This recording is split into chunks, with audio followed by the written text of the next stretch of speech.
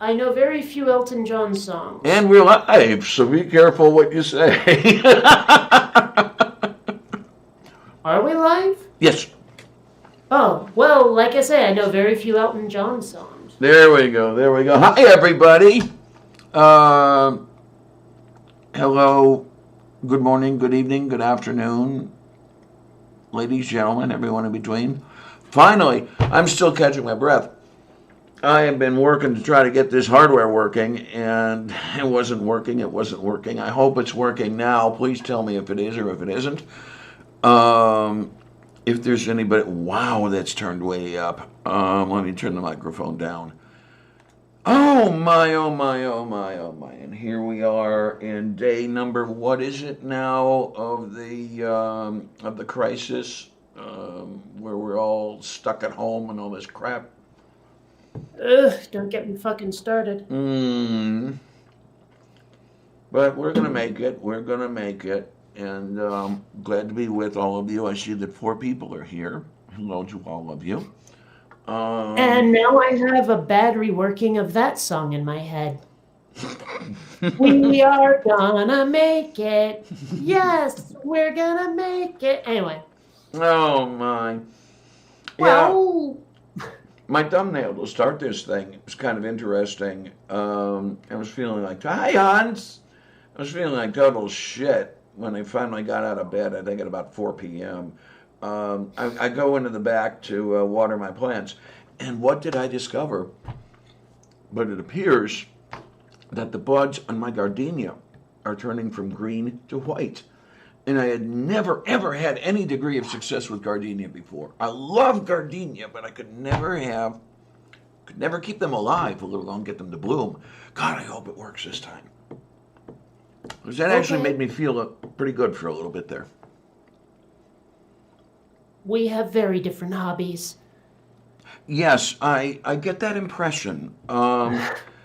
I take it that you don't do very much with the houseplants or with the needlework or, yeah. Not so much, no. Generally speaking, my hobbies will involve imagination in some form or another, like making animation or playing video games or reading sci-fi and fantasy novels, that kind of thing. And I envy you that. I don't have that kind of imagination. And I especially don't have any talent that would lend me to, say, animation or any That's of the that. thing, though. You don't necessarily need talent. I wasn't very good at animation when I first started. It's as much skill as anything else. Well, I guess what I'm referring to is the drawing of the cells. I mean, I don't draw either. I thought your comic strip, for example, was hand-drawn. Oh, no, that's 100% CGI, that is. Okay, so wait a minute. What are you starting with? Do they have stock head and stock body and stuff? No, I built it out of geometry. Okay.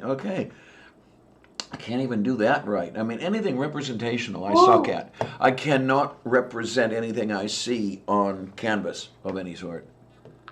Well, that's the thing, though, is, like, how much have you tried? Because I stank at animation when I first started. I was not very good. I was just that determined.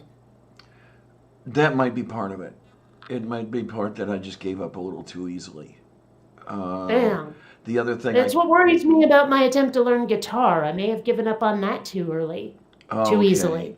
I know that my attempt to learn guitar was not given up on too easily. I have a physical limitation that prevents me from playing decently.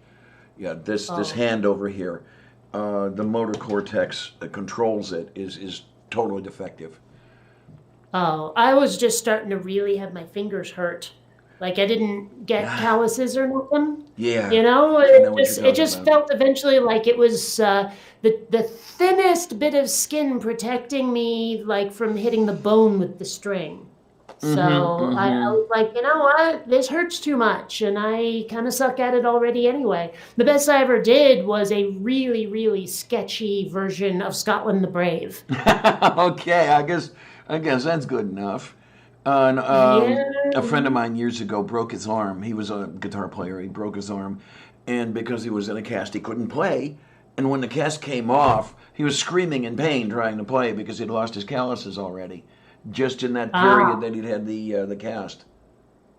So, what I was saying here, a window, this, and that. So, what we have here Oh is my! that's the character from the comic. This is her skull that lets me move the head around.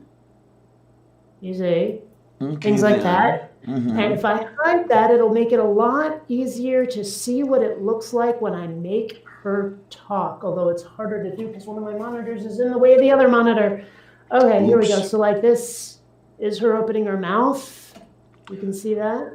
Okay, now is Right? that built into the animation program where it'll do the mouth thing to follow along with the syllables, or are you Uh, doing every single movement by yourself? no, what you do is like you can see I'm adjusting a slider here, right? That Okay, is yeah. like giving me percentage of morph targets. So like I built this base model, and then Hmm. if I was going to make her eyes angry, I would build a model that looks like this, and then tell it that's a morph target. And then you can see like when I slide this, it warps the geometry between the original and where the geometry was in the target.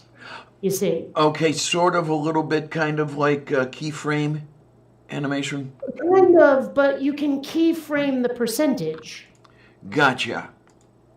Yeah. I'm liking So it. like, Okay, yeah. blinky, blinky, that kind of thing. I haven't really used this one yet, this particular expression.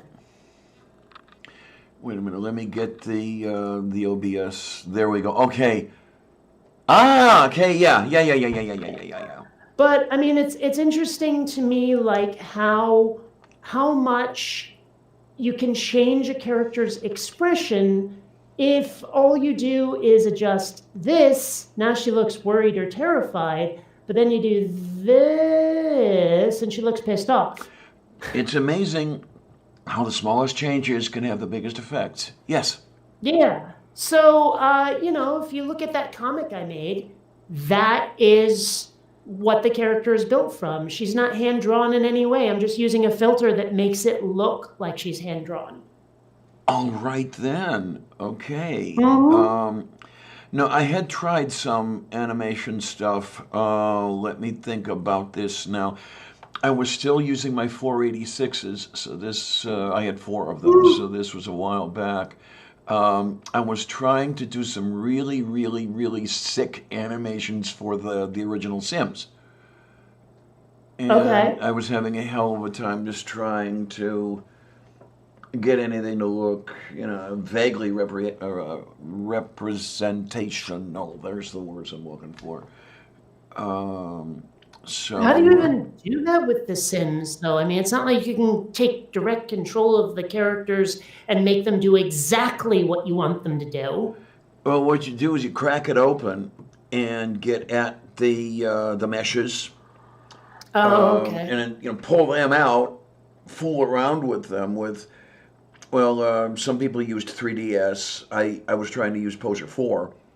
And then, once you got all that stuff, you packaged it in a file. Now, they didn't tell you what the formats were like. Other people were cracking that and finding out how all that shit worked. But you packaged it back up, you stuck it back in the game, and there you had it. And one of the things that I really liked and that I was decent at was the programming language that made the objects do whatever they did. There were small computer programs built into all of the objects. You had to play a jukebox. There was a subroutine that you would reference to get it to do that and this and that and the other and everything else. Okay then, Grumpy old We had dude, something yay. very similar to that back when I was working both in developer support and games themselves. We were using the LiftTech engine, if any of you know that one. I'm not sure if it even exists anymore. I'd have to Doesn't look sound that familiar, up. no. But there were, like, I was a cutscene scripter for one of the games I was working on, and we Okay. just gave characters a path to follow. And if they hit a certain node on the path, that might have instructions on it. Okay, play this animation when you get there. Yeah. Or pause for this long when you get there. And that way you can have two characters converge and have a conversation and then leave each other. Yeah. That kind of It's style. pretty much what The Sims was doing, and I take it still is, although the language might be a bit different, that sort of thing. But that was really fun. Somebody I know built an object that would cause addiction. That was a fun little thing. It wrote an entire article about how he did it, and I can't find the article anymore. I lost the Well, it URL. doesn't sound like it would be too hard to do. Yeah, it's interacting with the object gave you an uptick on the pleasure slider or whatever it was. But then, as a consequence, when you were no longer doing it, your pleasure started to downslide. And then there was something built in where tolerance was created.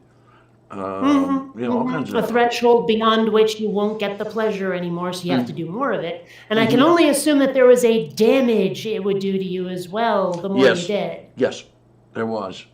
And it would very strongly resembled heroin addiction. Wow. Not that I would know. I Yeah. have absolutely no experience with that. So, That's the thing is I sometimes wish that I could sample all of the illicit substances out there once and then never again. Like Yeah, a okay. 30-day free trial that they have Yeah. with various like services and stuff online, whatever. Just to know, just to have that experience to go, okay, now I know what the big deal is and now I'm done. yeah. I mean, I had that experience with crack. I did try crack once. My assessment was, what's the point? It's like 15 seconds and it's done. Hell of a head Really? rush while you've got it, but it's I got the impression it was like weapons grade caffeine and that was about it. let me think. There's a dimension beyond that, but I'm having a hard time finding the words for it. I'm going to have to work on explaining it. Yeah, it is a head rush that I just don't get from caffeine. Never did. I don't know if other people get a head rush from caffeine or what. Well, I mean, when I was able to have caffeine again after so many years without because of the seizure trigger thing, the first time I did caffeine after that, I was, I guess manic is the only word for it. The way I've been explaining it to people is it was like I was going addy addy addy addy addy addy addy addy addy addy addy addy addy for like a really long time Okay. off of like the smallest bit of Pepsi. Okay. Like a 12 ounce of Pepsi, basically. And I mean, I've obviously developed a bit of a tolerance for it now, but I mean, yeah, it was.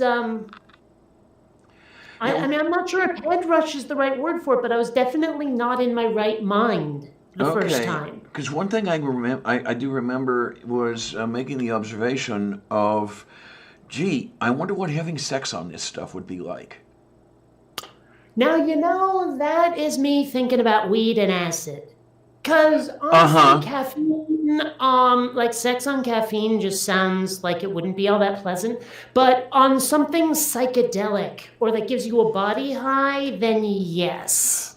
Yeah, no, I've never had sex on acid. I know people who have, and one described it as a really interesting situation. Well, I guess everybody's situation is different, but hers was she lost track of where she ended and her sexual partner began. Hmm. Just lost track of the whole physical boundary thing. And Well, that sounds uh, interesting. well, a lot of the weed that I've tried, because I've tried different strains, and they are all a bit different. I mean, some of them will alter your consciousness a bit. Some of them Yeah, just yeah. make you feel like you're floating a little bit, that kind of thing.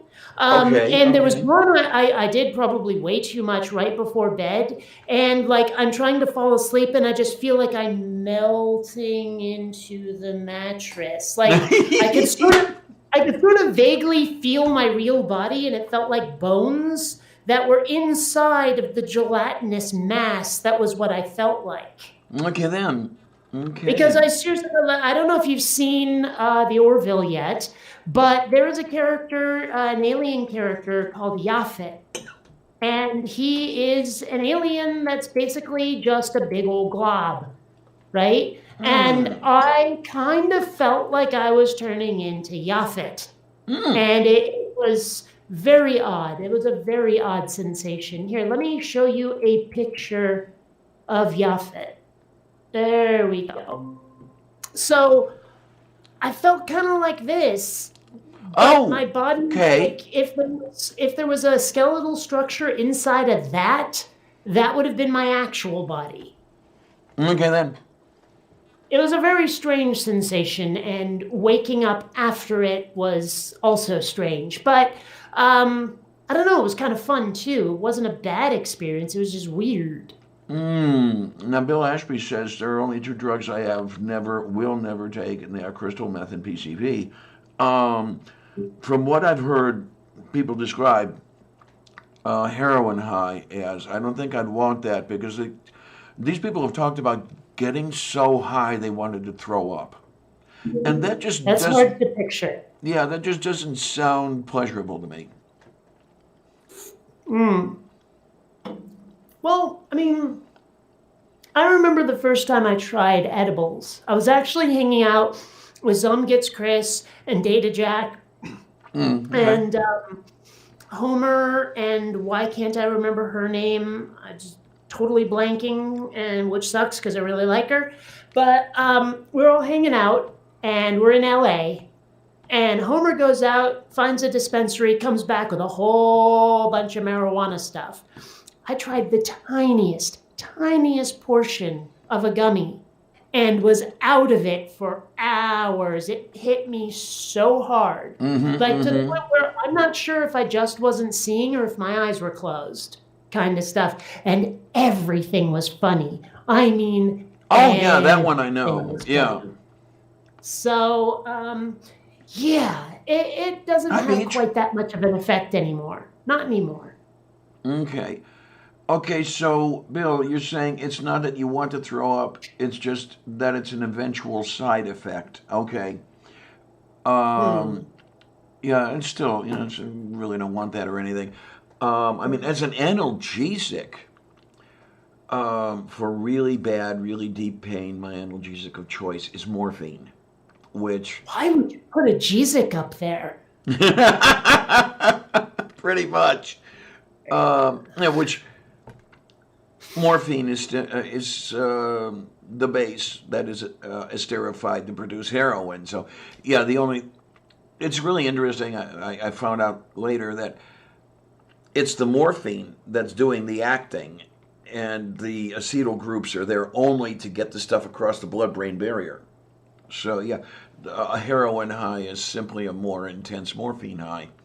Um, Well, I did not much care for morphine the one time I was on it, but that's a much longer story. Um, okay. I was given yeah. morphine when I had my ankle surgically set. And bye bye pain. Yeah, it was gone. Well, I mean, that's the thing is like the pain was gone, but it also dried me out. So I drank way too much water to try to, make it not happen. And then the doctors were like, yeah, but you can't get out of bed right now. And I'm like, but I really have to fucking pee. So it got a little critical at some point. Yeah, it was not a pleasant experience. I could definitely do with skipping it. Bill Ashby asks, can I come on and chat with you both? What do you think, Kate? Do I know this fella? I believe, Bill, were you on a Quiplash stream with Kate? Or was that another way on? Yeah, I mean, Kate is more comfortable with people she knows personally. True, but how else am I going to meet someone to know them personally if they don't show up at some point? Let them Well, in. there you go. But yeah, I mean, like I said, I really wish I could just try all of this stuff once without any consequences, just so I could know. I mean, Yeah. is one of the, like, I remember when I was 5 or something, and my parents said, "Hey, what do you want for a present?" And I said, "I want $1," because I'd never had that much money in one place at one time, and a lot of kids have done this. They just want $1 because So you can hold that much money, and so I wanted the experience of having $1. It also kind of reminds me of, you're a teenager and you really, really, really, really, really want to know what the big deal is about either getting drunk or having sex or whatever this is. And for me, it was not like, oh, I want to start doing this all the time. For me, it was, I just want to know what the big deal is.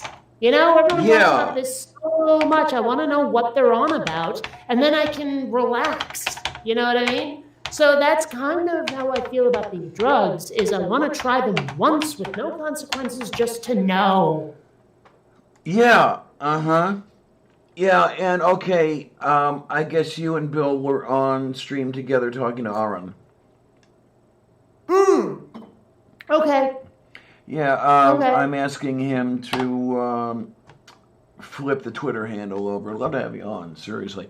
Gotcha. It would be a little bit of a change from the usual stuff. We have another Yeah. voice here and stuff. It's not that I get bored with you around. I hardly ever, I certainly could not. But what the hell? And then it's also usually a bit of a taco fest here too.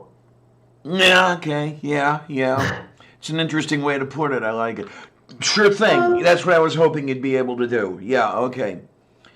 I don't know. You've never heard of fish tacos? Oh yeah. Yeah, I don't hear it as often as I hear references to Sausage Fest, but yeah, Well, it's a. I mean, it's always. I mean, yeah. I don't know. Okay, and then what I'm gonna do is go over to the thing here. Oh, the thing. The thing and the stuff. Yeah.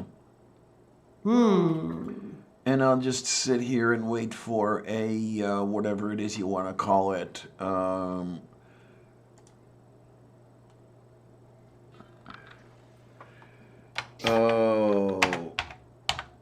wait. This is another message. The thing is here now. Take a look at your screen because the thing is here. I don't have the stuff yet, but the thing is here. Okay then. Yes. That was an interesting film, I must say. Okay, well, hold on a second because we almost have the stuff. All right. Now we're talking. Yeah, I can turn almost anything into a film reference. Oh, there we go. Okay. Of course, the funny thing is, like, when I first started looking up a picture for The Thing, I was actually looking for The Thing and not The Thing. Now, I don't know if this is Fantastic still... Four character rather than the John Carpenter movie. Say again, huh?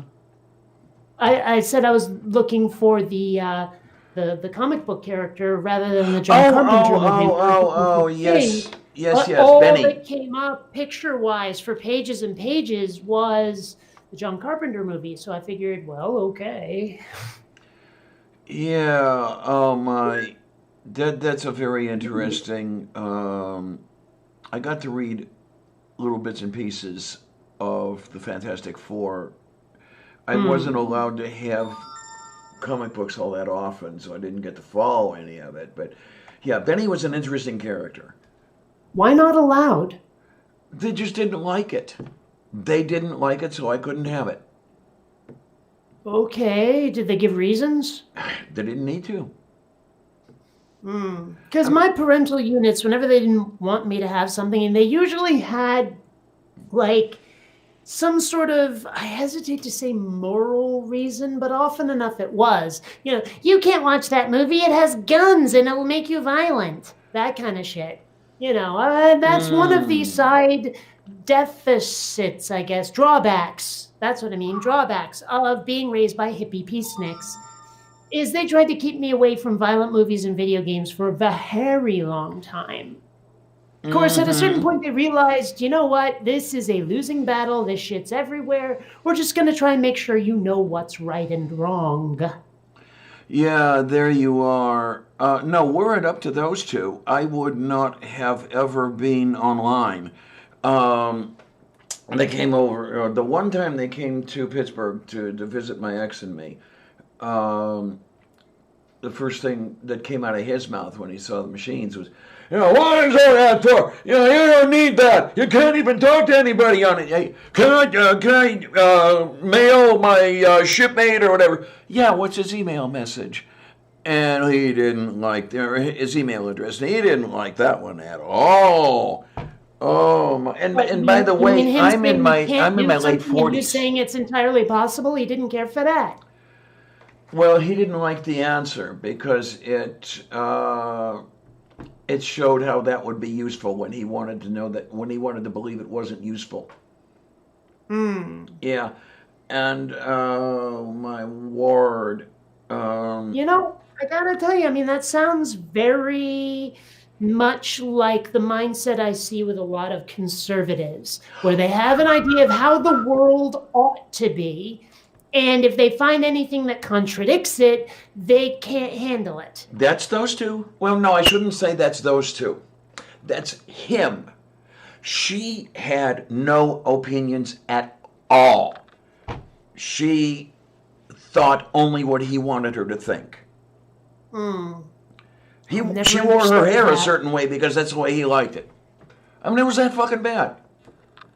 I don't know what a Well, I mean, I personality. can see someone saying, "Man, I love your hair when it's like that." I mean, that's one thing. If she goes, "Oh yeah, you like it? I'll keep it that way." Another thing is, you will have that hairstyle. That's a different, like. Yeah, and then the latter was more the way it was, really. And I mean, well, there was one point where I shouldn't say that we were speaking to each other. He never spoke, he yelled. Hmm. And the subject of punitive executions came up. And I expressed my opposition to that. I didn't even get to explain why. And who told you to think that? Did Melody tell you to think that? And it's like, well, that was his whole thing. The whole thing that you get out of religion, it has to be all about authority. Somebody had to tell you to think this and everything else. Well, And but of I mean, course, the he had to question be the is, one doing the telling. who got the authority figure to think it in the first There place? you go. Yeah, that's the other one. Oh, it's just a pain in the.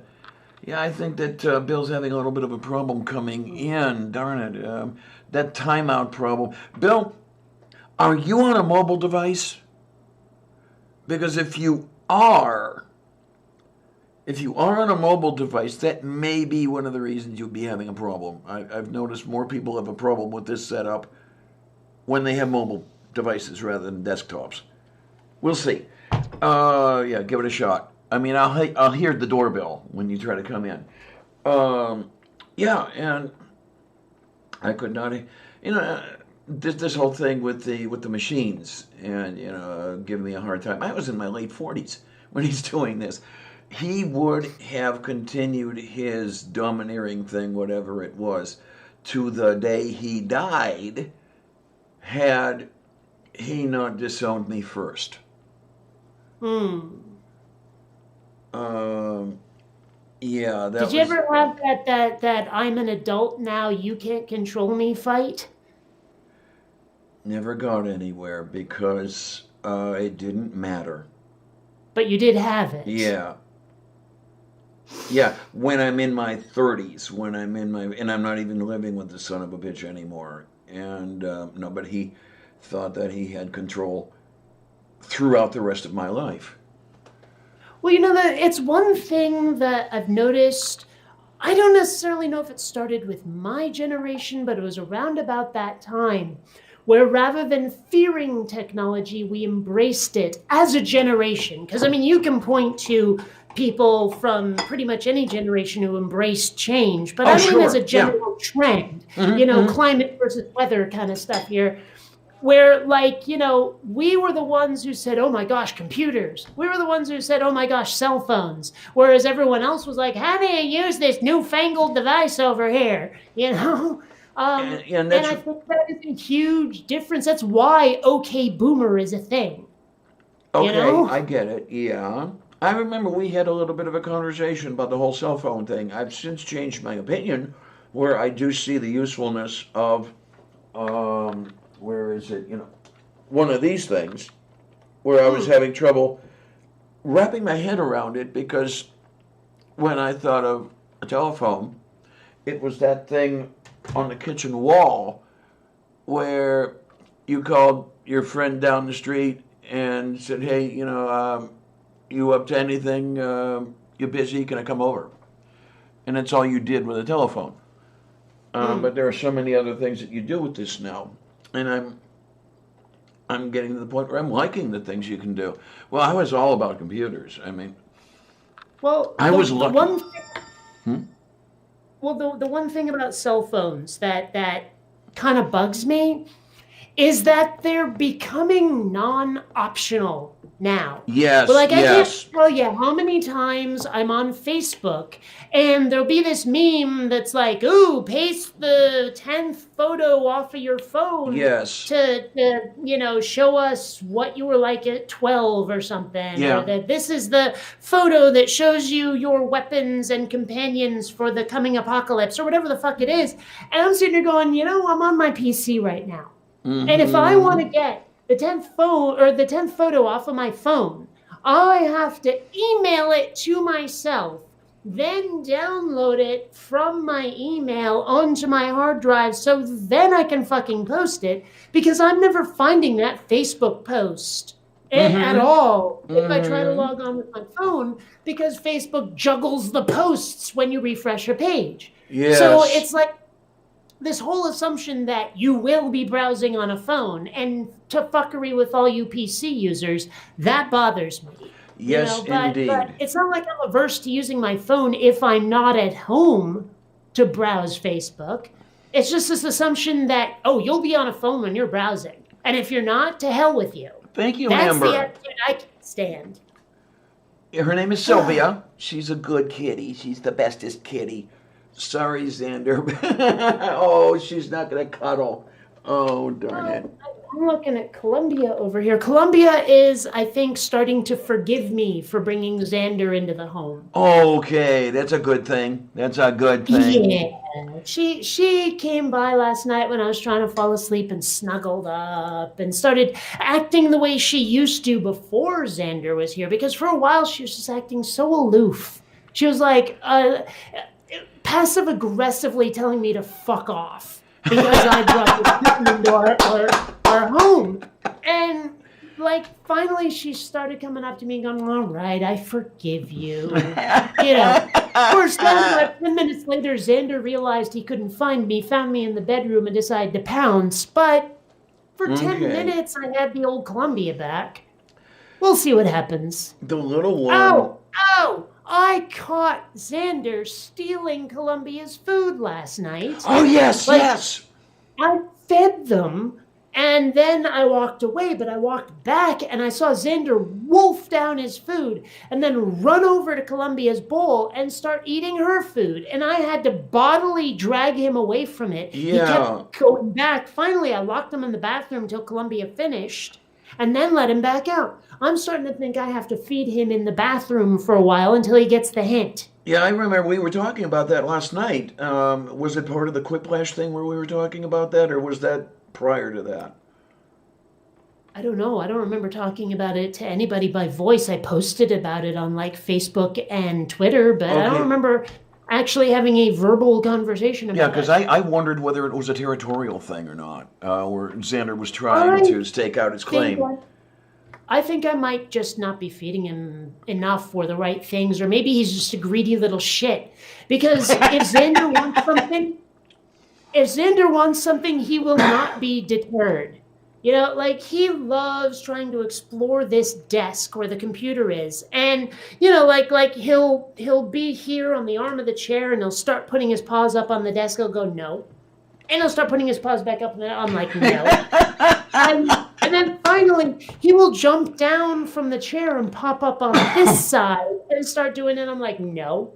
And he will not be deterred. When I tried to keep him from getting at Columbia's food bowl, he was fighting. Like I had him bodily under my arm trying to hold him, and he's like with all of his limbs trying so hard to airwalk his way to Columbia. And I'm Okay, like, then. that's not your food. I tried getting his back of his neck. It wasn't good enough. Eventually, I just tossed him into the bathroom and slammed the door until Columbia was done. Oh my. When Xander wants, Xander will try to find a way to get. And I'm going to have to break him of that habit, probably with this, liberal amounts of this. But other than that, you know. And even then, like, I'm not sure he really connects his behavior with getting the hose. I don't know. I don't know. Yeah, and there's the thing you've really got to be careful about is that you've got to be sure that they are making the connection. You know, the timing's got to be right. They're making the connection because you don't want them associating the hose with the wrong thing. Yeah. Yeah. Well, I don't know. I mean, a lot of the things that Columbia knows she's not supposed to do, like it worked with the I hate to say negative reinforcement, but you can't exactly reason with a cat. Right. You know, like Columbia's figured it out. She doesn't misbehave anymore, right? But Xander, I don't know. I think that he regards being disciplined as just another obstacle. Okay, that could be the case. And then, of course, too, he's had you for what, 3-4 weeks?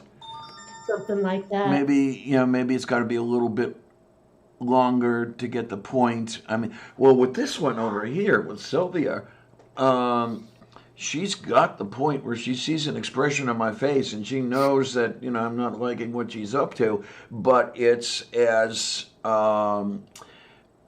who was it that just said it here?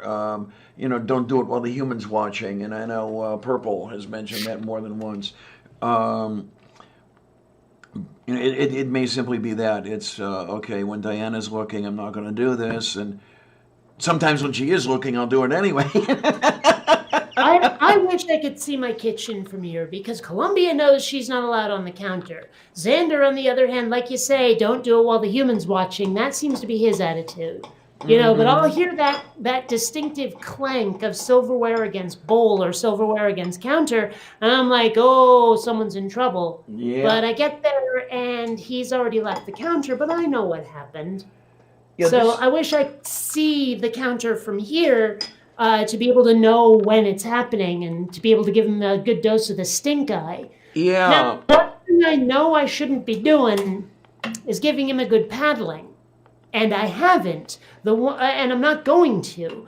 But I admit I did give him a good thwacking once, but it was reflex because he scared me. You know, I'm like sitting here, he jumps from behind, claws out into my arm. I was like, oh shit, a monster, whack! And then I realized what had happened, and I was like, oops, not really. Okay. You know, Also, I have on occasion come really close to punting him across the room, but that's his fault. Yes, I know My the foot was feeling. already in motion. My foot was in motion. He jumped in front of it. That's on him. Hmm. No, You know, he was behind me when he jumped in front of it. Believe me, I didn't want to kick him, but he would not be deterred. I have stuff to figure out because I'm coming to the point where I really would like to try to sleep in the bedroom. Um, it would allow me some extra space to set up the camera and everything for filming my cooking. Um, but the problem is I've got stuff on the dresser, especially my jewelry, my necklaces, everything else. She would be all into it, and it would be everywhere. And that's why I keep the door back there closed on pretty much a permanent basis. So I've got to figure out what I can do to get stuff out of harm's way because I don't know that I'm ever going to break her of getting into stuff she's not supposed to get into. It's hard enough to keep her away from the houseplants. I have kept her away from the houseplants simply by selecting houseplants she doesn't like to get into. Yeah. So it's one of those. It's one of those little things. I hadn't even thought about the whole cats getting into the house plants thing. I just thought, wow, that's more responsibility than I want. So, I mean, at least when the cats need to be fed and watered, they make a fuss about it. Mm-hmm. If I forget a plant needs to be fed and watered, well, it's not going to let me know, is it? Yeah, it's not going to be talking to you like as if to Rick Moranis. No, feed me. Right. Anyway, but yeah, I mean, I can have lavender and rosemary on my windowsill because she doesn't like those. But I thought I would give it a shot and see if I could keep the gardenia out here. And within two minutes or so, she's already starting to nibble at the leaves, and it's like, okay, I can't do that now. It's funny to me that cats do that. Say again, huh?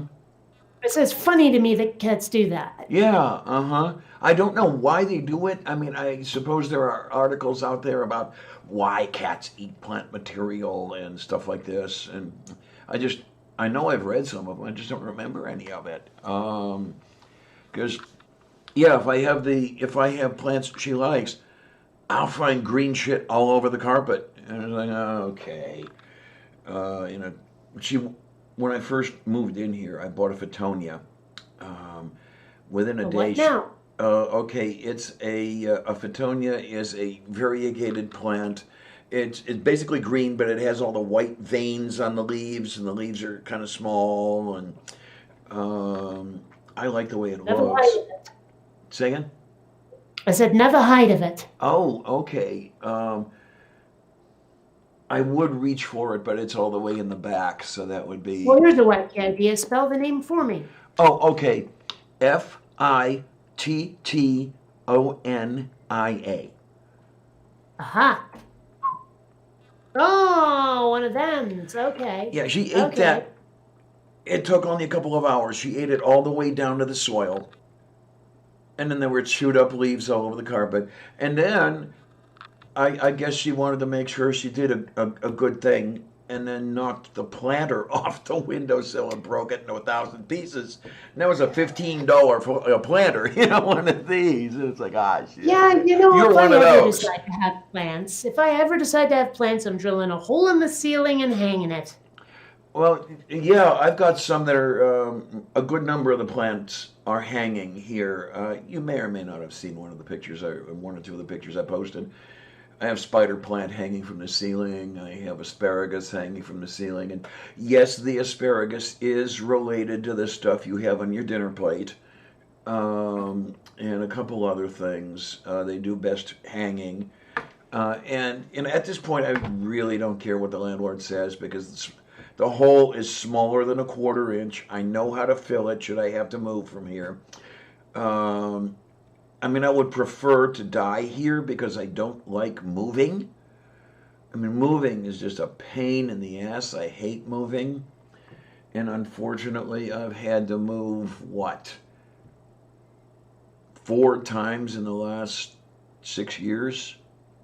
Not fun. And it Well, is, I mean, I was curious. I went looking to see if there was a virtual plant game on Steam or even a virtual garden game on there Steam, and I'm probably not is. seeing one. I'm not seeing one. Oh, But really? it wouldn't have shocked me, like your virtual ficus or something. But Yeah. apparently not. There seems to be a virtual terrarium, but that's the closest you can get. Okay. Maybe those things fell out of favor. I remember there were virtual everything games, virtual pet, virtual plant. I mean, this is years and years Well, ago. I mean, virtual pet, yeah, but I mean, virtual plant, I didn't see. Okay. Yeah, I should probably do the virtual aquarium, but no. Well, you have the real thing. Well, tomorrow I need to go to the credit union. I'll call first and see if they're open, see if they have $30 in quarters. And if they have $30 in quarters that they can spare, I'll buy quarters at the credit union. And then it's a short walk to the local Petco. And I think I want to buy one of the glass covers for the aquarium and then a light bar to go over the top. And that's where I'll stop this month. I don't want to buy everything all at once because I don't have the space. I don't have the open credit to waste all on it at once. But I think I'm going to start getting things set up, and then maybe by midsummer I'll have the whole thing running, and that would be kind of nice. I kind of like that. And so would Sylvia.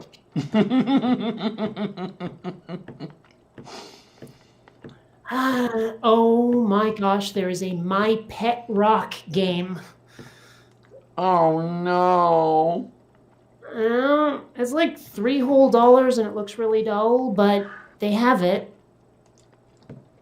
I wonder, is it based on the pet? Oh, no, you know what? It's got nothing to do with it. My Pet Rock is a Planet Defense roguelite bullet hell arcade game. So, no, basically by rock, they mean planetoid. Okay, then. I see. My Pet Rock on Steam. Yeah, okay. Yeah. It's got nothing to do with the old Pet Rock Oh, craze I way am back so in the day. Nothing to do with disappointed. it. I am so disappointed.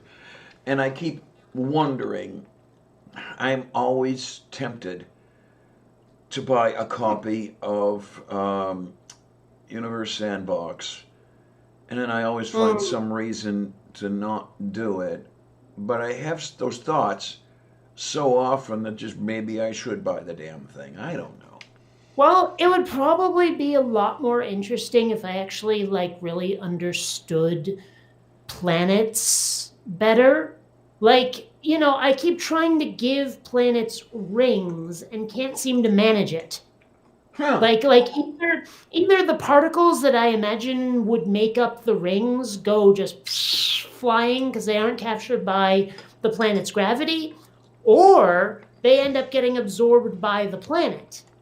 I cannot find that sweet spot to make it orbit the planet and become a ring. That kind of thing. Let me see if I can. Plus, they let you dispense certain kinds of particles, but it doesn't feel like they give you enough variety to be able to try to terraform a planet. So either that or I don't know the science well enough, because let's face it, my relationship to space largely is confined to blowing up bits of it, Okay, then. So, yeah. One of the places you may want to start if you want to read the Wikipedia articles or something would be the Roche limit, which is concerned with the gravitational effects of a planetary body and whether or not an object will hold together in one piece around in an orbit. Like Saturn, if I remember correctly, the rings are within the Roche limit or something like that, and any of the larger moons are outside it. I forget how that works. But that may be one place to start. Oh, amiga, anytime you come by is fine. Hello. Well, I don't know. I think part of it is just they let you adjust the speed at which things are dispensed. And I'm not sure where that sweet spot is of this is fast enough to stay on the plane of the ecliptic or whatever the fuck you call it, but not so fast that it won't be captured by the gravity. Yeah, It's like a really hard thing to do. and I think all that is unfortunately going to have to be trial and error. Yeah, which means you're And spending weeks and days and everything. And one thing they will let you do is say, okay, start generating random moons. Like every time I click the trigger, because I'm playing it in VR, obviously. Hmm. Every time I click the trigger, you will send a moon out that has been randomly generated. And then I click it again, and you will send out a completely differently randomly generated moon. And like I've gotten moons orbiting a planet, like there's 16 moons orbiting one planet, and I'm trying to get them to smash into each other so that maybe if they get destroyed, it'll create the fragments necessary to make those rings. But it won't work. So, and of Oh course, if you my. crunch too many moons into a planet, it starts to heat up the planet and it turns into a gas giant on you. Yeah, and I'm not so sure about the physics of that. I don't know if that's Well, physically it's allowed, but yeah, I saw on the side happens in the chat. game. So, On, who was it that first mentioned it? Josiah mentioned it. Cyrus got his channel back today. yeah, I saw that. I saw that. Yeah.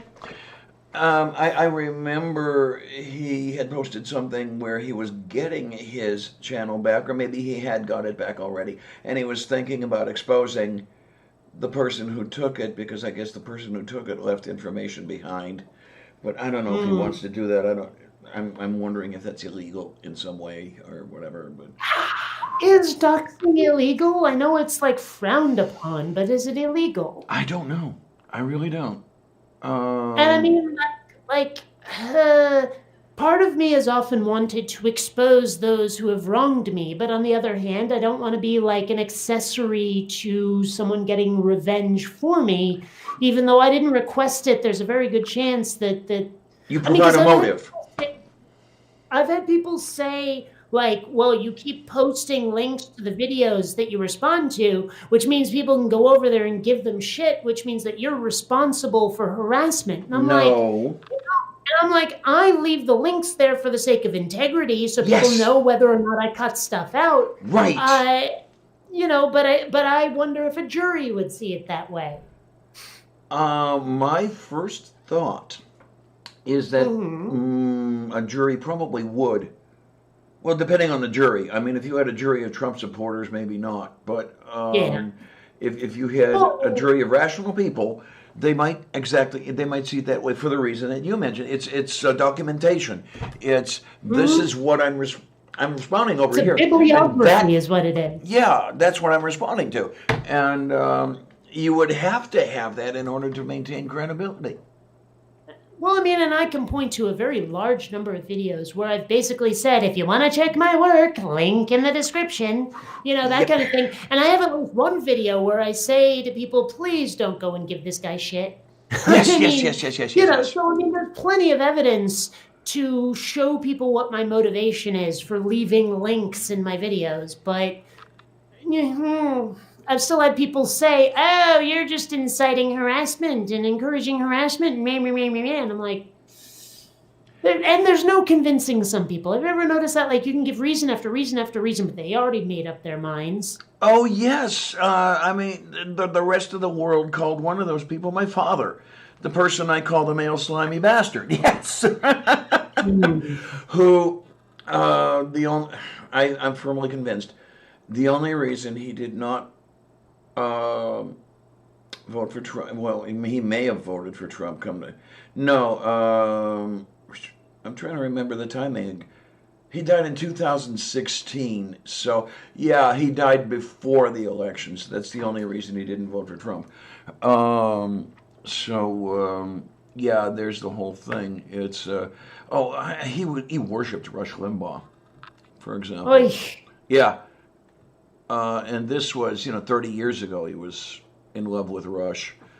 Um, I never could understand it, but I never could understand So- him. And he didn't even try to understand me as far as that goes. I wasn't worth understanding. So here's a question for you. Yes, dear. Do you think it's okay to celebrate and or root for the deaths of those you despise? Jeez. You know, gee, it sure would be nice if, gee, I don't know, Shatner got the COVID virus and Canada, Don't get us pulled off, huh? or if I discover, oh, the coronavirus killed, gee, I don't know, fill in the name of someone I can't stand, and I find out about it, and I'm like, okay, right on, go Corona. I know a lot of people would say, wow, Kate, you're a horrible, horrible person. Yeah, But I I know a lot would say, would. yeah, but so were they, and now they're not in my life anymore. I'm okay with this. In a general sense, I don't know that there's all that. Okay, I don't know that it's a capital crime in a general sense. One of those things that you should never ever do because it's absolutely horrible and that sort of thing. I tend to not do it. There are times that I do, and I don't like it. For my own purposes, I don't like it. And besides, the people about whom I think this sort of thing have security details and everything else that would come and get me.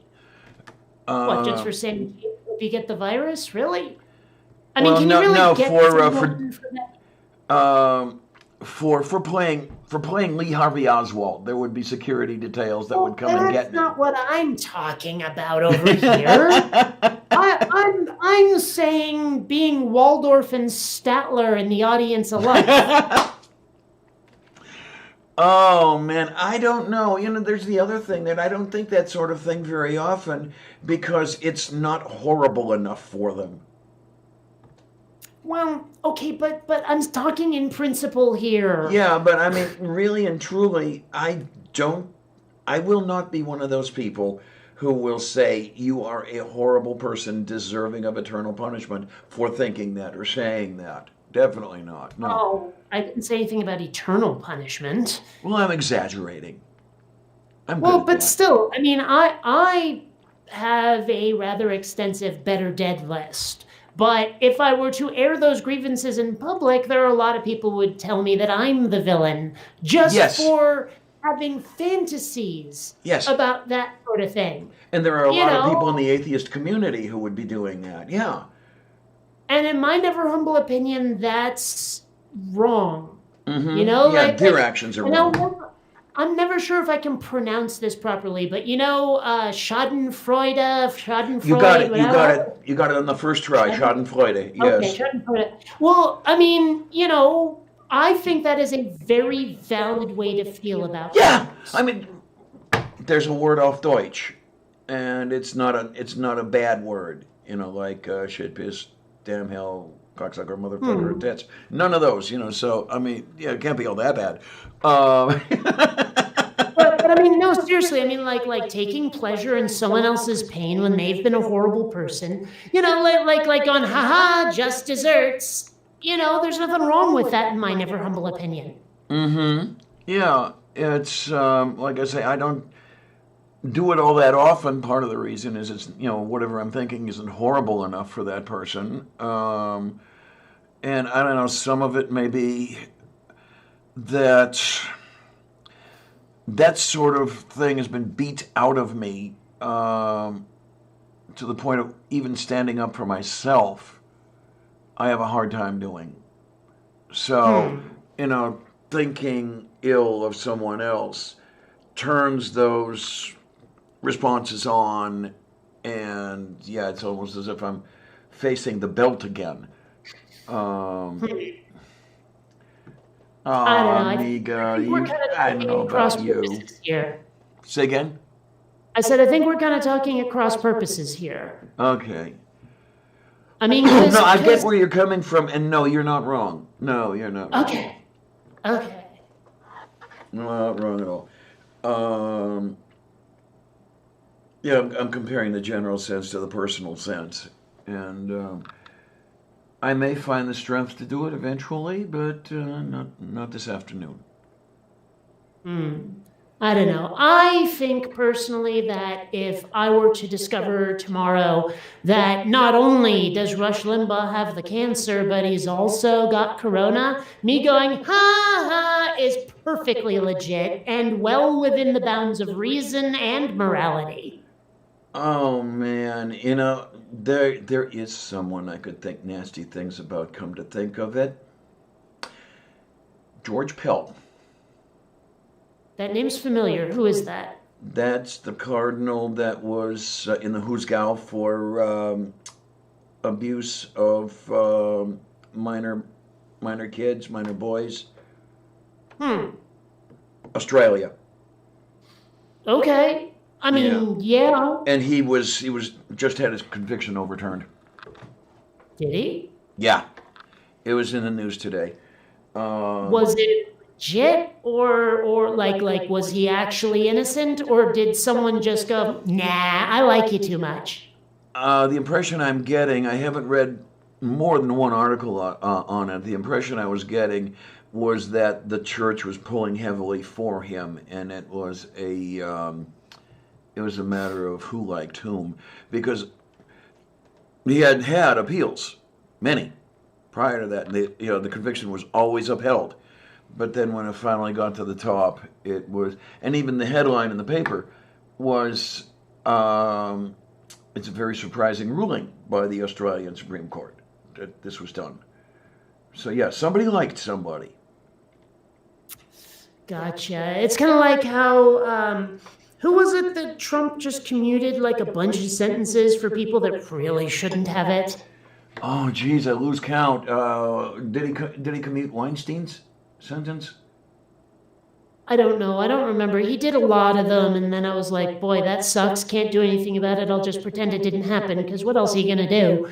But yeah, I mean, because you hear about that sort of thing, and it's just like, and I don't know. That's where I was having the thoughts, and I was also having the thoughts, so I guess I can have them privately, about George Pell with that Michael Douglas movie. What the hell is the name of it?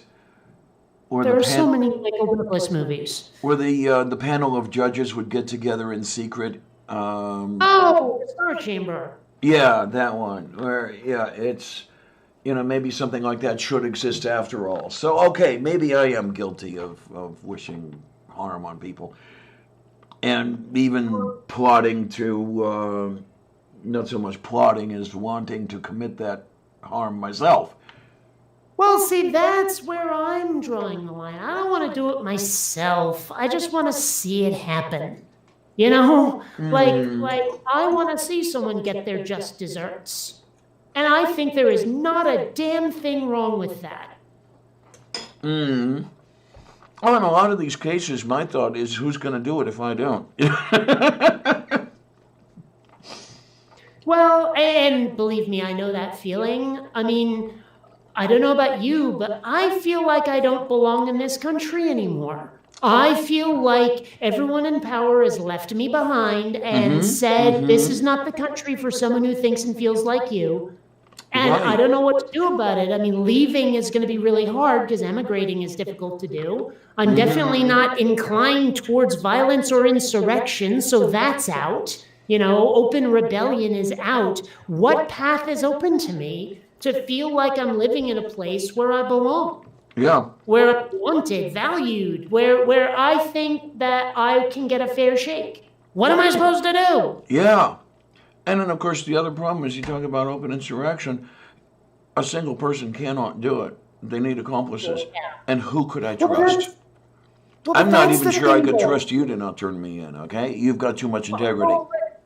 But you know the alt-right playbook, right? Yes, they talk about how they radicalize people online, where they feel like they don't belong, so you give them a way to feel like they belong. It just happens to be in a community that's disgusting.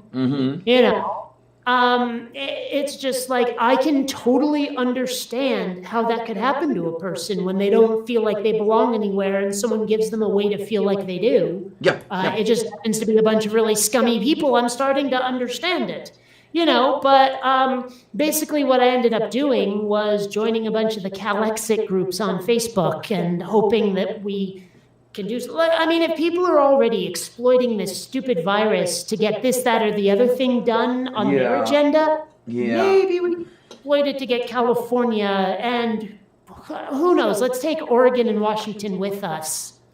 It'd be nice. Oh man, and I would be wanting so much to find a way to run away to the left coast. Really. Because no, Pennsylvania is not as bad as some of the places.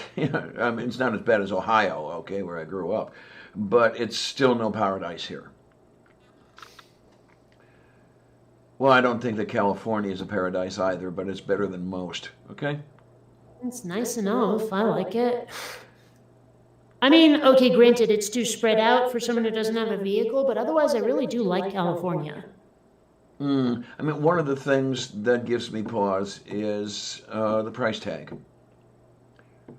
Yeah, I will admit that I have an advantage in that Yes. respect, in Yeah. that regard. And I don't begrudge you that advantage. I mean, Yeah. you've got it. Go for it. Yeah. But I don't know. I mean, I don't know. Oh my. Okay then. Yes. But yeah, it's. I keep I keep checking the live stream page to see if we're still on. Right. Yeah. Well, I think they just had like a sort of freak incident when they kicked you off and then they kicked me off of one of my live streams. And I bitched at them and they said, no, it's fine. I was like, well, it wasn't fine because look what happened. And they just kept ignoring the problem, hoping I'd go away. But, my last live stream, let's face it, we got a little bit racy at times and they were okay with it. So No, I'm thinking, when I get slightly political and stuff like that, I do. And I shouldn't worry as much as I do. I also have this tendency to worry about everything. I wait a worry. minute, you? No. I worry that I'm going to live too long. Okay. Oh man, I have to admit, like right now, part of me is thinking, this whole quarantine thing was fun, but can we go back now? And because I it just sort of feels like this should not be more than an amusing diversion. It should be over by now. We had a month, we're done. well, I heard you say two words that really struck a chord with me. This was a day or two ago, where you actually said, "I'm lonely." And Well, yeah, I know the damn feeling. Where you're cooped up because you're not supposed to go out. You've got to be all by yourself and everything. And as great well, I as it mean, can. I have game nights, but not anymore. Yeah, well, I mean, that's what I mean. You don't have, in this particular environment, you're not able to go out and actually see people and talk to their actual faces and stuff like that. As much as I love the online gatherings, as much as I love talking to you and a whole bit like this, it's not the same as cooking cooking a dinner and setting it on the table and everybody gets around and they're eating and drinking and talking. That's not the same thing. No, Um, it's, and I mean, oh, like, of course, it's not even just that. It's like I don't even have the connection with other people verbally. Like yesterday, no, not yesterday, the day before yesterday, I realized how many hours it had been since I'd spoken even a single word. okay then. And I was like, egad, I feel way the hell too isolated living with nothing but felines. Yes, yes. And I know that word as well. I have thought that word. Mom NATO, check your Discord. This is, I think, the third or fourth try that Kate and I had to get online. So the originals I will have sent you won't work, but the one I just sent you will. So But don't go putting this on me. You were the source of the technical difficulties over here. Oh, yeah. Ain't my fault. I'm just along for the ride over here. Yeah, she's the passenger. Oh, I love having her in the right-hand seat, but no, this is not her. This is not her fault. Oh shit! Yeah, unfortunately, riding shotgun doesn't come with an actual shotgun. Okay, so Hans, they're talking about opening schools at the end of April. Really? Well, Hans is in Norway, if I remember correctly. Oh, you're in Norway? Okay. Yeah. No. I'm not sure where it is, but there's somewhere in the U.S. They said, yeah, kids aren't going to school this year at all. Just forget about it. Well, there should be more than one saying that because I don't. This whole thing.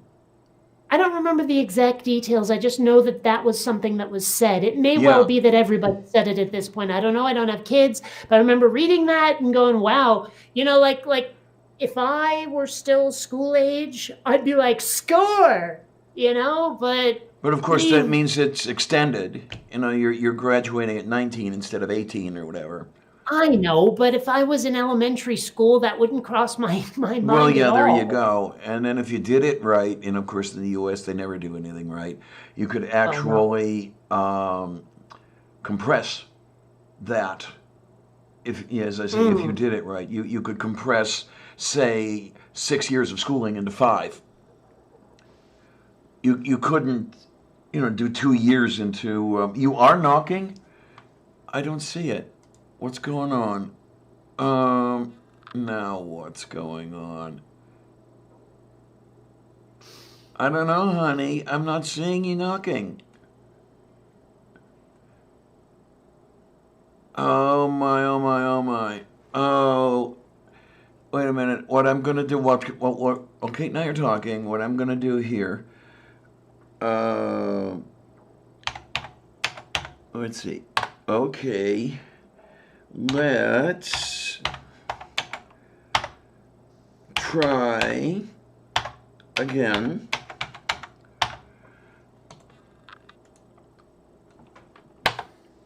Okay, I've tried on separate lines saying, okay, there we go, there we go. There we go. I didn't know if you were having the right one or not. Okay, there's the spotlight. Hi, sweetie. How is you? Sweetie? I'm here. Oh, there you are. there you Okay, go. we were having some audio problems earlier, so I hope we're not having them. Hi. Hello. Oh, my. Babysitting mom or what? You babysitting mom or? I saw Mom today, yes. I've Okay. seen Mom every day since the 24th of March. Oh my God, I've never It's seen getting my old, mother isn't so it? many times in my life at this rate. No, I had to take a breather after I got home from Mom's. Okay, fine. Yeah, not begrudging you any of it. So I was playing my City of Heroes game and then realized what time it was and I was like, oh shit, I gotta go. Von Reich, Question, is City of Heroes free? Yes. I may have to give that a whirl. I've been looking for a good MMO, and as much as I want to play like a good space opera game, I would love a Mass Effect MMO. Might as well try City of Heroes. I'm gonna have to remember how to find the site for you. Hold on. Von Reich, it is not wrong that you hear that. I hear it every time. I hear it what? twice a week. Von Reich says, is it wrong that I hear the song, I hear you knocking, but you can't come in, playing in my head? Three Dog Night. Okay. This is what I look like when I'm not familiar with that song. I hear you knocking, go back where you've been. Not familiar That'll with get it. me thrown off. Well, I'm trying to remember.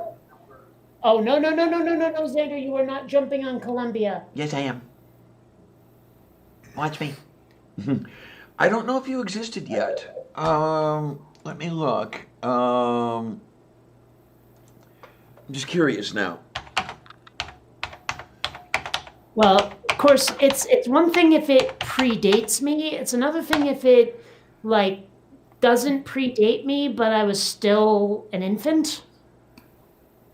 Okay. Okay, no, this was released in 1972. Yeah, it predates me. Oh, Yeah.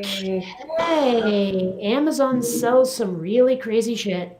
Well, All right, actually, you go. this is I just interesting. found a gigantic inflatable 80s phone. What the hell?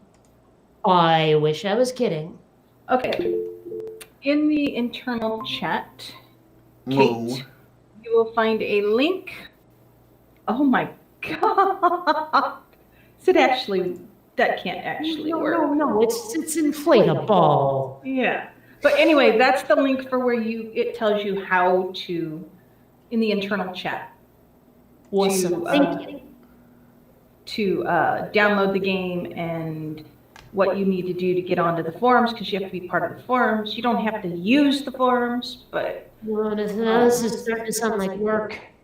I'm looking at that picture again, and I'm trying to remember. But- Did you actually need a license to use one of those phones? I can't remember. No, they were in cars. No, they were in cars. That particular phone looks remarkably like, I mean, it could be a car phone, but it could also be like just the portable Satellite, phone. yeah, the satellite phones. No, they no, no, had. no, no, no, no, no, no, no, not those. The ones that just, the cordless that you would have in your home. Like Yeah, there's a we do. Oh sitting on yeah. the counter. Well, I had with In- that shape. phone in the case to charge it. Those. Yeah. But Yeah, mine's much smaller than that. I do remember In- some phones where you needed an FCC Class 2 license in order to use them. They may not have been cell phones. They may have been called radio telephones or something like that. But this is way back.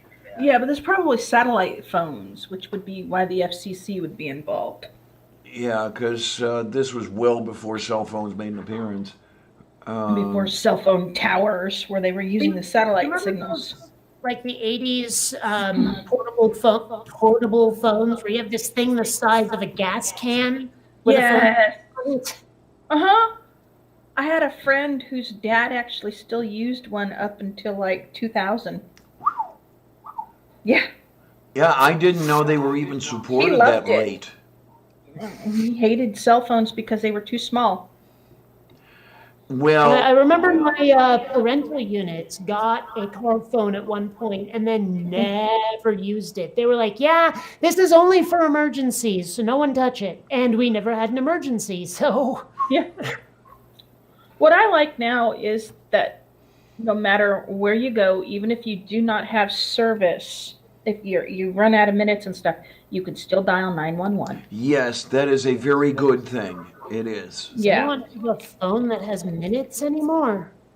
I pay for my phone has it's not really minutes, it's Well, they do exist. I mean, Well, I know track, you pay can as you buy go like phones. prepaid Local. phones, but Well, I mean, that's essentially what they are, but my mom Yeah. pays has a track phone and she uses minutes on her phone. yeah, but does now she I go? remember even if you had a full-on plan, they still charged you minutes back in the day. Like you had a certain number Yeah. of minutes each month, and then they'd start charging you extra if you used more. Yeah. But I remember like, that. I don't know any phone plans now, or at least I haven't had one in ages, where it's not just unlimited calls and texts all the time. Okay, Beach, yeah. is that it? Okay. Yeah, I pay $20 a month and get unlimited text, talk, and data. Yeah, that's the interesting thing. I am so amazed that now I can get unlimited voice. It happens to be on this little guy over here. It's through Consumer Cellular. It doesn't Yep. it doesn't grok text or data. It simply knows how to talk. But for $26, whereas even 10 years ago I'd be paying through the arse to get what this thing gives me. Now, does that use a SIM card? Does it have a SIM card in it? I don't think. Wait a in minute. the back. I'm going to have a look in the Yeah. back here to see if it does. I don't think it does. This guy does. This one Mhm. has the SIM card. That's the government phone. The what? Government phone. Okay. Yeah, they call it the Obama phone, but the program really started under Reagan. Yeah, I get free stuff and all that. No, wait a minute. Where the hell is the? It would be There it underneath is. the battery. I'm trying to get the back off. Yeah. There we are. And no, I don't see a SIM card in here. Okay. I know if you go to like Dollar General, they generally, I don't know if they still do. I know they used see to. what's in there. You go to Dollar General and they generally. Oh, yes. I'll just be They- no, I got it. I'm tired. My mom has been clingy and needy since my stepdad died. I mean, seriously.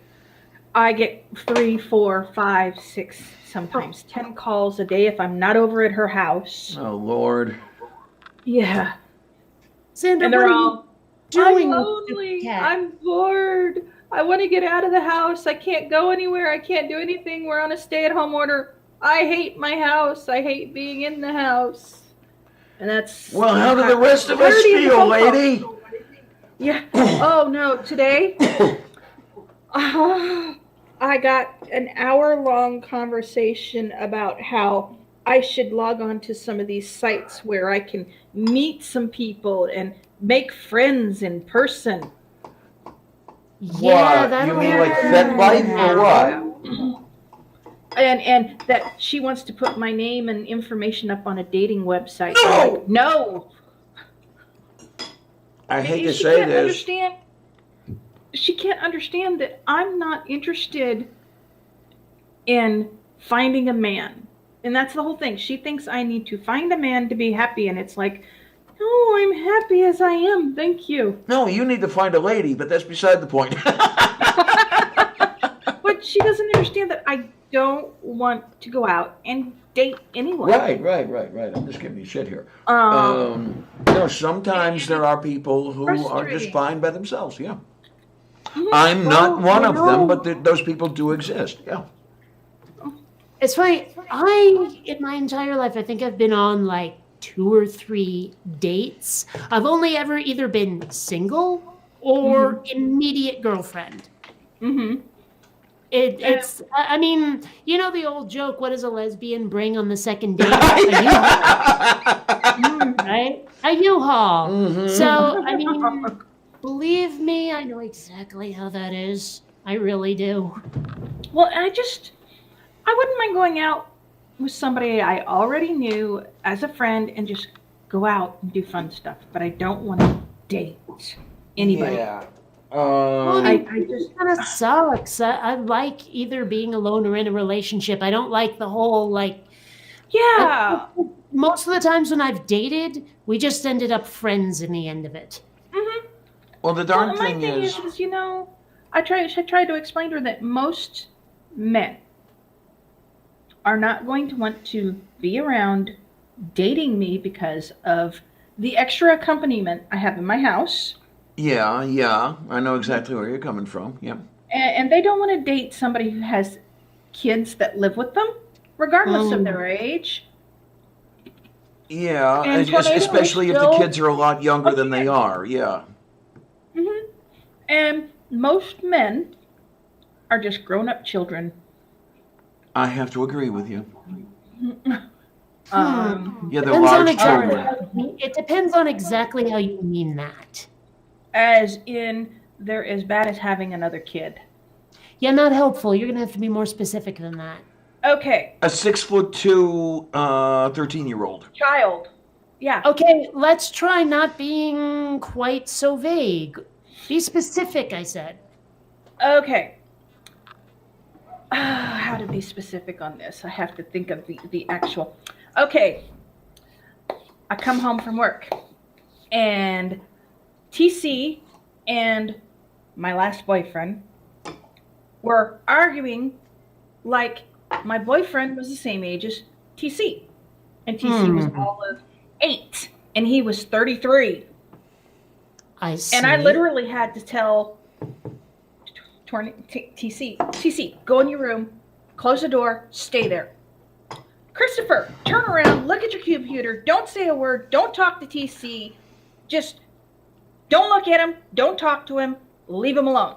And yes, Two of you're you stay behaving. in your separate corners and leave each other alone. You're in And the you've position. never known a woman to do that. I've never dated a woman. Well, sure, but you've never seen a woman act like a child in exactly the way you just described? Not personally, no. I have. Oh, you poor thing. But Yeah. that's the whole issue of that's why I don't want to date anymore. And you know, most men, their whole thing is get to the girl, screw her, and then leave her. Find them, Most- feel them, fuck them, and not forget all. them. The 4 F's. Yep, exactly. Yep. And not gonna go through that again. And it, I you know, am- and it's so hard to picture, like to empathize with that. Where all I want from you is your genitals, and then we're done. Mhm. I cannot picture that. Oh, it happens all the time. Oh, well, no, don't get me wrong. I can picture other people doing that. I can't empathize with the mindset. Okay. Yeah, but I mean, the way I'm thinking about this is, excuse me, it's a throwaway thing. It's like getting a lens wipe. Okay, you know, one of those little papers with the isopropyl alcohol. You pull it out of the packet, use it once, you throw it away. There's no Right. connection to it of even something that I use all the time and I know how it works. And no, Right. and this is something I can't take.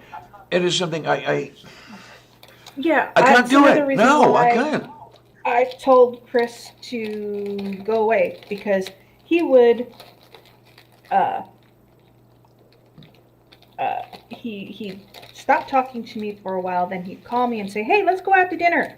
Yeah, you know what And that we'd go out translates to to. dinner, and then as soon as dinner was over with, he's like, "Okay, so can we go home and can I fuck you now?" No. That was his literal question, word for word. Really? And I was like, "Oh God, yes." Crazy. Yeah, I so don't I was know, like, no. And when he moved out, because he eventually this is before this started out really bad. He moved in with me for a while, and I was like, you know what? Go. I'm tired of being treated like a blow up doll. You know, maybe this is a good argument for. Okay, we're getting some serious echo right now. Let's see if it has anything to do with me. There. If it does, I'll fix it. Okay, but I was turned the thinking volume maybe down on my mic. Maybe this is a good argument, and the echo seems to be going away. Maybe Oh. this is a good argument for legalizing prostitution. You know, so a guy can get his rocks off Yeah, and really. then actually go have a romantic relationship with somebody. Like that's gonna Maybe. happen. So- So few guys I realize we. I suspect, I've been suspecting for a while, that I personally might be a bit of an ace. Like if I was friends with someone, living with her, occasionally getting some snuggling and maybe a little bit of necking, that'd be all I need. I know the 100% feeling. I know the all need. feeling. You know? And you know, And so if she happens to be feeling on the horny side, I'm like, fine, go fuck a hooker and come back. see, no, I'm not quite that liberal. It's Okay, just well, I think part of it might be that I have been hanging out with goths for the last decade or so, and almost every last one of them is into BDSM, polyamory, or both. yeah. And you know, while I'm like, hey, more power to you, I guess. I don't completely get it. Like, I'm definitely not into, as much as I love to use this as a prop, I'm not into spanking. Yeah, no. Yeah, we knew that. You know, yeah. but Well, at the there same are time, others. it's like, if they are into polyamory, it's I mean, like I can understand the mindset of sure you're screwing that one over there, but you're still coming home to me. So I know where the commitment lies. And Right. Yeah, well, I don't.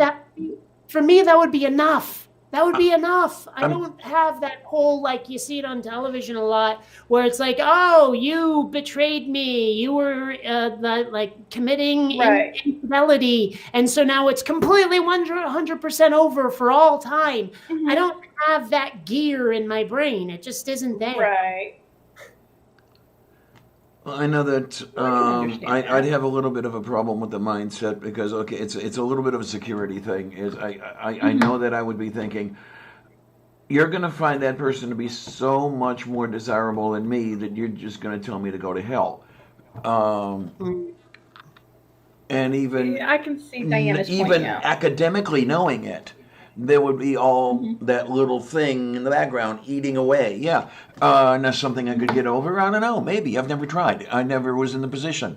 I guess I've just seen too many of my friends who are into polyamory who stay together as a cohesive family despite the fact that both parents are getting some on the side from other people. But they're all really open about it. They're all like, oh, by the way, this is my new fuck buddy. And just so you know, and a lot of them are friends with each other, where it's like, you know, here's the husband, here's the wife, here's the like mistress that fucks both of them, and then here's the dude that she's screwing, and then here's the woman she's screwing, or he's screwing that she's not, and blah blah blah blah blah. And I'm just like, wow, this wacky sexual web you people have going on is probably more than I could ever do. But you're making it work, so more power to you. But Well, yeah, if it see works for them, great. But Yeah. if I see them making it work, some part of my brain would be like, well, if I'm your primary and you're going out and getting sex from people that you're not getting from me, but you're still coming home to me because I'm your family, fine. You know? Mm-hmm. No, I get it. No, I do get it. It's just that, you know, I've got enough baggage going on that at the moment, right now, I don't know that I'd be able to be that confident. I don't know that I could feel that way. Were I to learn, maybe, you never know. I just, if I'm going out with somebody, I just want a friend to go out with. It's not that I'm asexual, because, you know, hey, Bobs are great. Bob? But battery That- operated boyfriend, Bob. Oh, I have never heard that before. Oh, that's been around for ages. Ogs and And- foos, yes. Yeah, and I'm happy with my Bob. And, you know, it's less, all I have to go out and is buy a D-volt battery every couple of months. D-Volt? Or 9-volt, sorry. Brain, like I said, brain is tired. I don't know. And I then don't you've know. got the other It's person on the making line like over comments. here who has, what is it, 57 AAA cells. Well, okay, I have a big box of double A's. They're for Double. my virtual reality controllers. Okay. Yeah. Well, some of them use double A's. No, I'm just being a depends piece of upon shit, the- okay? But I got enough people going, I know what you're going to do. And so, Yeah, but I mean, and you know, cuddling is fine, and getting a little amorous is fine. But I don't want to go through the hassle of a sexual relationship with somebody. It's Well, just after 11 years, I don't know that I would know how. 11 years. I wish it was only 11 years. Okay, Xander, don't bug your sister. It has been since Tornado was 10, and he's 23 now. So yeah, quite the dry spell, Hmm. and I'm happy with Well- that dry spell. My last girlfriend, you know, she was cute. She had a bit of baggage, but she was cute. She was nice to me most of the time, nice enough. Our one argument was really weird. I could go off on that. But in the sack, she was like way the hell too thin to the point where she felt like she was all knuckles and kneecaps. And I'm like, you know, no. this is not pleasurable. I mean, there is for me a Goldilocks zone of weight and thinness. You know, Mhm. like if you got a little, I guess the term now is cushion for the pushing. I'm okay with it. There's, there's definitely like Rubenesque, and then there's Jabba the Hutt. You know what I'm getting at here? And I'm starting to think that a little padding on a girl is better than the supermodel. I'm willing to bet supermodels are no fun in bed because you will feel nothing but points all over your body. Yeah, well, that too. Yeah. Yeah. Well. Well, I mean, as far as I'm concerned personally, somebody catches my eye or whatever, the first thought in my head is, but what's she like when she opens her mouth? Mm-hmm. I don't care how intelligent? physically beautiful or how physically desirable she is or is to other people or whatever the hell it is. If she can't carry on a decent conversation, Mm-hmm. why? What's About the point? something other than oh my god, I just did my nails. Don't they look so pretty? Oh man, I'll tell you, if there's Wow. anything that grates on my nerves, it's the I actually had a friend in school who every day she would come to school with a new fingernail polish and new manicure, and it's like all she could talk about, unless she was answering questions in class, were her fingernails and what she did with them and what she was going to do with them. And it's like, oh my god, can you talk about something else? And you know my what I don't God. understand is the women who grow their nails out to here, and I'm like, Oh, how do you gosh. type? How do you scratch yourself? right Very without carefully. treading I'm sorry, yourself. But have you ever seen the picture where you've got the lesbian with nails on this hand and these are all the way short? Yeah. Yeah. Okay, there are certain places you should not be scraped. Uh-huh. If there's anything that grates on my nerves, I mean, even to the point of watching a cartoon on television, it is the Betty Boop voice. Oh god. Okay, there is a voice that amuses the hell out of me that honestly, I don't think I could date a girl who does that. Oh my god, like really? Oh, Lord. The Valley Girl thing, I could not date someone like that or Fran Drescher. Oh, Lord, God. the flushing Fran voice, Drescher yes. makes me want to stuff a cork in her mouth. Yeah, that's that whole says she flushing can't accent talk. thing. Gag her, please. Well, it's the nasal that does it. Yeah. It's like, oh, okay, you ever watch Friends?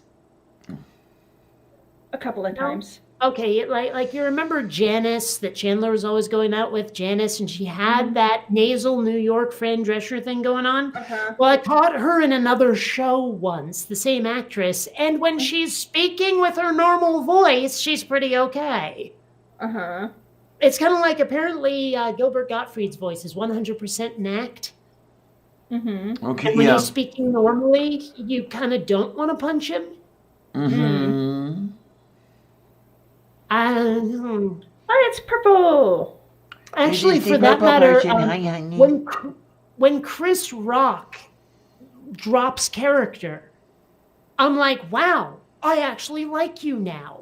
That voice he puts up on stage is like nails on a chalkboard. But when he's actually speaking in his normal way, I'm like, wow, you're a guy I wouldn't mind knowing socially.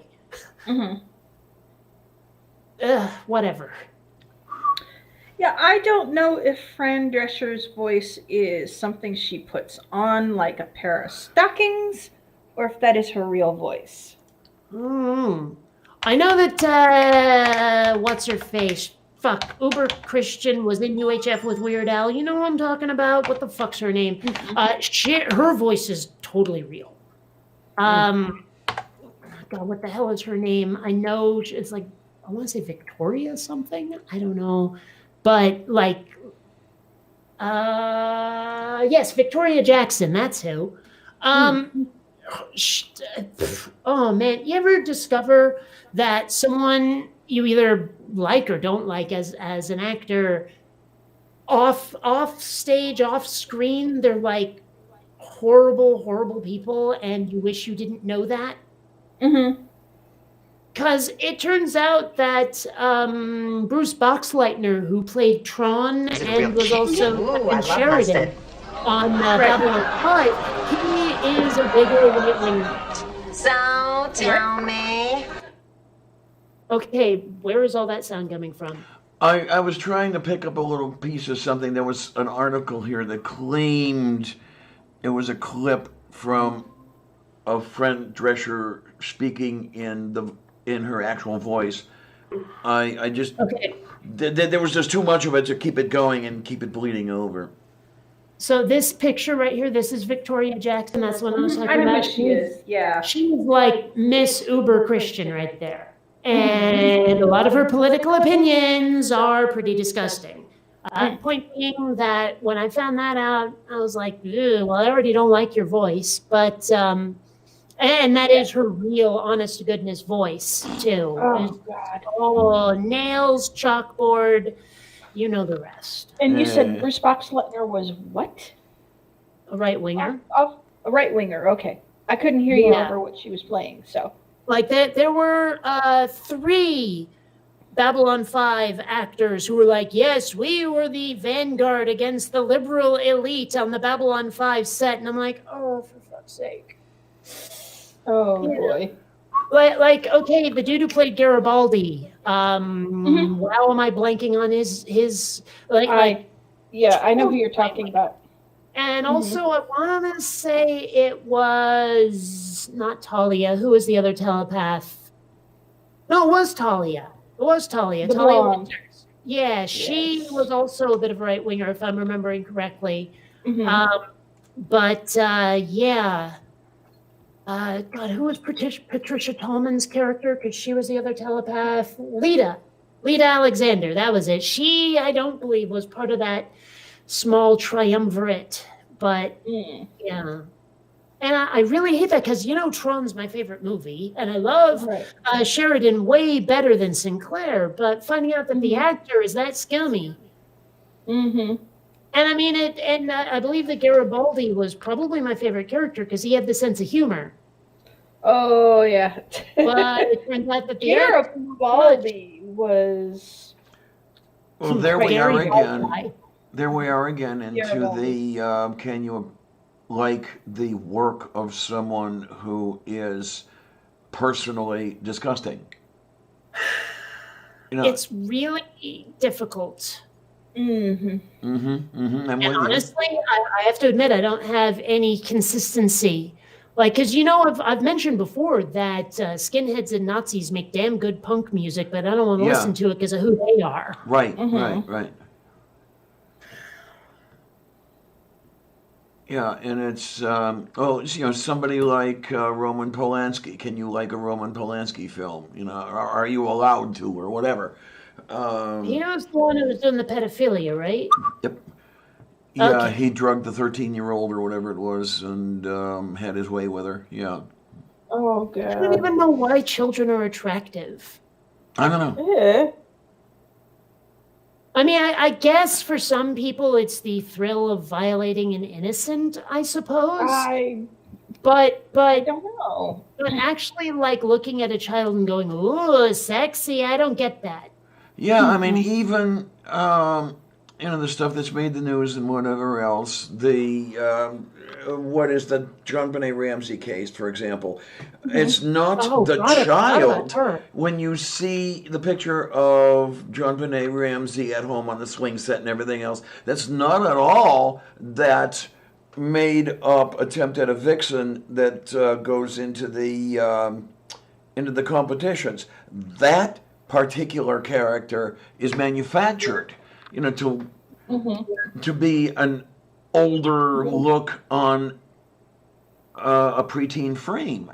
So, they're not even looking for the kids' look, or at least a lot of them aren't. I don't know if everybody's that way or not, but yeah, I mean, who is there that finds a 6-year-old attractive sexually? I don't get it. And I have to say, okay, this is probably going to get me a shit ton of hate. Maybe, maybe not. I wish there was a different word for pedophilia. Because when you think about it, a bibliophile loves books, an Anglophile loves the English and all that stuff. Like you stick file at the end of something, and it often sounds just like fan. Like if you're an Anglophile, you're an Anglo fan. You know, Okay, yeah, but yeah, all of a yeah. sudden for children, like you can't say I love childhood. You know, I think childhood's awesome. I think children are great people. All of that stuff. There's no word for fandom of the state of childhood that doesn't have a sexual component attached to it. Yeah, well, there are You know? there are a few words in the language that are like that. You've got pedophile, Yeah. for example, and then you've got homophobe, which in 99 to 44 100% of the cases is not a fear; it is a hatred, and there's a difference. Yeah. I mean, okay, Although a with lot of some people, try the to tell hatred you does that come from hate and fear, fear but are the same thing with different flavors, but whatever. Nexta.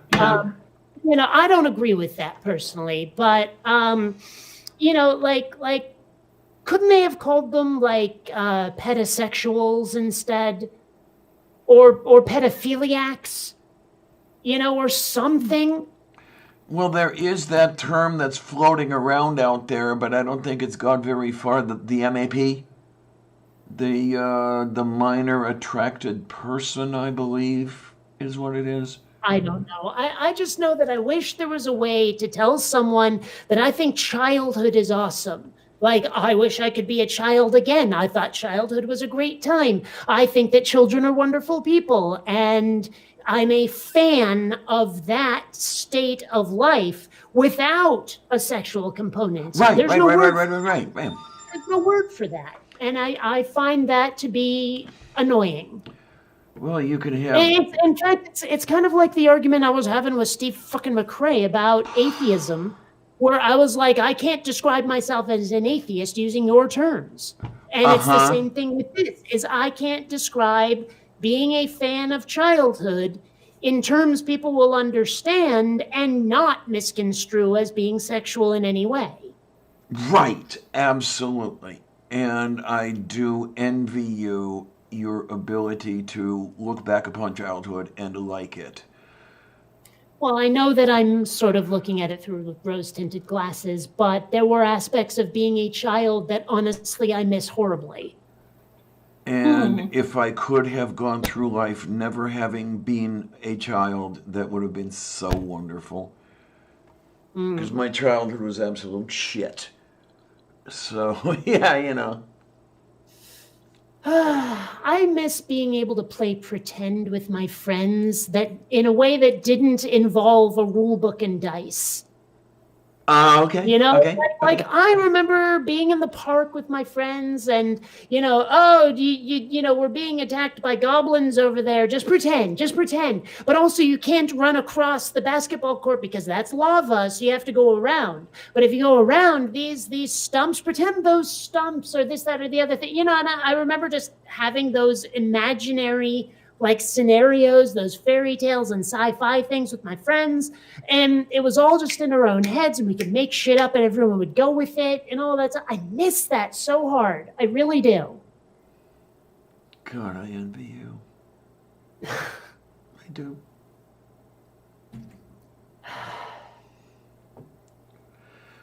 Oh, well, such uplifting things. Oh, Well, in any event, I'm just saying is like, there's no way to tell people I love that. And there's no word for it. There's no connotations-free word for it. And that bothers me. mm-hmm. It's like the way I invented the word apistivist, because there was no word to talk about rejection of faith. Yes. And thank you, by the way. I will keep thanking you for that word. It's brilliant. So I just wish that the apologists would leave that word alone already, the faith word. well, they can't. It's I like know. built into. And of course, they have to misuse it. 'Cause they have to somehow apply it to us, but it's, you know. Yeah, well, I mean, the whole thing that of considering a virtue to believe despite or in spite of, like despite the lack of or in spite of the available data, believing it anyway and calling that a good thing. I Yeah, can't I don't even. get that. I know Aaron has more than once spoken of speaking to people who have told him, "Yeah, I believe this because I like it, not because I think it's true." And it's like, well, why are you even believing it? Shit. Actually, okay, you know what I gotta do? Because BJ here is saying make up a word. Okay, here's what I'm gonna have to do. I don't know which language, it's either Greek or Latin that pedophile is a word. I don't remember which. I should just find the other one. Like if it's Greek, choose Latin. If it's Latin, choose Greek, and try to build a word that way. Well, let's have the look. I'm afraid it's a Greek. combination of both.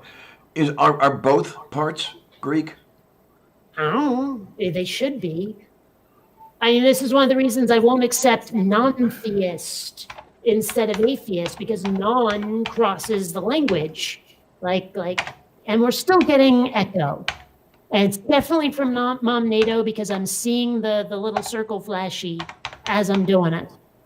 Well, I've turned it down. I can't do much more of that. Wait a minute. Are you saying it is or is not from Mom NATO? It It is. is. Okay.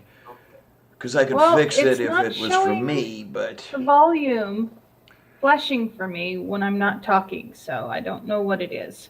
Okay, well, you know the circle around the picture of your dog there? Okay. Well, I don't see it, so. Okay, every time you speak, it does the circle thing around it, like that. Right. And every time I speak, it does it too, although it's not doing it right now. That's because I turned my mic down some more. Okay, well, we can hear you perfectly fine, so... Yeah.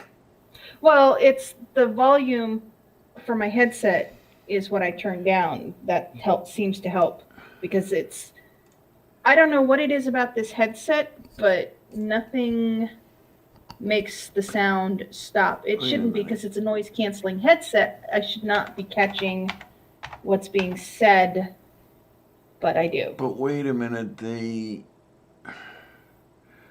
noise canceling is to your ears, right? Not from feedback to a separate Right, microphone? but there or- shouldn't be feedback because it's a headset. It completely covers my ears and snugs to my head. So it shouldn't be bleeding over into the microphone, but apparently it is. I have to check Well, this. actually, let's try a real quick experiment. Well, actually, I can't hear my voice now, so it doesn't matter. I was going to say, Diana, mute yourself for like 5-10 seconds. I'll say something and see if it shows up again still, but it's not showing up now, so it's not worth doing it. Okay. Yeah, I'm just doing some looking stuff over here. Okay, here we have.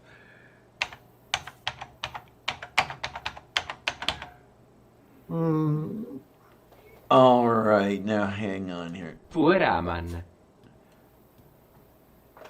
Okay, What was but that?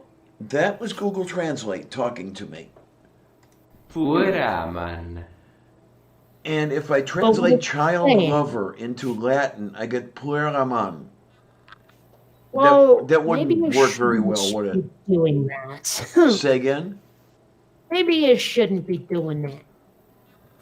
Maybe. No, it doesn't work very well. I don't think it would hit ears correctly. It would, what the hell are those noises?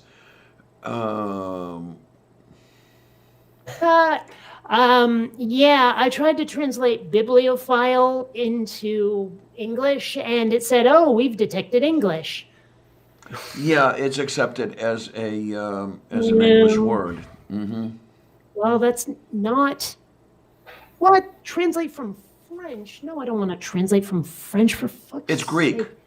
Biblios. That's what I thought, but it's screwing with me here. If I Here you go. translate from like Latin, it just says bibliophile in English. If I try to translate from Greek, it says it like I cannot get the this is the origin of that word part going on. It's a pain in the ass. Well, translate the word library into Greek, and you'll see where it's coming from. Okay. Let's see. Library. Hold on. Liberatorium, I think. Okay, That's so fine. from English into Latin is bibliotheca, and Greek is. Wait a minute. Oh, come on, don't show it to me in Greek text, you bastards. I thought that the Greek was biblioteki.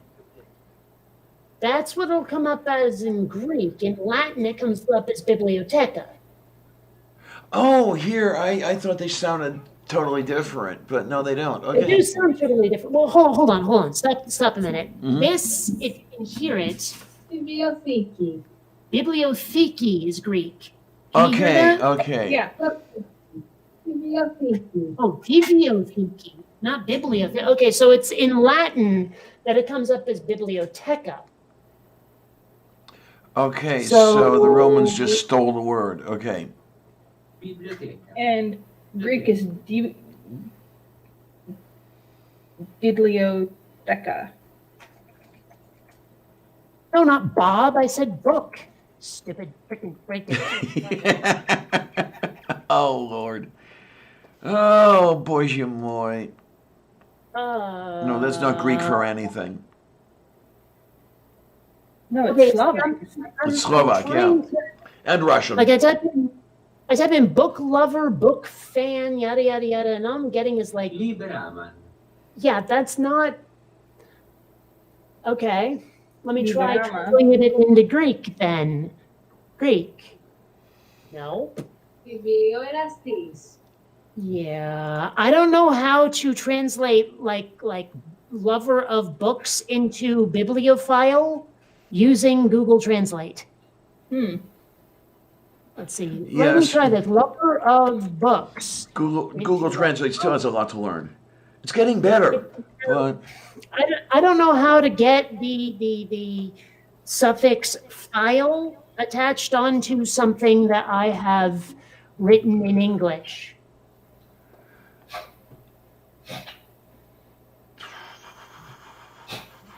Oh well.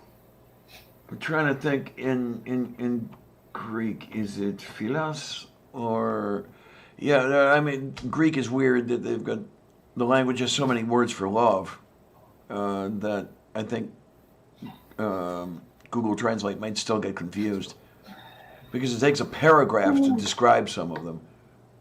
Yeah, I context with like digital translation, with computer translation. I mean, it's everything. Mm-hmm. Yeah. Now that's the other thing I've got to do. What would happen? I don't know that Google Translate picks up voice input yet. I'm waiting for it to pick up voice input, and I can ask it to translate "Teperotokoskalako" and see what it does. Yeah. No, Oh, for the love of Saint Gulick.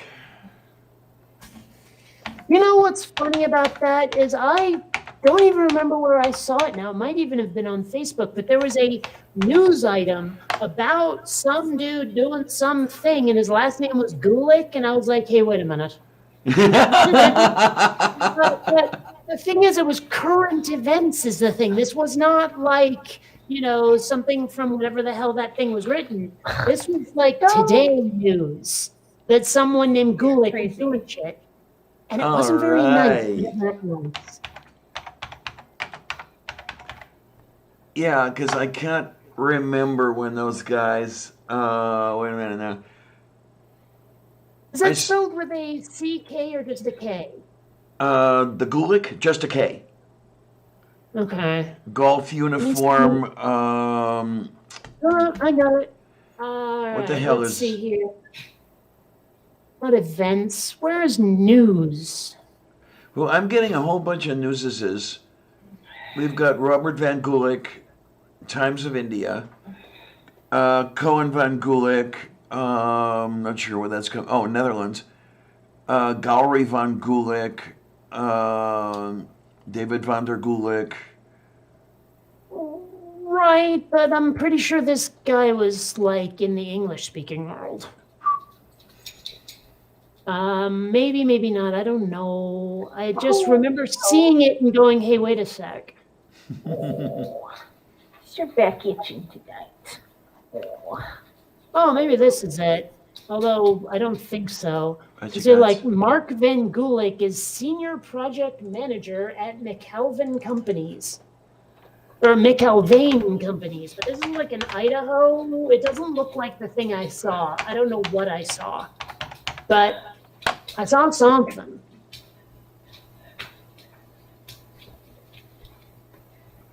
Yeah, Man, well, it's just I see his LinkedIn thing. Yeah.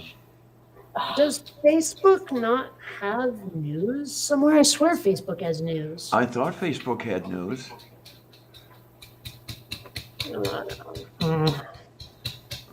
Okay, what on earth is that infernal thumping? I do not know. I was scratching the dog's back. Oh, and then we got that whole paw tapping thing. Yes. That's just how big he is. Oh. Oh well, maybe I'll have to keep scrolling and scrolling and scrolling and hoping it comes up again. Well, the one thing when I simply looked up Mark Van Gulik, it returned over 1 million But I results. don't know that it was him. Well, I mean, what I'm saying is by the numbers. I mean, a specific name I put in there and it turned up over 1 million results. Ah, So yeah, good luck finding a needle in a haystack, you know.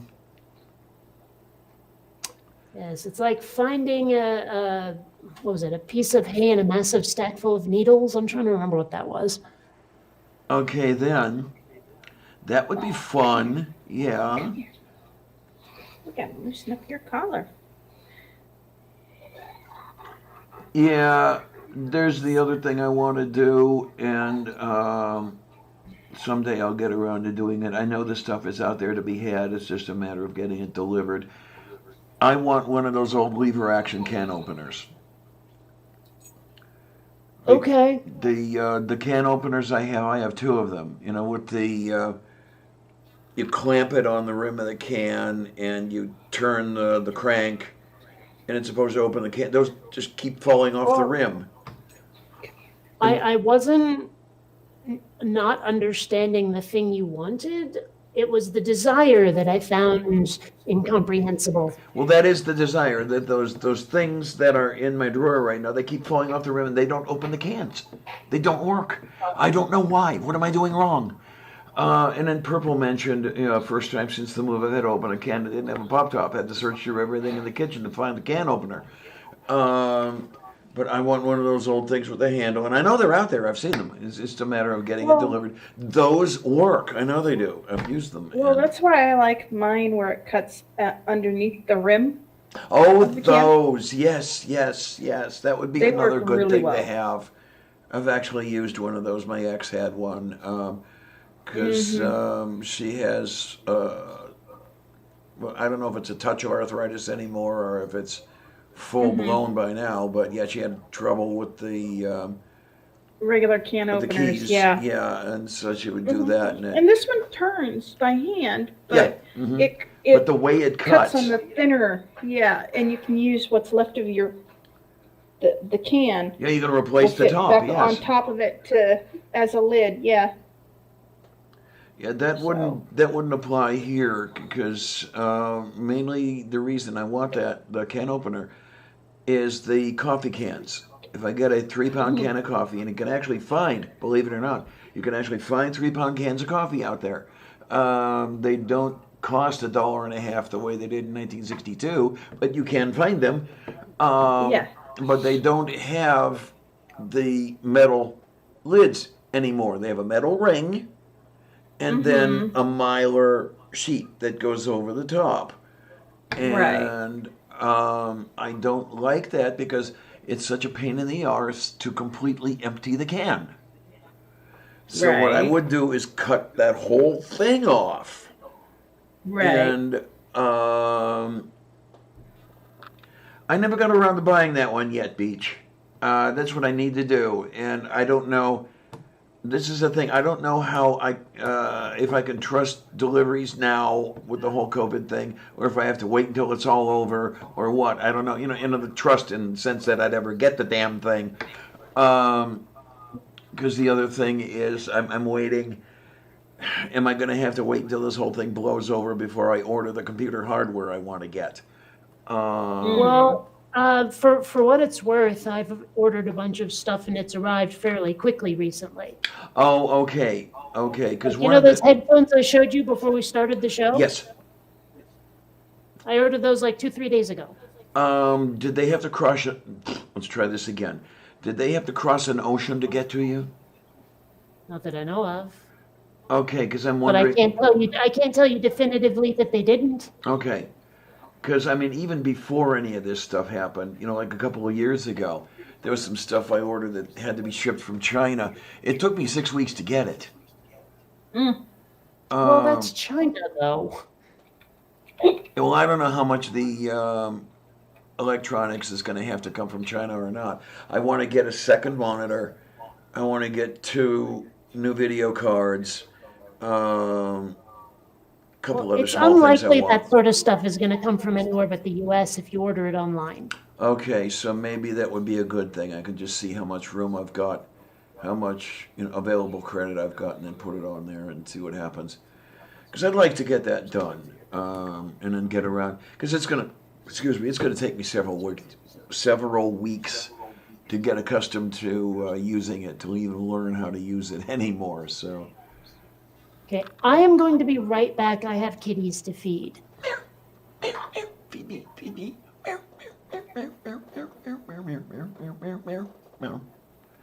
God, I'm weird. Oh, shitski. But yeah, let me put this bowl away. I was eating a piece of chicken when we started the show. What I can do, with any degree of luck, you will hear me. I can hear you because my headphones are not plugged in. So, crap. But yeah, this whole thing. Kate and I were talking about this earlier. This whole lockdown thing and everything else, getting on my fucking nerves. Yeah. Oh my. I want things back to normal. I know that they will never be normal. Never again. Well, she's already said more than once, and I know it's gonna end up being like what do you call that thing? September 11th was, where now you have to take your shoes off, get strip searched, whatever else, before you can board an aircraft. Yeah. Yeah, you're going to need a doctor's note to get on an airplane anymore. Yeah. Like, I'm going to fly across the country to visit my parents. I got to go to the doctor first to get that certificate. Yep. As I already know, were I to try to board an aircraft, I mean, as long as I got through all the other stuff, I would still be frisked because you have the buttons on the scanners, and there's a button for boy and there's a button for girl, and my profile doesn't match what's in my crotch, unfortunately. So it's what are you keeping in there? Is that a gun in your underwear, or are you just unhappy to see me? And I can hear Xander right now. He is in the bathroom bitching his head off because he's being kept away from Columbia while Columbia eats, so he doesn't steal her food. Oh dear. Oh yeah, did you say that you would most likely have to order it from Amazon or something like that? I'm wondering if it might not be a bad idea to try to, I don't know if he's too old for it though, to feed him kitten food because it's more calorie dense and everything. Maybe he's not getting enough to eat. Or, No, I think he's just a greedy little shit. okay, that could easily be. Yeah, it's, damn. Oh, man. He's not outside. Oh, Amiga, you are such a sweetie. Yeah, I'm trying to remember if you mentioned that you shelled those guys. You might have. Oh no! Wait a minute, Dr. Conrick Brown's. has a good point that I got the Red Bull really quickly. Okay, then. So what I'm just going to have to do, I may not have quite as much space as I need this month, but I think next month I will. And I'll just have to take a shot at it and see if I can't get everything in. And then the one thing I don't like, and I have to do it anyway, I had to do it before this whole COVID thing and everything else, I will have to sit at the picnic table outside and wait for the guy to show up. What? Yeah, I'll have to be What? out there to. I'll I've have lost to, contact. well, okay, with the delivery and everything, I'll have to be out there to meet the UPS guy. That. Okay. I think I've talked about it, or have I not? You have. I have, but okay. You jumped from subject to subject, and I was totally not knowing what you meant.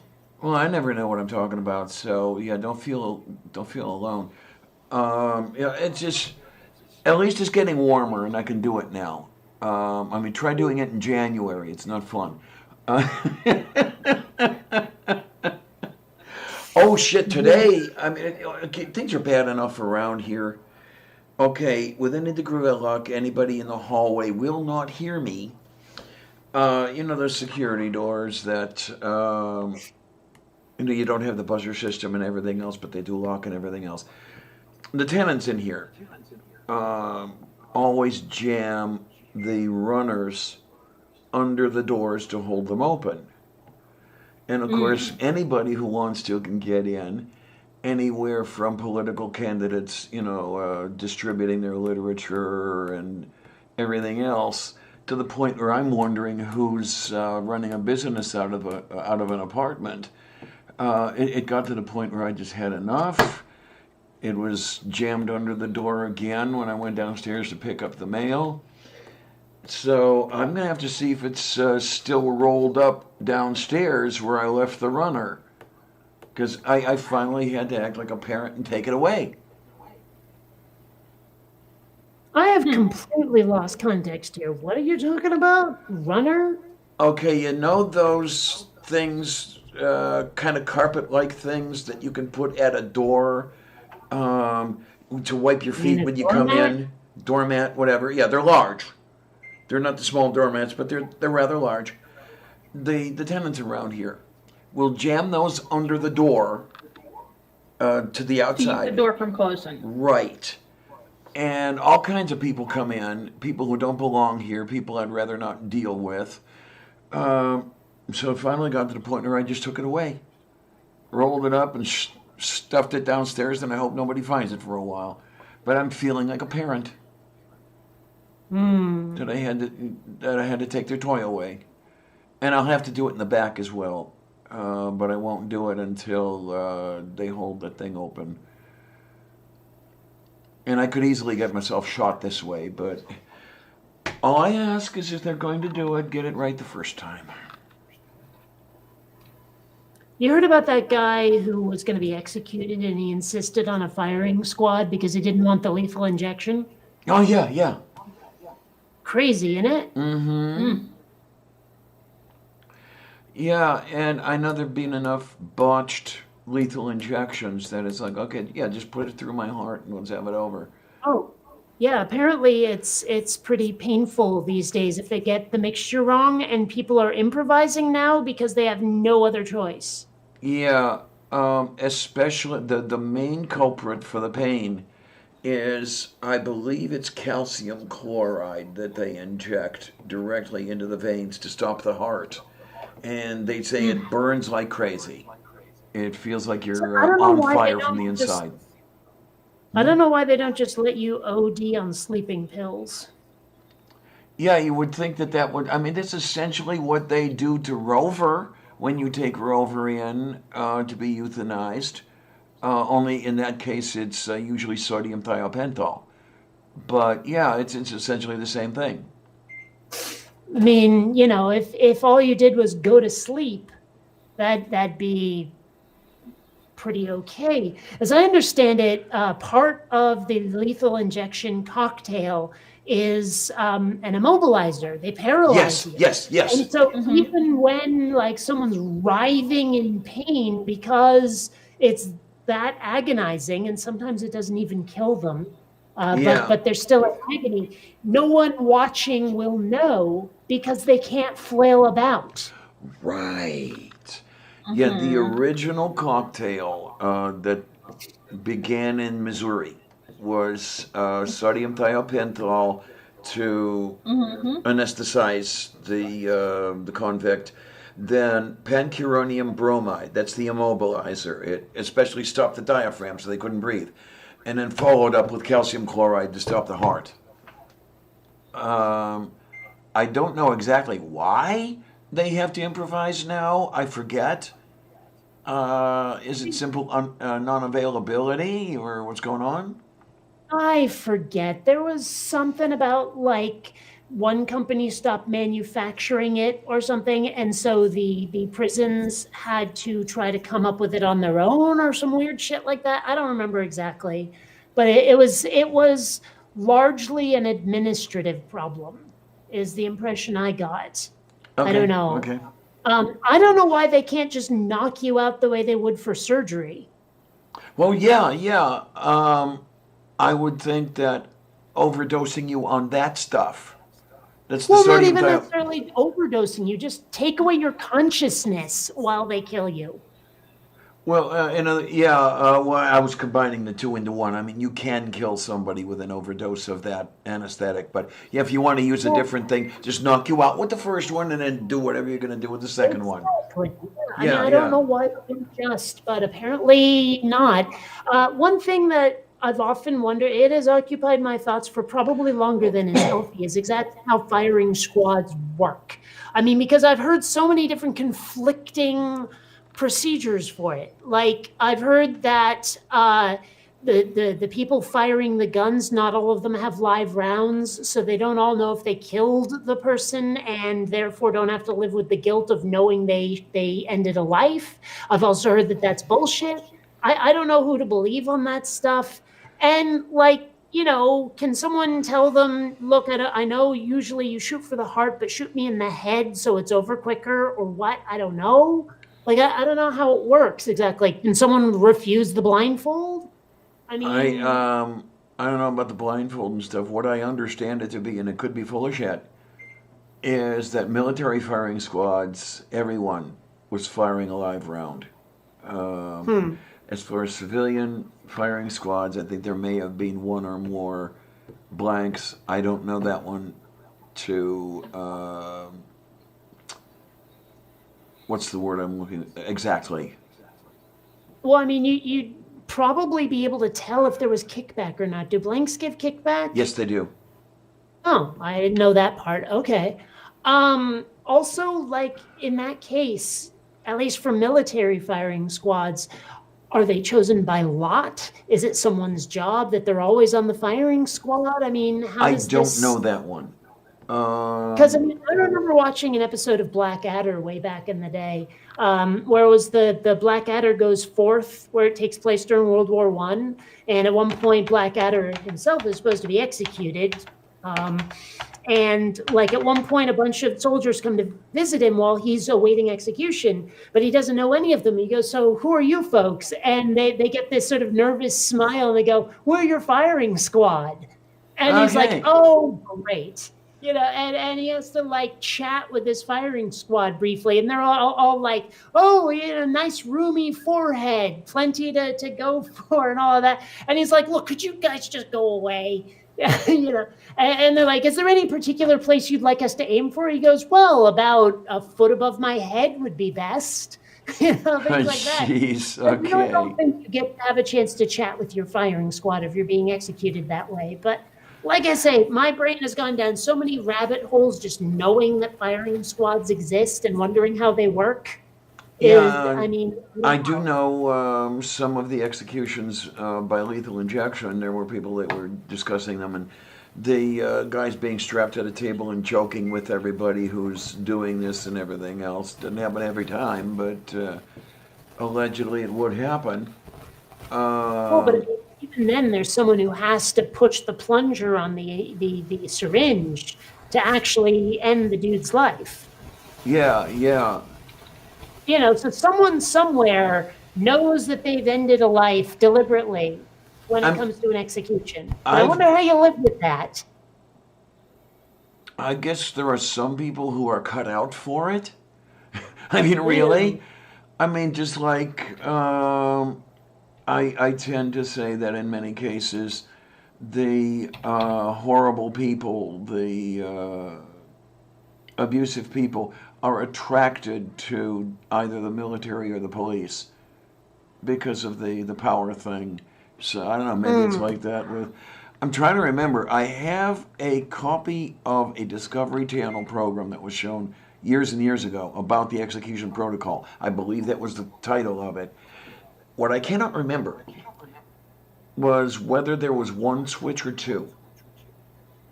To the What do point you mean where switch? even the button to start the procedure was not necessarily the one that started the procedure. I cannot remember. So. Well, when you say the procedure, do you mean lethal injection or what? Yeah, yeah, Okay. the kind of button you were talking about, pushing the button that gets all the syringes started.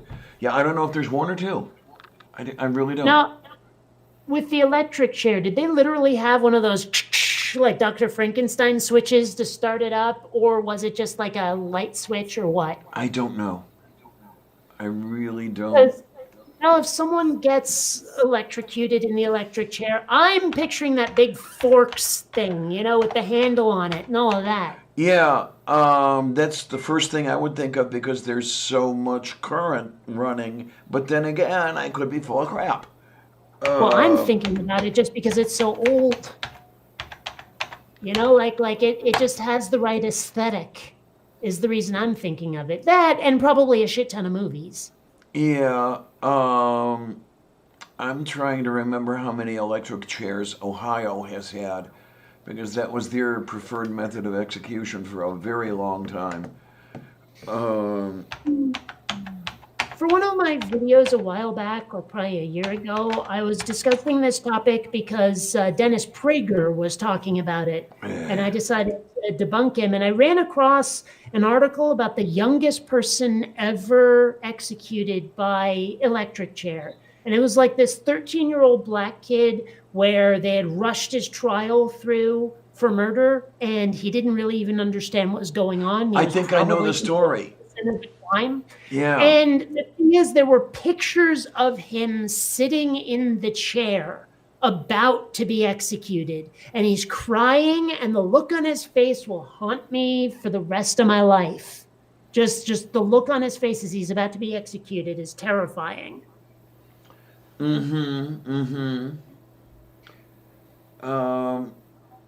What I don't is this the one who got a reprieve but eventually was electrocuted anyway? Well, I don't know about the reprieve part. I just know that he was about 13. Okay. Yeah, and as far as I am concerned, no minor should receive a death sentence. Really, when you come down to it. Wait until they wait until they reach the age of majority, then figure out what to do. Well, I gotta say, I'm largely against the idea of execution for anyone who isn't William Shatner, although I'm coming around on the orange Cheeto. Okay. I mean, honestly, the amount of blood that guy has on his hands. I mean, right now, because he kept trying to downplay the virus. He kept trying to say, oh, it won't come over here. Oh, it's not really happening. My head's in the sand, buried. Until finally he couldn't ignore it anymore. And by then it was too late. Right. Okay, now if I get lucky, I may find an appropriate photograph here. I'm looking at the history of Old Sparky. Yeah, Ohio had a name for their electric chair. So there was just one for the state then? Yeah, in Columbus. I don't know, somehow I picture every prison having their own execution room. Like every prison. I mean, Okay. assuming that it's in a state where that's allowed, but you know what I'm saying. Yes. Okay, wait a minute here. Okay, if I see this correctly, the man might be pointing to the switch that does it, and it's not one of those forked switches. It's a heavy duty toggle switch, or a rocker switch, actually. I don't know those technical terms. Can you be a little more specific? Yeah, the rocker switch is the one that does not have a distinct lever. It just, you push at the top and it's sort of, Oh, and then you push at the bottom and it sort of does that sort of thing. so a switch then. Yeah, I mean, the toggle switch is the one that's usually on the wall that turns your overhead lights on. The one with the lever that goes up and down. It's the same It's kinda like principle. A Or you usually find on the back of your computer. yes, Where the That's a power rocker supply- switch. Yeah. yes, that's a rocker switch.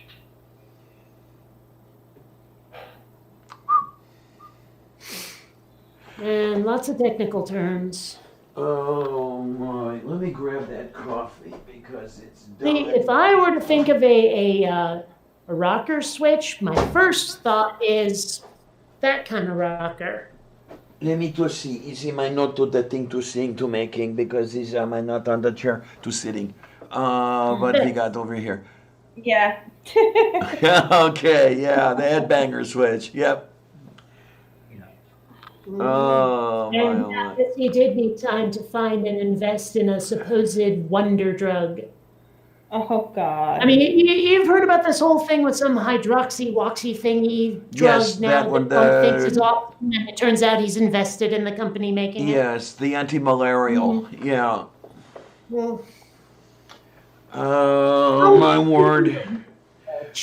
there has been something that's been running through my head for a while because I remember there was a story that I heard or read or watched a version of or something when I was little. I think it was the Velveteen Rabbit, where like by the end of the book, the kid gets super sick with something, and it's something they didn't know how to cure properly, and so to prevent infection, they had to burn the whole house down. Okay. What am I Yeah. thinking of? I swear, like they had to burn the Velveteen Rabbit or whatever it was, his favorite stuffed animal, along with the rest of the house because they had like some fucking red spotted jungle fever or something. And then, like, of course, by magic, the stuffed animal became a real whatever the rabbit was or whatever the animal it was. But I don't know. Let's see. Yeah. Ah, yeah, here we go. Here we go. The Velveteen Rabbit. One day, the boy comes down with scarlet fever, and the rabbit sits with him as he recovers. The doctor orders that the boy be taken to the seaside, and that his room should be disinfected, all his books and toys burned, including the Velveteen Rabbit. The rabbit is bundled into a sack and left out in the garden overnight, where he reflects sadly on his life with his boy. The toy rabbit cries, a real tear drops on the ground, and a marvelous flower appears. A fairy steps out of the flower and comforts the Velveteen Rabbit, introducing herself as the nursery magic fairy. She says that because he has become real to the boy who truly loves him, she will take him away with her and turn him into real to everyone. The fairy takes the rabbit to the forest where she meets the other rabbits and gives the Velveteen Rabbit a kiss. The Velveteen Rabbit changes into a real rabbit and joins the other rabbits in the forest. The next spring, the rabbit returns to look at the boy, and the boy sees a resemblance to his old Velveteen Rabbit. I remember being traumatized to shit by that story because I'm awfully attached to my stuffed animals. Some of you have seen Howie before. And so the idea that I might get sick and my stuffed animals would have to be burned scared the fuck out of me through a lot of my childhood. Mm-hmm. Moo. I wouldn't be able to burn my stuffed animals either. Heck, I have a stuffed teddy bear that I got when I was 13 from my first boyfriend still. So, yeah. I think I was 13 when I got Howie, maybe less. And I still got him to this day. Yeah, well, I know I was young because I named him Huggums. Oh, Okay. but he was After Henry Huggins, perhaps? no, just Huggums. Oh, UM. Huggins. Okay. Yeah, because I had a really rough uh from like 9 until 18. Life was absolutely just Well, that was horrible. that whole thing with your mother's husband, right? Yes. Yeah. Yeah. And you know, that stuffed animal was one of the many that I cried on growing up. So he had a silly name, but there was a reason for it. And he's soft and cuddly, and his fur's not as soft as he's aged, but back then his fur was just like silk, just so soft. Oh, Just looking at what Purple says here that Velveteen Rabbit is Sloth Girl's favorite story. I don't know. I was so traumatized by that, but oh shit! I gotta let Xander out of the bathroom. I'll be right Oh back. no! Oh my!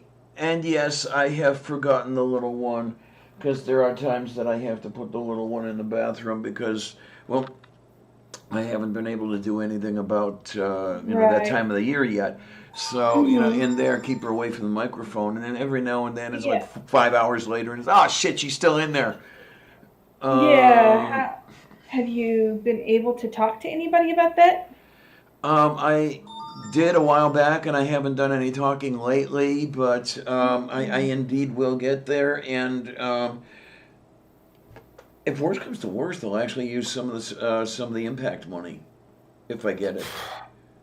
Now, I've been looking at that, and I still think you're going to have paid taxes sometime recently in order to get it, because the last thing I looked at said that if you haven't paid taxes in 2019, they'll look at your 2018 tax return. Now, that's one thing that confuses me a tiny bit.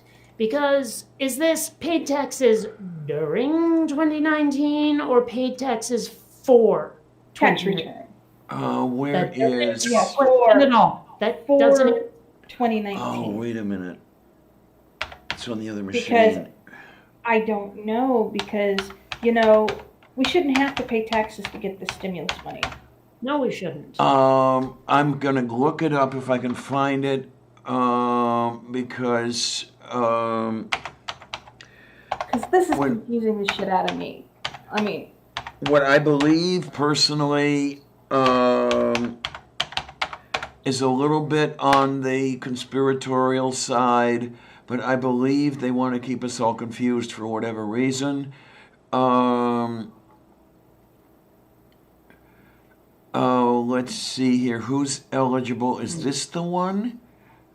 Onric is saying you have to have filed whether you paid or not.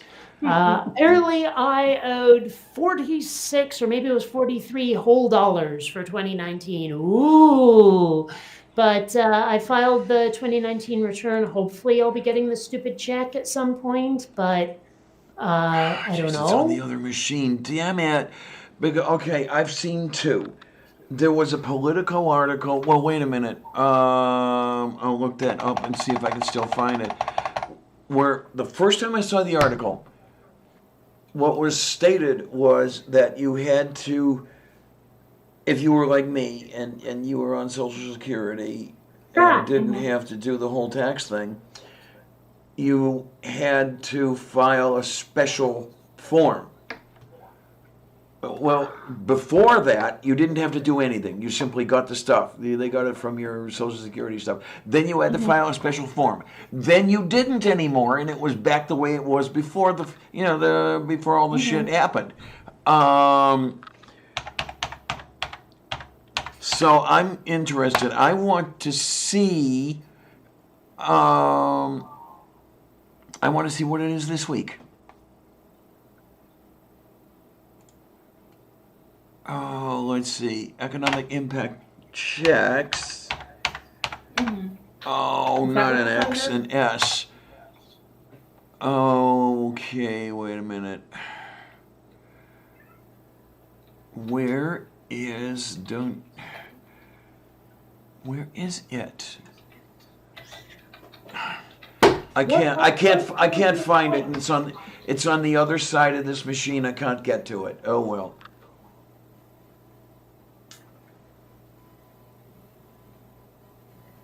I'm under. The last I saw, all I had to do was sit and wait. Well, I don't know. I've seen some people have gotten theirs already. I've seen pictures of their checks, but they were physical checks, which is weird because I thought you were What? supposed to get it if you had the digital transfer. Yeah, Like because check isn't supposed to be even mailed out yet, is Okay. what I've heard. But I've seen pictures of people with their check. It very specifically says it. Home.treasury.gov. As je of gaat. 6 days ago. Social Security recipients will automatically receive economic impact payments. Okay, well, you know what was annoying about that is every time I kept telling people, because I hadn't filed taxes in a while because I hadn't been making enough money for it, they were Right. like, well, people who receive SSI will get the check. And I'm like, how the fuck old do you think I am? You can. I'm not getting Social No, Security. no. No, SSI. SSI is Supplemental Security Income. Is it? It's 'Cause federal not that I've been- welfare. You can receive SSI payments at the age of 6. All right. Well, when I looked up that acronym, it also came up as Social Security insurance. It can.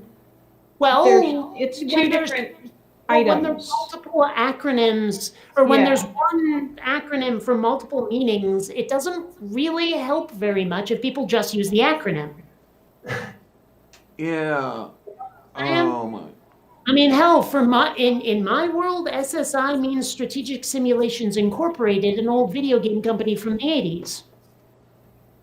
Okay. So, I mean, if there's multiple ways to interpret SSI, it really helps if people expand the acronym just a smidge. Yeah. And then what? Well, I'm actually not on. Well, I'm on Social Security, but I'm not what everybody thinks of as Social Security. I'm not on Social Security retirement. I'm on Social Okay. Security Disability Insurance, SSDI. Okay, here we go. U.S. Department of the Treasury. This is a .gov site. So, the U.S. Department of the Treasury and the Internal Revenue Service today announced that Social Security beneficiaries who are not typically required to file tax returns will not need to file an abbreviated tax return to receive the economic impact payment. Instead, payments will be automatically deposited into their bank accounts. This is what. The Social Security recipients who are not typically required to file a tax return do not need to take any action and will receive their payments directly to their bank account. This is what I had read first. This was Right. maybe about the second last week of March or whenever the passage occurred. Right. Then, This the was- last day of March, yeah. there was the political article that took you to the Treasury, and it was on their site as well, that you would have to file this special form, that it did not happen automatically. Then, Lisa Murkowski's office was the first to release it, but then everybody else followed suit with no. It's Okay. back to the way it it's back to the way it was originally, because I guess enough people bitched. So as I say, I know it sounds like a conspiracy theory, but I think the administration is trying to keep everybody confused. See, I don't know about that because and I wish I could remember the name of the principle for this, but never attribute to malice what can be explained by stupidity. Oh, I my think ex would always it's tell me that. Fucking Yeah. incompetent is what I'm thinking. But there is a name for that principle. It's like somebody or other's razor, much like Hitchens' razor and Occam's razor. It's somebody else's razor. I cannot for the life of me remember the name of it. Oh, But I wish I that's could remember. Yeah, you mean the sheep. I've had the sheep for years. There's the tag from Target is still on it because the tag. Okay, this It says is large as sheep. of 2 days ago. No, hold on. I'm trying to figure out when this was. When was this done? March 30th, here we are.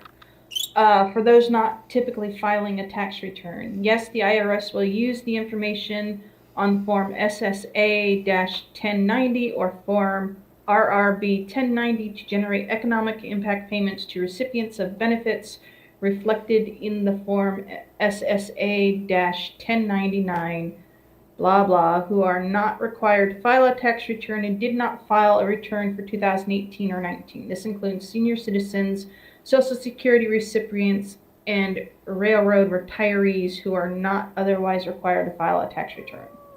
Yeah, see, the problem with that I was having was that I don't fit into any of those boxes or pretty much any of the Me others. either. Plus, they said, oh, we'll deposit it directly into your bank account. Well, you don't have that information. And they're like, well, if you want us to have your direct deposit info, you have to file a return and all this stuff. I mean, if there's any kind of conspiracy theory going on here, I think what it would be is they want more people on the books. Yeah, Right. that would be a reason that would make some sense. Yeah, I mean, not a sensible reason, but it would make sense that would be their reason. Mm-hmm. Yeah. Oh my, here damn, broccoli won't sit on Tigger's head. I never before knew a person with a stuffed head of broccoli. Okay.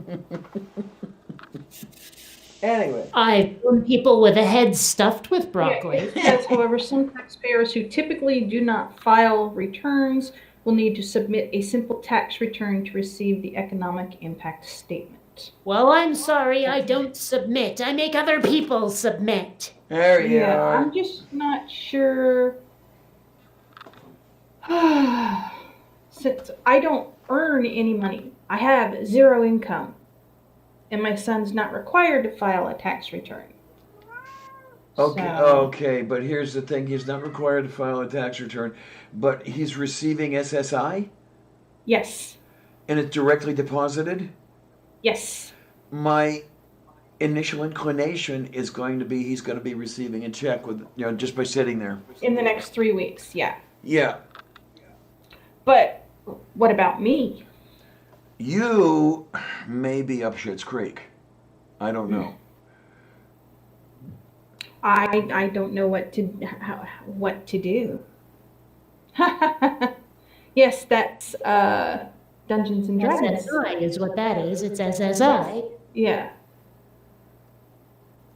Like seriously, every time someone says SSI, I have to remind myself they don't mean this. Yes.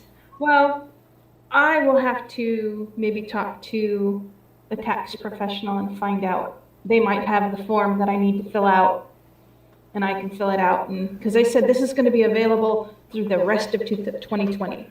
Yeah, I mean, if you walk into H&R Block, they may have that form, and they just maybe they may simply hand it to you. I'm certainly hoping that there's no requirement to pay for their services or anything to do this.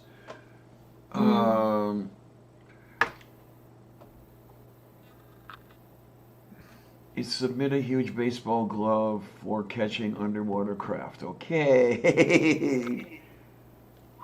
Yeah, we make under 10,000 a year.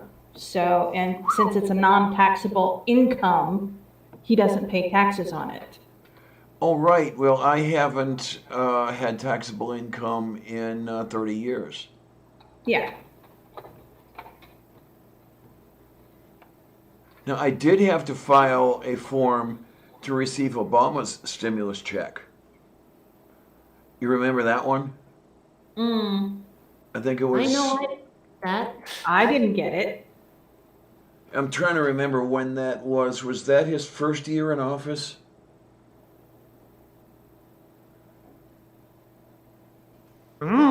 It's been too long. And Okay. also, I have come to realize how much of my memory I've lost recently thanks to those seizures. Ouch. So there's a lot of things I don't remember, and that's probably one of them. Daje Beroda.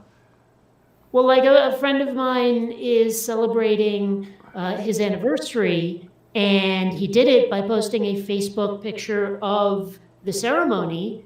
and I see my face in the crowd, I do not remember being at their wedding. Moo.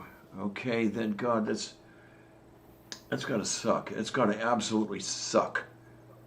Yeah, so if you ask me if I got Obama's stimulus check, I couldn't tell you. If you ask me if it was his first term or first year in office, That's neat. I have no idea. Oh, okay. I couldn't remember when that was. Be mindful, but I remember getting it. I think in my case it was. I think it might have been 600. Maybe less. I can't remember the amount. It was whatever the amount was. It was between 300 and 600. But I mean, it's a little weird. I almost feel like I don't, in quotes, deserve the economic impact money, but then again, maybe I do. I'm not out of a job because of the coronavirus, the way so many other people are. But I don't know, maybe in some other rationale, I do deserve the money. I don't know.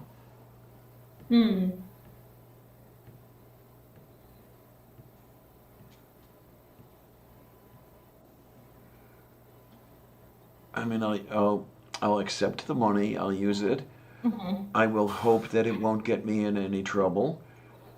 It would totally suck if that money were counted against, my Section 8 income, for example, and I'd lose that, because I could never make up with that would never make up for losing my home. But what are you going to do? Well, there's always other ways to take care of that. I mean, when you're in the cold, cold ground, you don't need a home, do you? Well, what you could do is if they give it to you and you lose your Section 8 temporarily, you can use it to pay your rent. Another thing you could do is be buried near like a volcano or some sort of hot spring so the ground Yeah. won't be that cold. That would work. I like that. Yeah. I gotta tell you, there is precious little worse on the internet than people who think they're being helpful when they're really, really not. Yes. I was basically saying, look, I can't get my hands on like hand sanitizer or anything I saw similar that. because everyone has like hoarded it all, and the rest of us can't get it. And so I'm like, okay, here are things I do have at home. Will this work?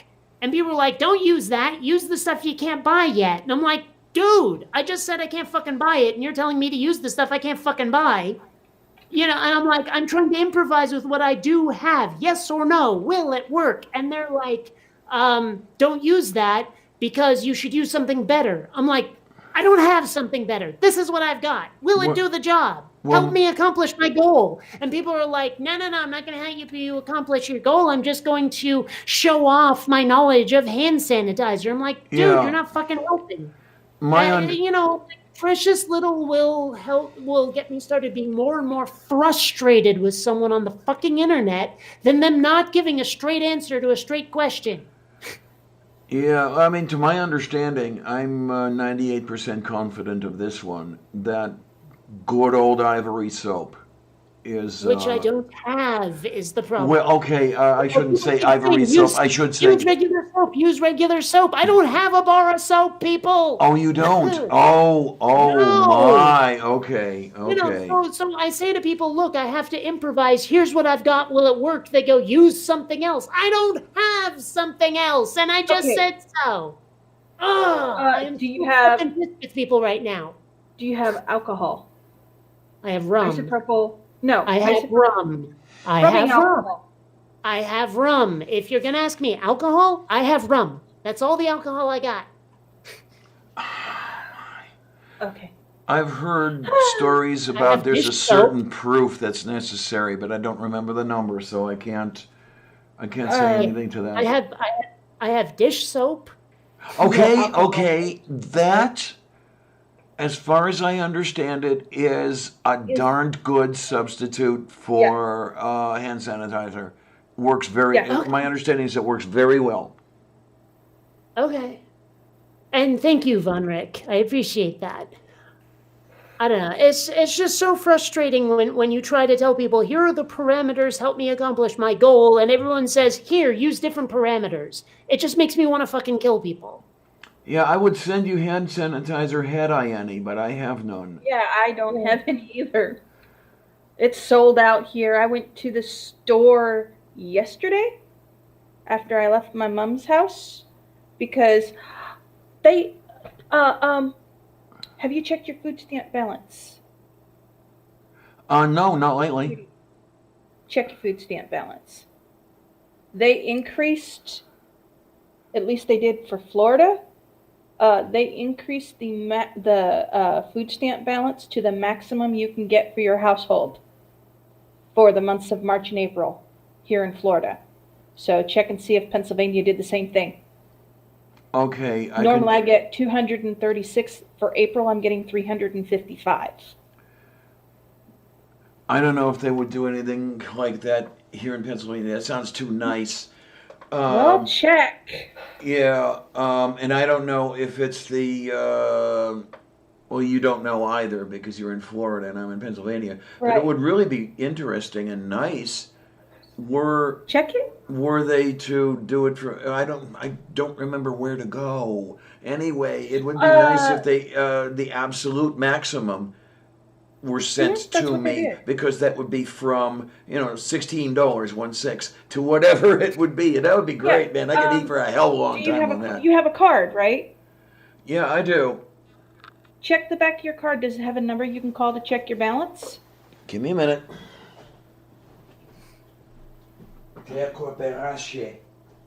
No tolika požuntaje kerezi na metradu, no botiti antaju korezere berhad antaju kina. Okay, we got this over here is to you and there for to that is an into. Oh, look at that. I still have to journal the the Walmart receipt in my double entry accounting. No, that's not the one. It's in here, I know it is. I haven't had it out for a while. There it is. Okay, so we got the accessibility and that thing over to there is yet for you, and that, and then it's processing what you got. Of it. Recipient hotline 1-888-1098-765-4321. 8675309. Yep. So I suppose But- that would be the number to call. I'm not going to You do can it now. I'm not going to do it now. Yeah, but I'm not sure if that's going to be a number you can call to get a balance. So there may be a second number on there. Just Yeah, to Right. report fraud and abuse, call 1-800-867-5309. And this is certainly not the fraud and abuse. yeah. Yeah, see, Florida, we don't have a number we can call because they have a web page that we go to. This Yeah. is people in Wisconsin trying to vote. Now, what you Oh got on my the egg? God. What you got on the egg? Go over here to the thing. On the thing. What is the thing? Oh, hello. Yeah, that's all kinds of fun. Hey, Yep. is am I not too knowing? Yeah, this whole thing's all fucked up. It's gonna be a total mess. I know that. Well, I think I've told you already, Kate.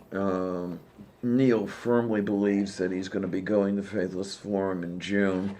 And I'm saying, I said to him, and then after he reiterated, I just shut my mouth and said, okay, you can find out yourself. Even if they let him into the country, like even if he didn't have to, like if he was an American and wasn't in Canada, I'm still thinking the conference itself is going to be canceled. Of course it is. And if it's not, then the people running it are totally stupid. Because, okay, here's the thing. If they are not forced to cancel it and they let it go on, nobody's going to show up. Nobody's going to be there. Because the people cannot move around the way they did, 3 months ago. So apparently Hulk Hogan has said maybe we don't need a vaccine since God gave us COVID-19. Well, he can go fuck Oh, himself. my God. Jesus Christ. Why are they all God crazy? Why? I mean, So- have your beliefs if you're comforted by them and everything, but don't get fucking silly. God. So I'm looking on the Faithless Forum. Well, this just says Eventbrite. I don't know if it's actually the Faithless Forum website itself or whatever, but it seems like it's still on according to this, but it also looks like this is just the ticket purchasing place. I don't see an official Faithless Forum Okay, site. then. Yeah, I know they had that problem last year, too. Trying to find That information. will help Oh, you. here it is, faithlessforum.com. All right. Please take a look at our update about the coronavirus by clicking here. Let's see. Thanks, Update, Von Rick. March 15th, 2020. At this time, the board of directors is closely watching for developments, blah, blah, blah, blah, blah. Will still take place this June if and only if the CDC and the WHO make clear that such gatherings are safe once again. As such, Faithless Forum 2020 has not been postponed, but will be if it becomes clear that large gatherings will still be a health risk in late June. The mission of Faithless Forum, blah, blah, blah, blah, blah. So as soon as new data on COVID-19 becomes available, we'll use it to inform our decisions on how best to serve our community, whether that means postponing the event or not. At the moment, I'm going to say that this shit ain't happening, no matter what that website says. Same here. And Yeah, that would Diana. be, were I in charge of doing things like that and everything, that's what I would be doing, just to So be I on the would've safe canceled it side. already. Say again, I huh? would have Diana, officially Check your canceled it already. internal Yeah. chat. There's a link there where you can check your balance. I went to it. Thank you, Von Rick. Huh? I'm not finished was- with it yet, but I did take the link. What? Von Rick. Huh? That shit ain't true. So I'm seeing an article here. It says, in Seattle, America's coronavirus ground zero, music venues face uncertain future, blah, blah, blah, blah, blah. Last I heard, ground zero in the U.S. for COVID-19 was New York City. Yeah. Yeah. Where they say it is now, or what? No, I'm with everybody talking at each other. I miss half of it sometimes. This is an article from the 18th of last month, but still, I'm pretty sure New York City is Yeah, ground zero in the that's what I U.S. am. That's the last I heard. That's the last I I heard. mean, Yes. don't get me wrong, I love Seattle and all, but no. Okay. Bing, bing, bing, bing, bong. Bing and bong. What am I talking about? No, what I don't No know. clue. Oh, good. I don't know either. Oh, wait a minute. What am I doing? No, I don't know what I'm doing. Really, I don't. I don't know any of these things because I'm all full of it. Yay? Is it yay? Oh, yay. Okay. No, I don't know. Oh, Lord. Yeah, it's all so crappy. No, I hope you get good news on there. moo. No, I'm kind of happy that. Well, I'm not happy that the financial roof caved in on me. I mean, the original reason I decided I wasn't going was because of all the co-payments and everything, and I'm paying several $100s in 1 month just to get medical treatments and everything. But I'm glad that happened to where I didn't spend money buying tickets and deposits and shit like that. And, now I'm Right. going to have to try to get that money back and all that shit. I think you even said that at one point. Did you not, Kate? Sorry, what was that? It kind of nice you were thinking that that you hadn't spent any money on Faithless Forum yet because Oh yeah, yeah. or American Yes, I kind of wanted to go to that one, but I couldn't.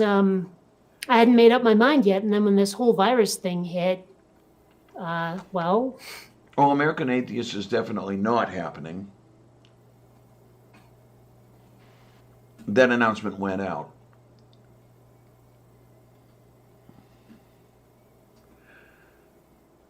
sorry, I'm answering someone who is trying to give me really bad advice on Okay. the What you got on that thing over here is yet for two into Bing, bong, bong, bong. Moof, beef, foof, faf, fef, fung, fung.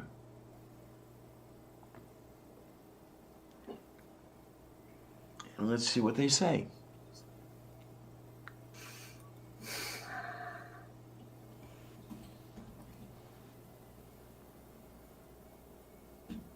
And now I'm answering Purple on Twitter, so that's good. And thank you, Purple, for your offer. Definitely, I'll try to take you up on that.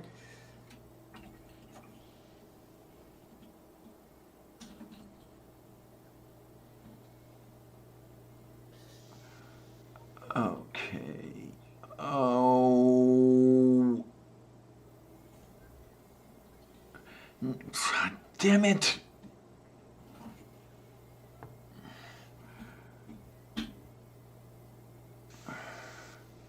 Okay, good. Phew. Man.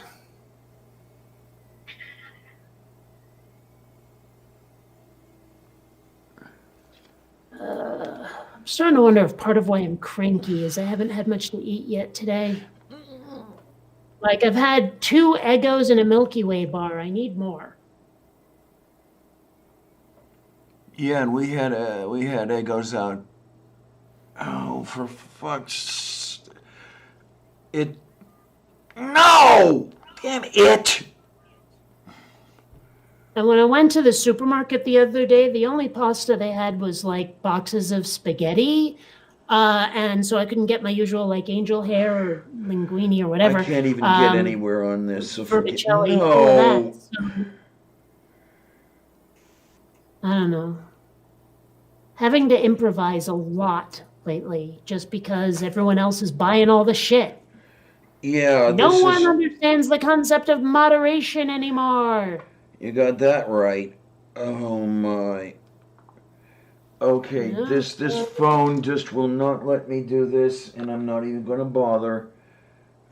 I will buy some food next time I go out because I was gonna do that anyway, and on the receipt will be printed the balance, and everything will be fine.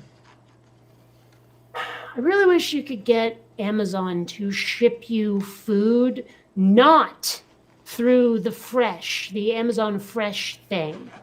You know, Okay. like tell them I don't need it today. I don't need it personally delivered that way that you do it with this whole like, grocery buying stuff. Find me a case of it and send it to me the usual way. Yeah. Yeah, definite, but I don't know. I guess they have to have their thing, whatever it is. I don't know why, but shit. Frustrating these days. When I cannot wait till this shit is over. yeah. I mean, when you see me start to get frustrated, things are fucked up. Because I'm not allowed to get frustrated. But when I do, well, what are you going to do? So, glasses back on, now I can see what I'm doing. And there's a cat around here somewhere. I don't know where she's disappeared to. Hey, wait a minute. Is that the kitty? No, that's not the kitty. That's the blanket folded over on itself. She's hiding somewhere. That's okay. Oh, scheisse. What do we have going on over here? Who's doing what to whom and for how much? Yay! Okay, we got the 3 people here is yet on that thing for you. And then is that... Vonarch says, Kate, look, Ow, prime ow, pantry. ow. Xander, that hurts. You need to remember to reel in your claws. Prime pantry, you say? Well, the main reason I have a problem with the Amazon Fresh is because you have to schedule your delivery from like a driver, almost like it's Lyft or Uber or something. And you can't just get it delivered like any other package. Mm-hmm. You know, and that still wouldn't be so bad, except all of the slots for having deliveries are booked. And I don't even mean like booked for a couple of weeks. I mean, they say you can't get this because everything's booked. Sorry, try again later, with no indication whatsoever of when you might try and expect you could get a delivery. So it's like, Yeah. could I just deliver the normal way, please? Like through the mail or US or UPS or some shit? Just a box of pasta. Like a big old crate of pasta delivered like, oh, it's such a fucking... I hate the world and everyone in it. Oh, but that one reminds me. You want to know how stupid the slimy bastards were? Every now and then they would send me a care package with all sorts of strange shit in it. I don't even know why they would put some of those things into the box. One day, I get a care package from those two, and the postage on it is, 1 cent stamps just covering the whole fucking thing, and that's only beginning. I'm opening the box, and something doesn't smell right. They sent kielbasa through the U.S. mail.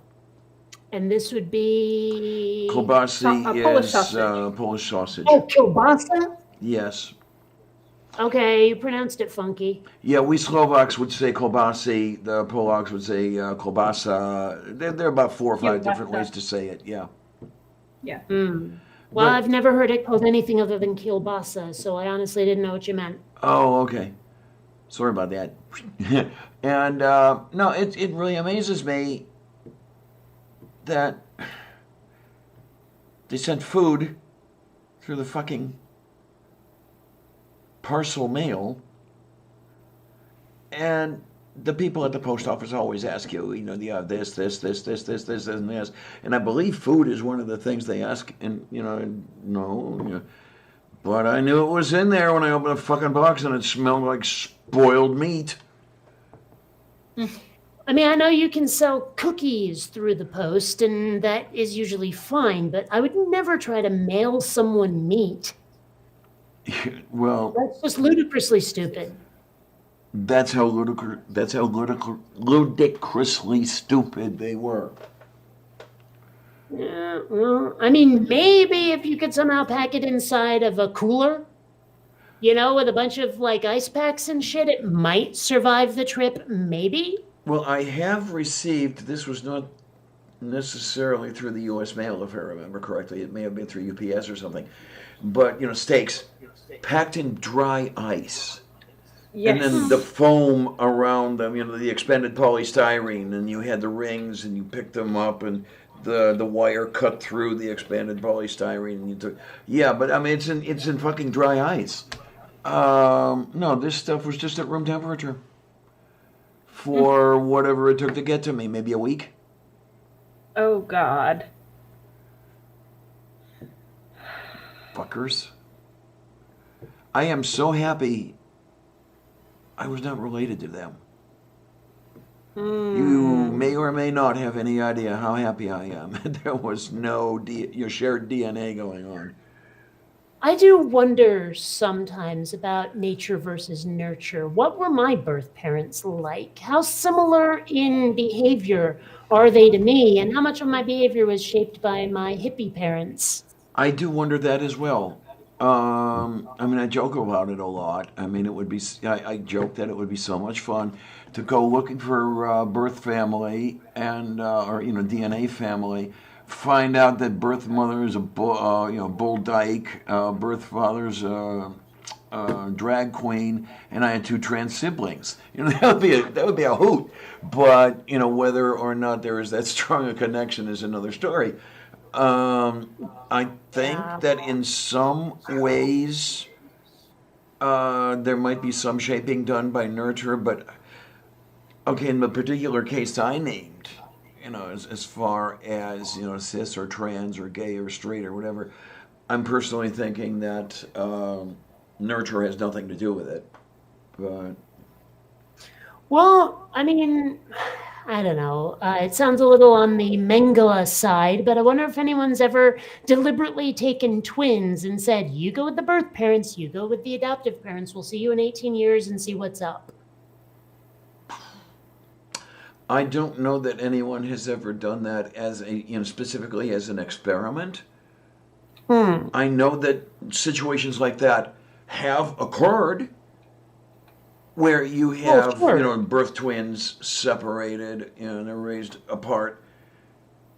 But I mean, well, hold on. But that's the thing, though. Just raised apart isn't good enough. One of them has to be raised by the biological parents and the other one not. Yeah, and I can't remember offhand if any of those cases included one of them being raised by bio parents. Because, I mean, that's the only way to test nature versus nurture. Really, it is to have someone raised by, like sort of a control group kind of thing, a very small control group, but a control group. Mm-hmm. That would be an interesting thing to see, but at the same time, like I said, it's a little Mengele to do it. Yeah. Of course, then there's that thought going around in the back of my mind. It's kind of a little bit Mengelish or Mengele or whatever to give a kid to a couple of pieces of shit. But then again, it is possible to make yourself look like a human even when you're not. I've gotten the impression that these days you have to jump through a lot more hoops to qualify to adopt a child. I'm thinking that as well, and I hope that most of it's for the good. I mean, I know there's a lot of parents out there that are very frustrated by the process and the waiting lists and this, that, and the other thing. But I mean, it's probably for the best, really, I guess. I mean, it's not like these days you can just leave a basket on the orphanage door anymore and people just show up and say, we want a kid, and they hand them to you. This ain't the 20s anymore, Yeah, if you don't mind, do you remember or do you know offhand how long it took from your parents filing the first papers to the time you were handed to them? Not a damn clue, but even if I did, I know right away my parents, atypical case, very atypical. Oh, okay. So the information would do nobody any good. Okay. I mean, I know I've told the story before, but there were two of us at the adoption agency and two sets of parents looking for kids. So, I mean, it was just like the perfect timing all round, Mm-hmm. So, I mean, it's just not a typical case. This, like, what happened with me and the other kid would not happen in New York City or California or anywhere else. This was fucking Vermont. Vermont is atypical across the goddamn board. Mm-hmm. And then Beach, yeah, your sister and you were both adopted from different parent sets. You're quite similar. My late sister and I were adopted from different parent sets. We're polar opposites. It's almost what you would expect. Or she's the one that went full-blown Pentecostal, for example. Where I joked that the slimy bastards raised the two of us Roman Catholics. She found Jesus, I found Carl Sagan. She was very, very, very mean-spirited. She would have made a very, very good member of NAFB. I wonder, she never knew about, she died before I transitioned, so she never knew. I wonder what she would have had to say. She died. That would have been interesting. Yeah.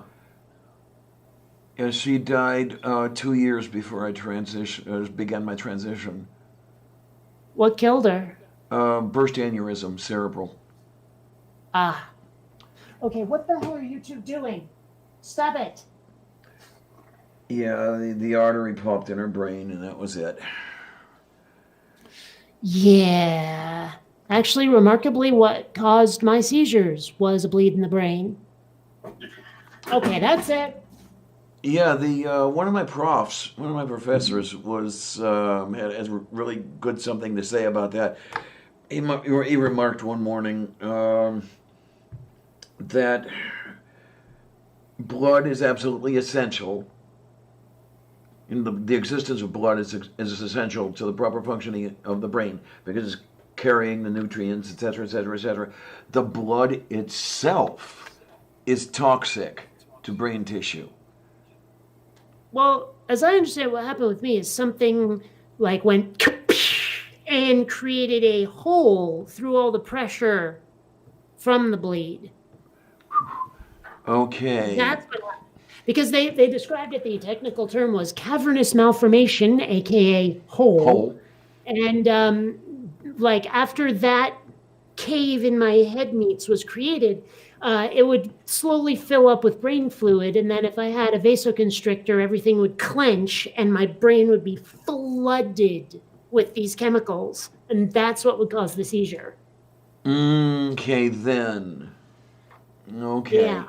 Yeah, Beach, neither did I know any other parents. Me neither. The female slimy bastard would very often ask me, "Have you ever thought of looking for your birth mother?" And all that. As you know, well, she was all fucked up anyway. But the way she would ask it would sound to me like she was worried that I would like my birth mother better than I would like her. Well, look, I would like a dead cat more than I liked the female slimy bastard. But that's another story entirely. But no, those two were the only people I knew. Insecure. Say again? Sounds very insecure. Yes, very, very, very insecure. Part of it may or may not have been that she lost her father when she was 8 years old. Her father died when she was 8. That may have been part of it, I don't know. And her mother was rather abusive. I've heard some of the stories. And so I still won't excuse her. I mean, they were abusive to me, but I wouldn't excuse were I abusive, I wouldn't excuse that on their account. Are you eating chips or something? No, that was me. I was rolling the bag. Yeah. Okay, because Sorry. it's overwhelming everything. I can't even hear Diana. Oh, okay, you were rolling a bag. You were not rolling a plastic joint. Okay. Hello, Xander. How are you? Meow, meow, meow, meow, meow, meow, meow. Where is the Xander kitty? What is the... Is Well, the he's on my Xander lap kitty now. in the Kate lap? Yeah, I think you could briefly see his tail if the thumbnail that I was seeing of me was any indication, but I don't know. Well, it hasn't come through. Oh, wait a minute. Here we go. You're waving. I can see you petting him, but no, I cannot see a tail. So, Well, then if you see me petting him, it was too late. okay, but that's when the camera view shifted to you. It shifted to you while you were doing the petting. Oh, I see. Well, okay. Well, I kind of get the idea behind the whole notion of, well, it was done to me, and so now I get to do it to you, kind of thing. And it doesn't matter that it sucked when I was little. I get the idea of not wanting to be the last recipient of something horrible, because it is pretty unfair, actually. But on the other hand, well, it's Oh no! like it's a really asshole thing to do, to decide that it has to be fair. I- It was done to me, so I have to do it to you, so that I am not basically so that my abusers don't get the last word, I guess, is what it must be like. I get that mindset. I don't think it's okay, but I get it. Yeah, I do want to have been the last to have experienced that shit. That's one of the reasons I didn't have kids. I'm serious. It takes something very, very special to be a parent. I didn't have it. I knew it, and I didn't want to fuck a couple of kids up the way they did. And It's hard being a parent. yes, it is.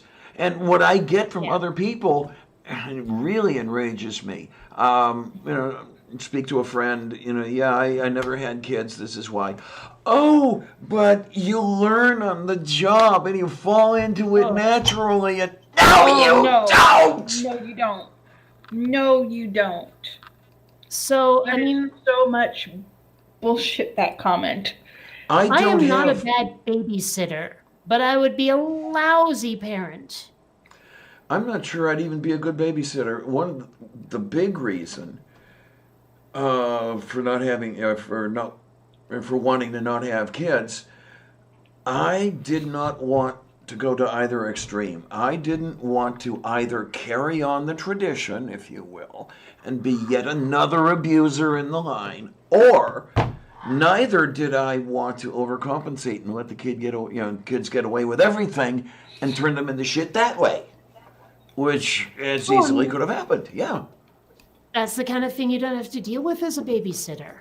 I babysat in high school. There were these two kids. They desperately needed someone to watch, and their single dad was like, "How about you?" And I was like, "Okay," because I got paid. So I was watching after these two boys, and it was pretty easy. Just made sure they were fed and not beating each other up or dying in some other fashion. It worked pretty well, and like occasionally I'd play games with them or whatever, but it was just a supervisory position. I know that if I had to go looking for like the best school district and finding a pediatrician and all of this stuff, I'd be like overwhelmed by it. But just making sure that they don't do a header off of a tree into a basketball court, hey, sign me up. I can do that. Mm-hmm. Yeah, and then the interesting thing, it just came to my mind right now. It's not that I'd conveniently forgotten it and then pulled it back out of the drawer, but it did come to my mind. When my sister died, Melody and I went to Cleveland to attend the service and everything else, and then we went over to Slimy Bastard's house. And when we were everybody was sitting around the dining room table. There were a few people there. She looked at me and said, "Well, you're the last one," because it was already known that I had had a vasectomy and everything else. So there was what was on her mind, or at least one of the things, that the name had to continue. The name, somebody had to be named Zavarke from that line. And it's like, what?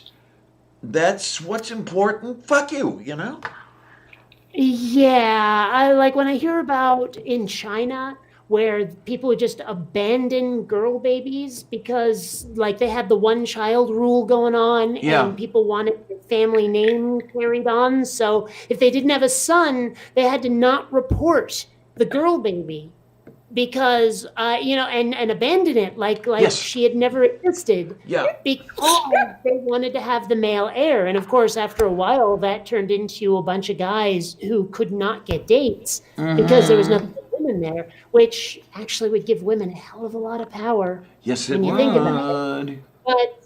But it was that short-term, selfish, family-based thinking that caused so many problems. And it's a lot like what you're describing. One incident I did have when I was babysitting, and again, it's kind of like how Xander keeps jumping in front of my foot when it's already in motion. There was nothing I could do about it. You ever do that thing, either as a kid or with a kid, where you link hands and you start spinning around, or the adult starts spinning around? It can feel like they're flying. Oh, yeah. Right. Yeah. And all that. Well, I was doing that with a kid, and I thought it was great. But on one revolution, I saw a much smaller kid, basically a toddler, seeing us and happy to be seeing us, and came running towards us. No. And I could not stop the kid in time so that his feet didn't collide with this poor little kid's head. Could not stop in time. Wow. Uh-huh. I And hope that that was there was such no a severe horrible injury. moment, 'cause I knew, I saw this kid running towards us, and I'm going, oh shit, I need to stop, I need to slow down, I need to stop, and I just could not. There was too much of the whole inertia, did not have Yes. enough time to take effect. What can you do? It's this split second of horrified, oh shit, I see disaster coming. Yeah. Mhm. Oh, there's the car, there's the train, I'm powerless to stop them. And it's interesting when shit like that happens, how your perception changes. And I mean perception, the visual perception, auditory perception. The one Time. yes, time, absolutely. When I was in the store with the Slimy Bastards, the one that they owned, and we were held up. It's amazing how external sounds went away. All you heard was give me the money, while you saw, as if through a lens, zoomed the guy holding the gun to my sister's head. And the entire perception of the whole thing. And it took a while for it to get back to normal, and it felt like you were turned upside down and inside out, really, the way all that shit changed.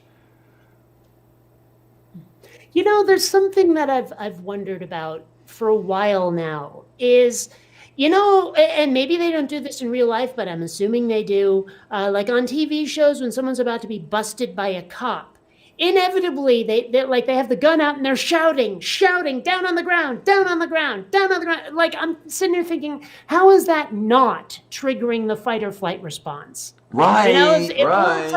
all of a sudden someone has scared the shit out of you and they're screaming at you, I mean, it seems much more likely to me that, you'd spin around and pop a shot off or two because, oh my God, I'm being threatened.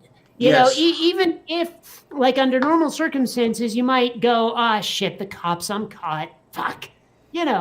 I mean, what if a cop was able to sneak up on that guy that was about to, have the gun to your sister's head, whatever. My and sister just would went, be dead. Well, no, I mean, if a cop was there and went, by the way, dude, I'm a cop and I'm behind you, you might want to drop your gun. Instead of police, drop it now. That's. Oh, okay, that sort of thing. Yeah. How would the response have been different in those two scenarios? Being yelled at or just being told, dude, you're caught and there's nothing you can do about it. I got a gun on you right now. So you might want to drop it and turn around for me. Yeah, the what would the latter result might have been a lot better scenario. Yeah, I mean the You know, former, she'd be dead. The guy would instinctively pull the trigger, and and then the other one had a cop taken a shot at the guy. When he would have got hit by the bullet, the muscles would have, and the trigger would have got put, and she would have been dead. So there's the other one for you. Yeah. No, she escaped death that time, only to die years later. Like if someone is going to be arrested, and they put up no resistance whatsoever, if they just go, I'm cooperating, here's my hands, cuff me, whatever, they inevitably have to do the really rough yank on your arm. And it's like, dude, I'm not offering a scrap of resistance. Just, put me in the cuffs, I'll go with you, no fuss. It's not enough for them. They have to be rough with you. Well, there's the other thing which I had said earlier, that I think there is some degree of evidence where. Diana. Hi, sweetie.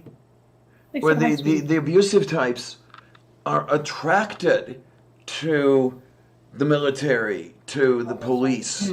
Well, how many times have you seen the films? And I know that it doesn't happen every time somebody's arrested, but it happens enough where 7 cops pile on somebody who has done nothing, and they're giving him the choke or whatever, all the while screaming, "Stop resisting! Stop!" When the guy was never resisting in the first place, they're yelling it simply for show.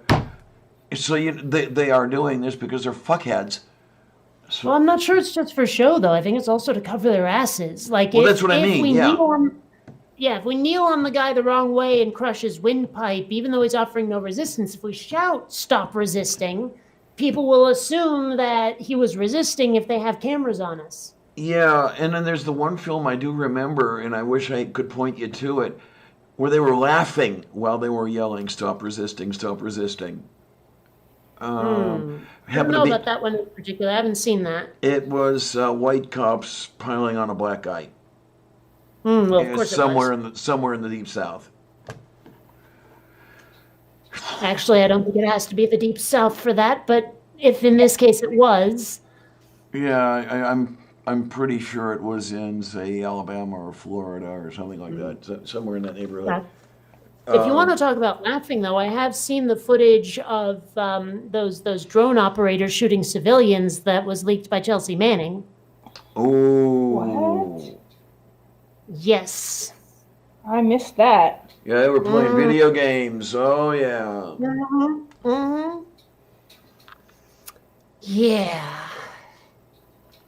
Yeah, and she is the horrible person. She's the traitor and all that shit. Yeah. Mm-hmm. Well, I mean, as I understand it, there's a lot of that sort of the military is everything. You can't betray the military even when the military is wrong, because the military is never wrong, because we're a family in this sort of mafia style of family, I guess. Like that sort of like camaraderie above everything, even when it's wrong. Well, You know? how about the recent what is the captain's name? The commander of the small carrier who was relieved Oh, yeah. of duty I've only Hmm? I've only seen headlines. Yeah, he was relieved, I guess, the way the story goes, because of leaking the coronavirus outbreak aboard ship. And somebody I had read, out of the military, of course, said, yeah, he was unfit for command by doing that. He displayed that he would break under pressure or something. And he put his people in danger by advertising the ship as vulnerable. Mm-hmm. You know, which is all. But yeah, that's the Well, ones I they mean, go no, through. it's just political maneuvering after all. Yeah. It's someone did not stick to the narrative, and therefore we must vilify them. Yes. Yeah, Damn. 'cause, you know, what are you supposed to do? Are you supposed to let them all die aboard ship? I suppose that's what you are Well, that's supposed what to Trump do. would do. Yeah, absolutely. You And know, it's like Trump.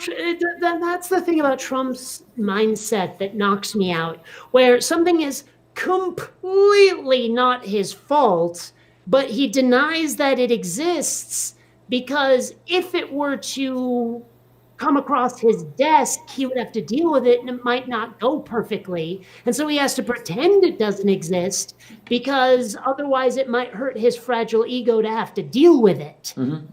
You know, it's bizarre. It's like, okay, there's this disease coming and there's not a lot you can do about it. So step up like a fucking boss and get us ready for it and make shit awesome, so that when it does hit, everything's minimized and people look at you and go, you did the right thing, you were prepared, rather than trying to hope, oh no, it won't hit us at all. Don't worry about it. It's fine. And so will my legacy as well be fine.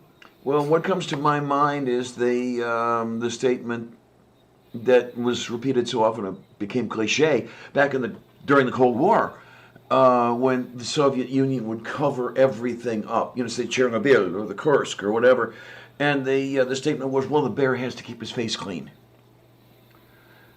Okay. You know, the Russian bear has to always be. But that would come to my mind in relation to, in reference to Trump behaving just as they did. Well, I mean, there's a lot of and granted, he hasn't been actually tested by these psychiatrists and psychologists, but they look at his behavior, and a lot of people say that he basically has the emotional and mental ability of a 4-year-old. Yes. Okay. He has to win at all cost. He cannot be seen to be in a bad situation. You watch him on the debate stage back when, you know, he was still trying to win the nomination. And if someone would say anything bad about him, you could see that look on his face, that look of absolute hatred and anger and resentment, and he would lash out, like immediately lash out. And I'm hearing total echo from me again. But he would be like, I mean, he would speak out of turn. He would return insults with insults. He would do this, that, and the other thing. And it really looked like a kid being teased on the playground who has to try to get some of his own back. Okay. You know? And like you watch it now, knowing that people have said this about his mental state, and it's like, oh my gosh, it's so obvious. He is a child. And as I understand it, his dad taught him that winning is everything Yes, at all costs. I've heard that as well. Yes. And that shows through so hard as well. Is this any? It's just, Is this any better by any? Was the echo coming from me? I don't hear the echo anymore. It must have been coming from me. Okay. Yeah, I'll be mindful. Yeah. And what are we doing with a spoiled child in the White House? I've read up on narcissism. Why do you say that? Oh, I have to read up on narcissism. Okay. Sorry, I totally misinterpreted what you'd written there. But yeah, he does act like a spoiled child. He totally acts like a spoiled child. Yeah, I see some of my ex in Trump. I don't know if she would have been diagnosed or not had she given anyone the chance, but she definitely displayed the narcissistic tendencies, and I would not want to be in the current White House because I know what it's like. Wow. Well, I mean, it is interesting, though, like knowing what we've heard about Trump and how he behaves. If I were one of his advisors and wanted to get my own way, I'd just make sure I'm the last voice in the room. Oh, yes.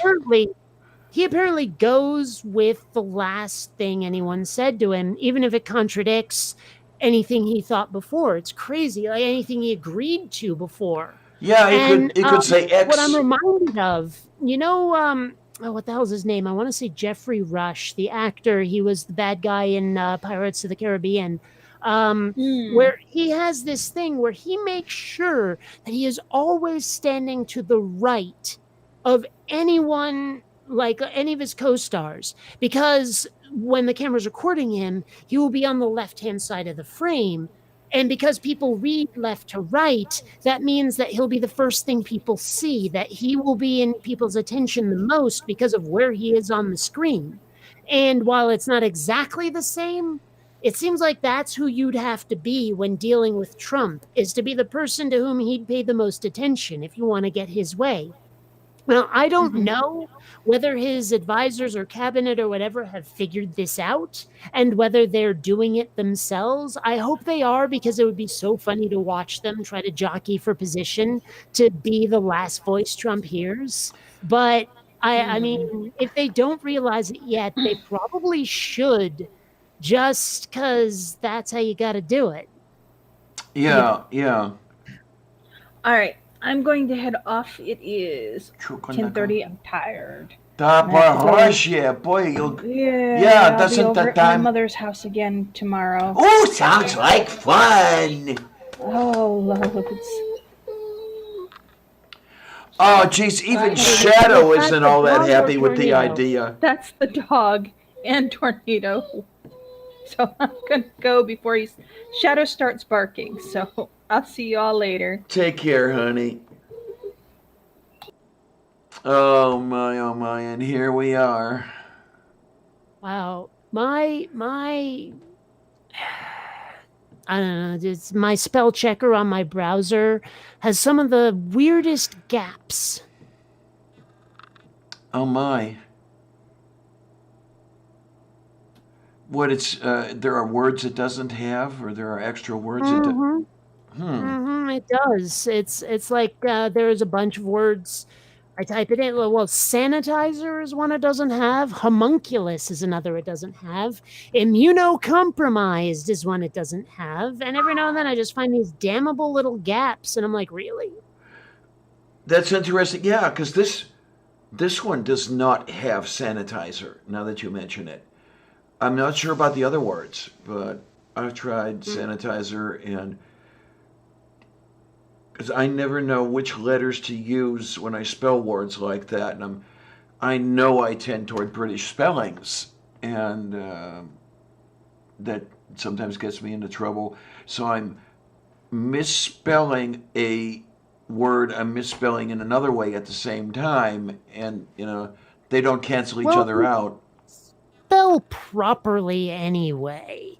I mean, let's face it, English in America is English 2.0, okay? The British had their chance. They kind of didn't get it exactly right, so we did all the bug fixes, like getting rid of those superfluous U's, making sure that the E and the R are phonetically placed in words like center, things like that. We're getting it right over here. You guys, nice try over there in Britain, but we corrected your errors. I like it, definitely. Although, And it's funny because you get a lot of British people who try to counter this way. Well, we came up with it first. It's called English because it's from England. And I'm like, yeah, you did it first. And then we improved it.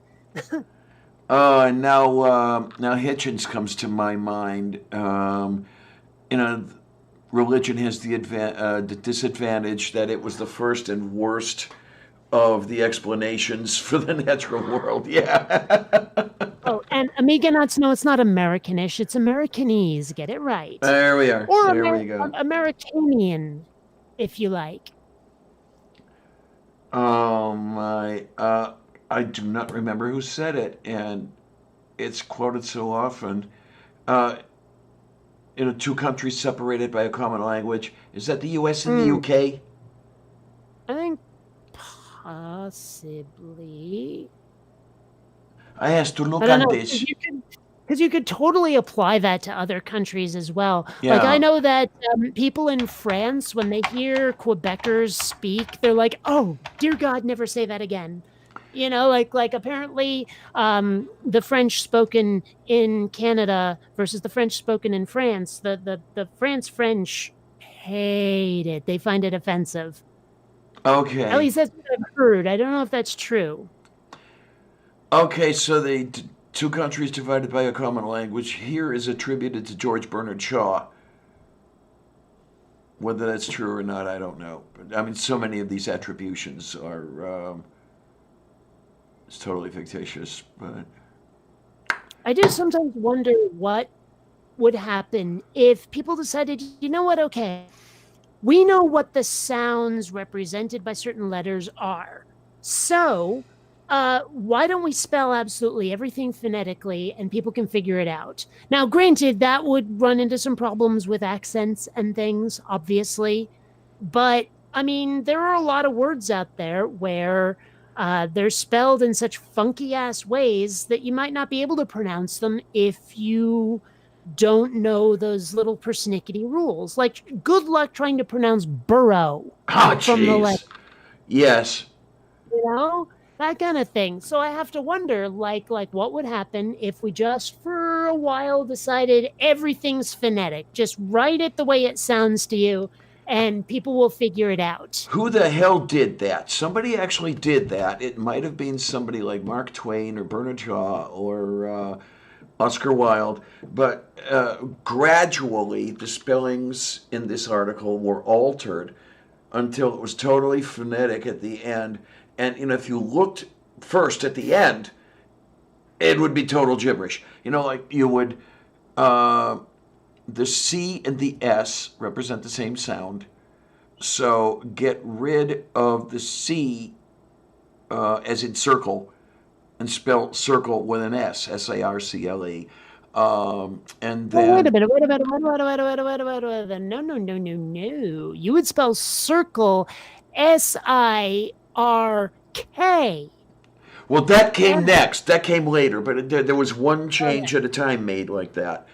And then until at the end, it was absolute gibberish. Had you gone through the entire article, you'd be able to read it. But if you started with the last sentence, it would be, what the hell is this shit? It was. I wish I could remember who did that.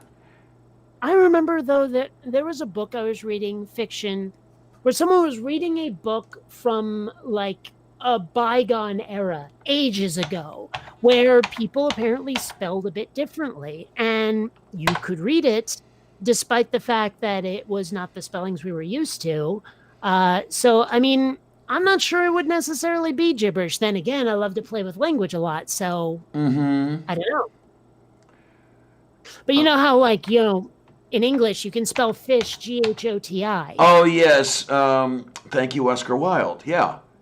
Yeah. Yeah. So, I don't know. I mean, English is not a very phonetic language. That's one of the reasons I think I love Japanese so much. Is Japanese? Until you start writing in kanji, obviously, it's very, very, very phonetic with some pretty persnickety rules. I take that back. No, not persnickety. What I mean is hard and fast rules. Like I believe there is one exception in the hiragana alphabet where sometimes it's N, sometimes it's M. It depends on circumstances, but every other letter, you know exactly what you're going to get from what you see.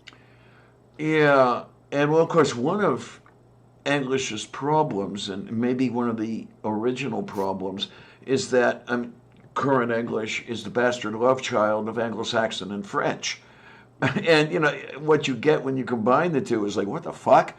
And then we borrow from everybody. You know, borrow from the Greeks, borrow from the Romans, borrow from where the hell? Oh, well, English is indeed a Germanic language. And where was it that we got compound meaning a set of buildings? It's a Southeast Asian thing. A totally different etymology than compound, as in chemical substance combined from atoms and all that shit. Fracture. Yeah, pretty much. Well, the one that always knocks me out though is when people spell plow Plough instead of Plow. And I'm looking there and going, "What is this? Pluff? Plow?" Okay, plow is spelled Plow. Yeah, well, you've got I think you've got the two different plows, don't you? Lough. Definition, let's find out. Okay, no, I was full of shit. Yeah, they're the same thing, and for loosening and turning soil.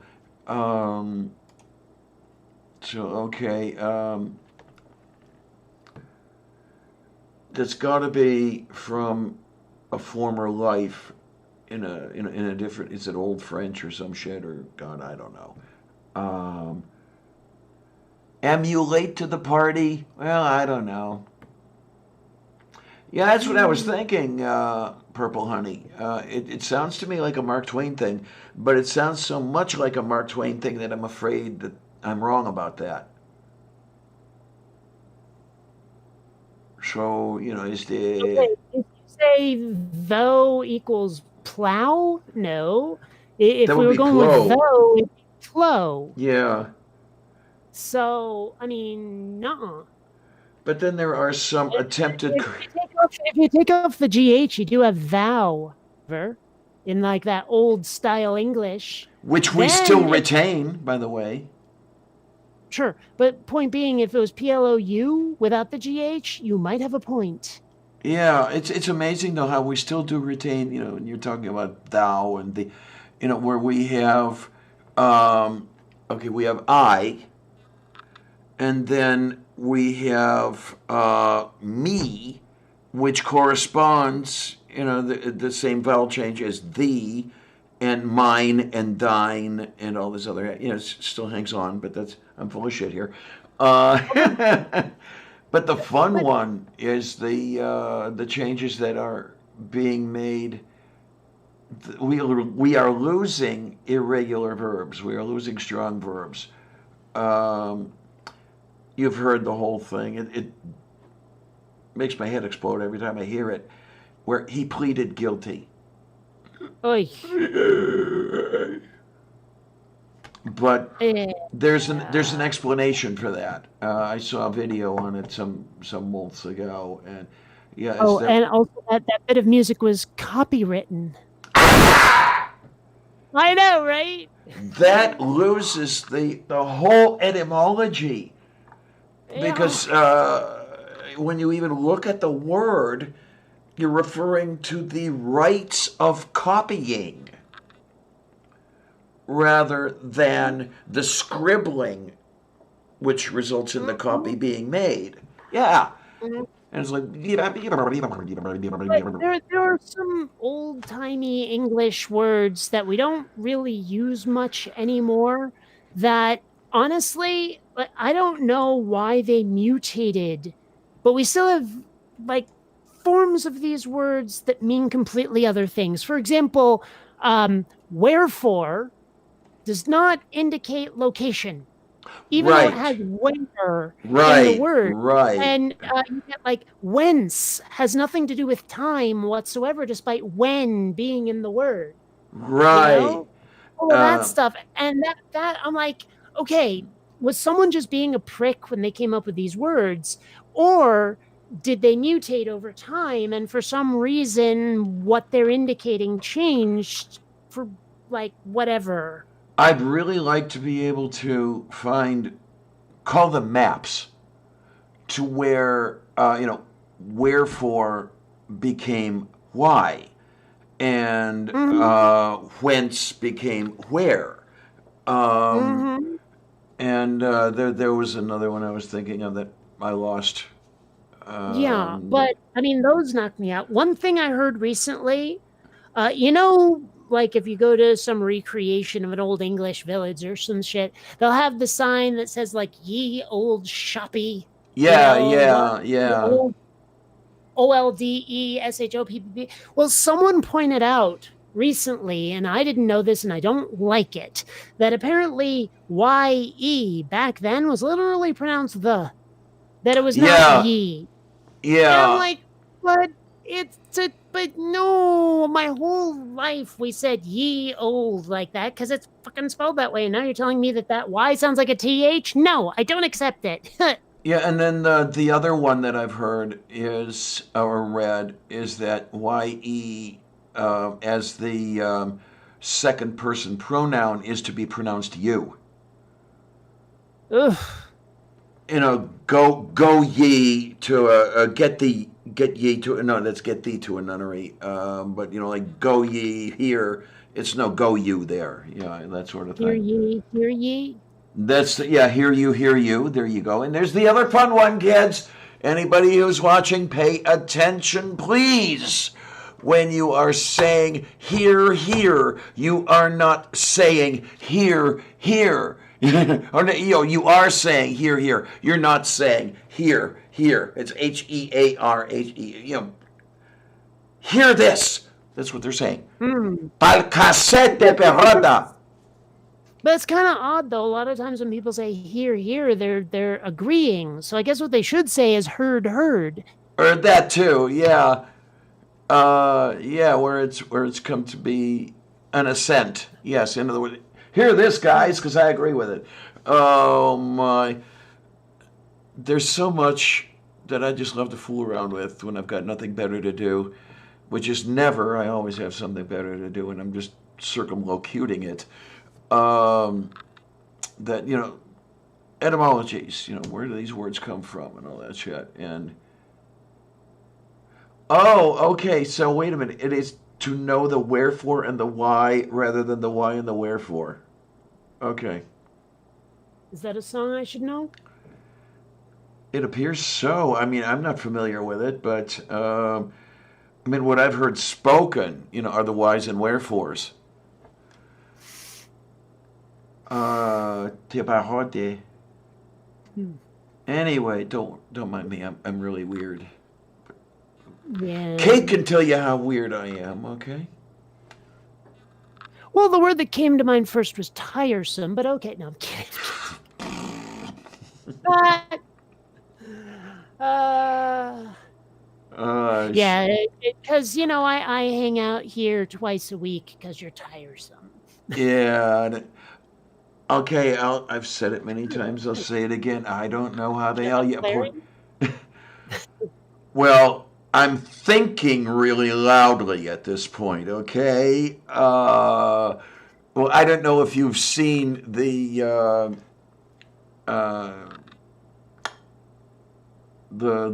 Critical Cripples questions that were the questions for lockdown, the thing, it's on his channel. It's broadcasting it almost every day, and Okay. that sort of thing. There was something there said that sort of dovetails really nicely, really nice.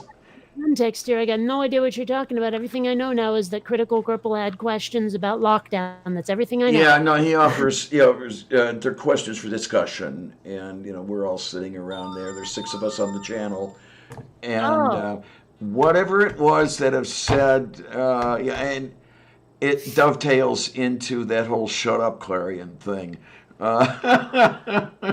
Okay, now I'm lost again. What were the questions that triggered this "shut up, Clarion" moment? It was a side discussion. I'll have to find the darn thing because it was about something about the difference between sexual attraction and romantic love and all this other happy shit and everything else. And Oh. Dave bursts out with, "Yeah, we all know the way you look at Kate." Or we all see that.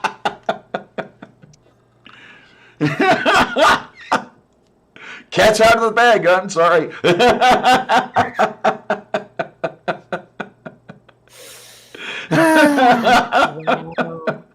I don't know. Shit. Yeah, you've got those of you who haven't seen any of that stuff on Critical Cripple channel. There are much of. I think he's got 2 or 3 of them a week, and they are questions for discussion. Just to have some voices going on in the background or something while everybody has to stay at home. And the questions that come up are really good food for thought. I don't know how you haven't been on one of those yet. There's a lot of things I haven't been on, and I don't know why either. Huh? That's weird. I mean, don't get me wrong. I like Critical Cripple. He seems like a nice fella. Oh, he's a big but- sweetie. He's a big sweetie. Absolutely. Critical questions. There we go, Seraphim. Yeah, it was where it was yesterday that it was yesterday's show that it was on. Okay. And then we all end. You ever have like a moment someone starts saying, "Oh yeah, there was this video about like thoughtful questions to consider that were thought provoking," and all of a sudden I'm like, "Gee, I could come up with some of those. I'm sure." Like for example, the inspiration for my Head Meets comics. I can't force them. They come to me when I'm wool gathering. And it would be the same thing. These questions to ask during lockdown. I can't make myself come up with questions. I have to wait and be inspired. Yeah, and I'll tell you what, I envy you, the way you're able to, the way those things pop into your head, though, is just, makes great stuff to think about and talk about. I don't know, But you should hear the words I don't say. Should we kill Clarion by setting her on fire, or?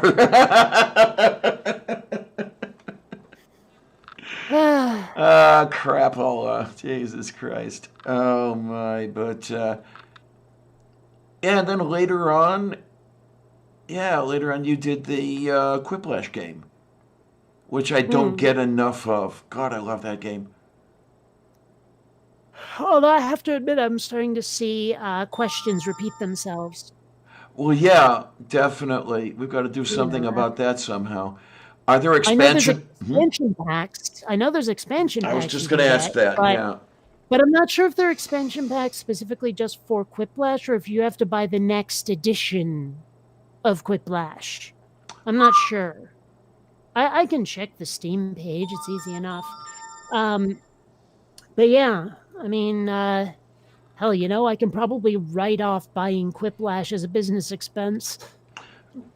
Might be definitely possible. I mean, that's something I have to look into at this point, because my Patreon receipts are getting close to the point at which the IRS is going to notice. You know, you get sent the 1099 when it hits $600 or something like that.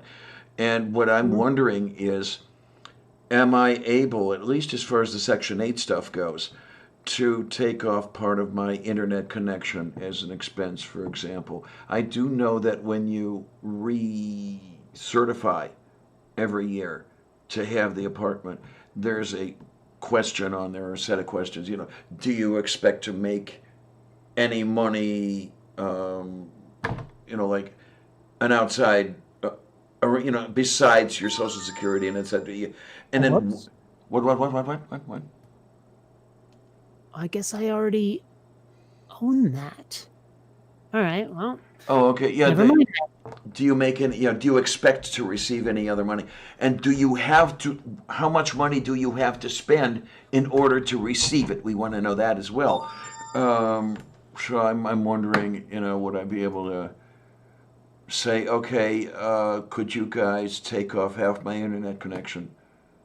You know, for Well, you know, I didn't even think of the whole internet connection thing when I was declaring business expenses when I filled out my 2019 tax return thing. you should be able to declare some part of it as a business expense, because you would not be receiving that Patreon money were it not for the internet connection.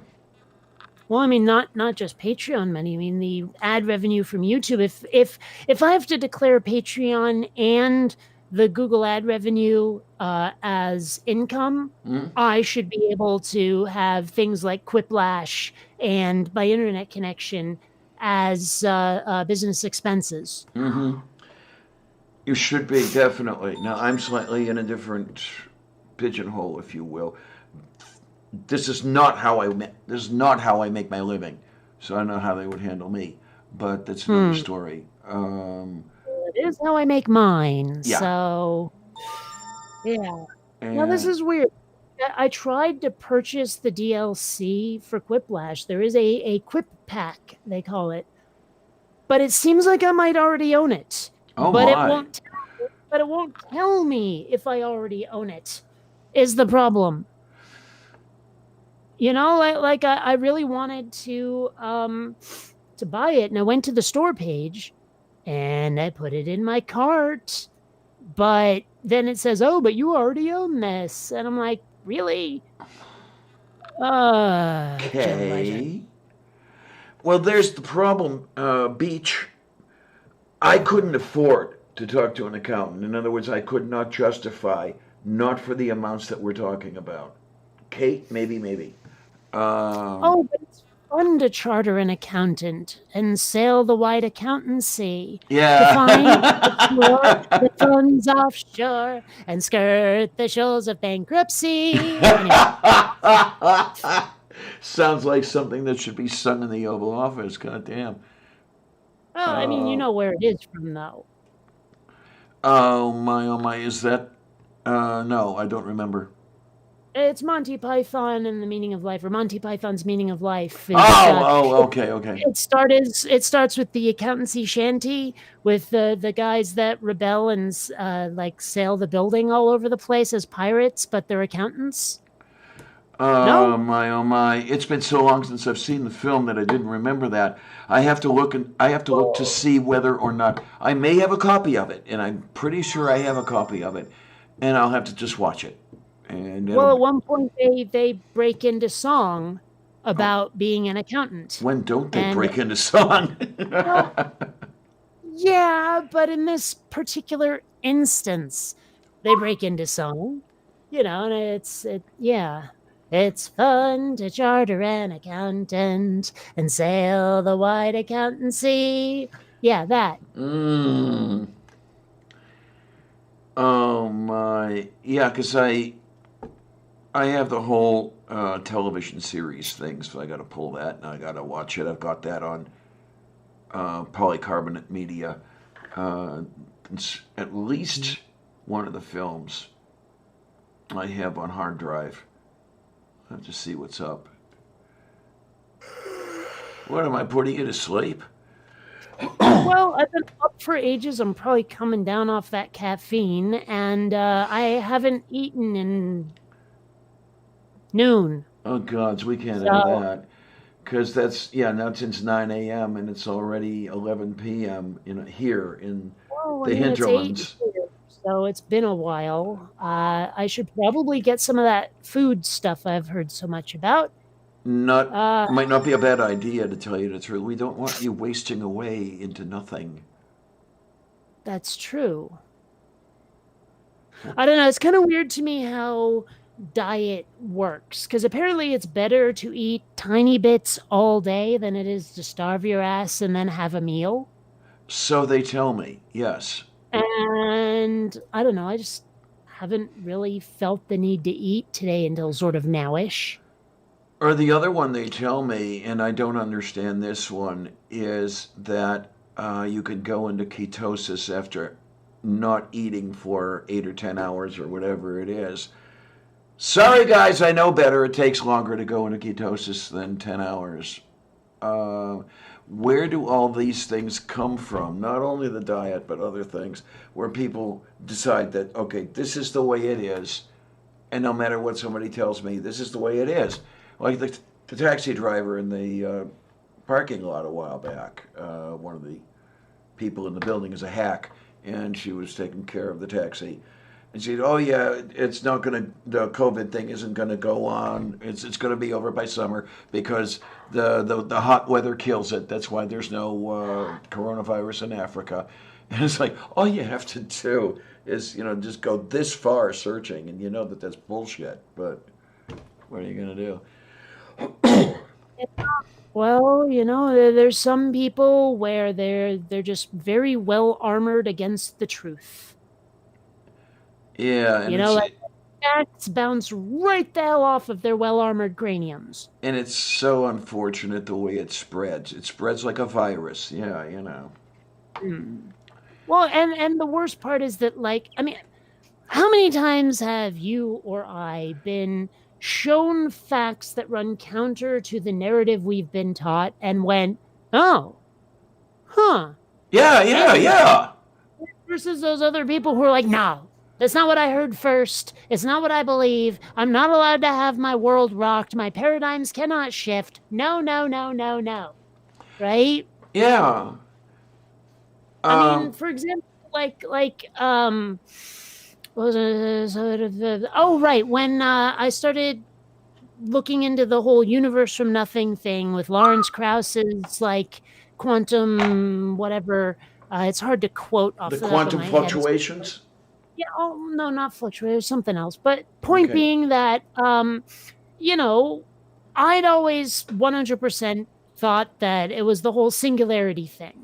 That we were just always time was stopped because everything was super compressed, blah blah blah blah blah, and the singularity was eternal. But apparently, there's other ways for it to have happened. And rather than go, no, I'm not going to go along with this newfangled book learning, I decided, this is not the worst idea I've ever heard. It's very interesting. And I loved learning about the shape of the universe and what a curved universe would look like and what it would mean if it were curved rather than flat the way it seems to be. And that the sum total of energy in the world is zero, or in the universe rather is zero. And that's how we know that dark matter exists, and this, that, and the other. I was like, oh my gosh, this is really amazing shit. But there's other people who just have to rebel because they have to change their minds about something. Well, we absolutely know that dark matter exists. He's in Florida. Oh, what are you doing, honey? There you go. No, I mean, seriously. Yes, the absolutely. ability to Yeah. change your mind, the willingness to even consider changing your mind is just something that a depressingly small number of people don't have. Mm-hmm. And I don't know, is that fixation on what we believe being fact to the exclusion of facts that contradict it, did that have some sort of evolutionary advantage at one time that has outlived its usefulness? Or what the hell is it? I don't know. Well, I have a feeling that for some people it's just an ego thing. It's a dignity thing. Me? Wrong? Admit I was wrong? Admit that I'm not the pinnacle, the top of all those who know things, that there's a chance I could ever have made an error? Forget about it. Not possible. I'm sure that's what it is. A large part of it anyway. Is just some people cannot handle being humbled. Mm-hmm. You And know, as and I forget who said it, but someone said that you should allow your adversary, your defeated adversary, to carry off of the battlefield as much dignity as they can carry, or something like something that. like that, yes, And yes, yes. I have to admit, a lot of the conflicts I've had through the years have been probably because a lot of people won't let me do that. That if I discover I've been wrong about something, they have to throw the neener in there instead of letting Mm-hmm. me go, oh, whoops, my bad. They always Yeah. have to pound it home as hard as they can. And I'm like, that's just going to make things worse.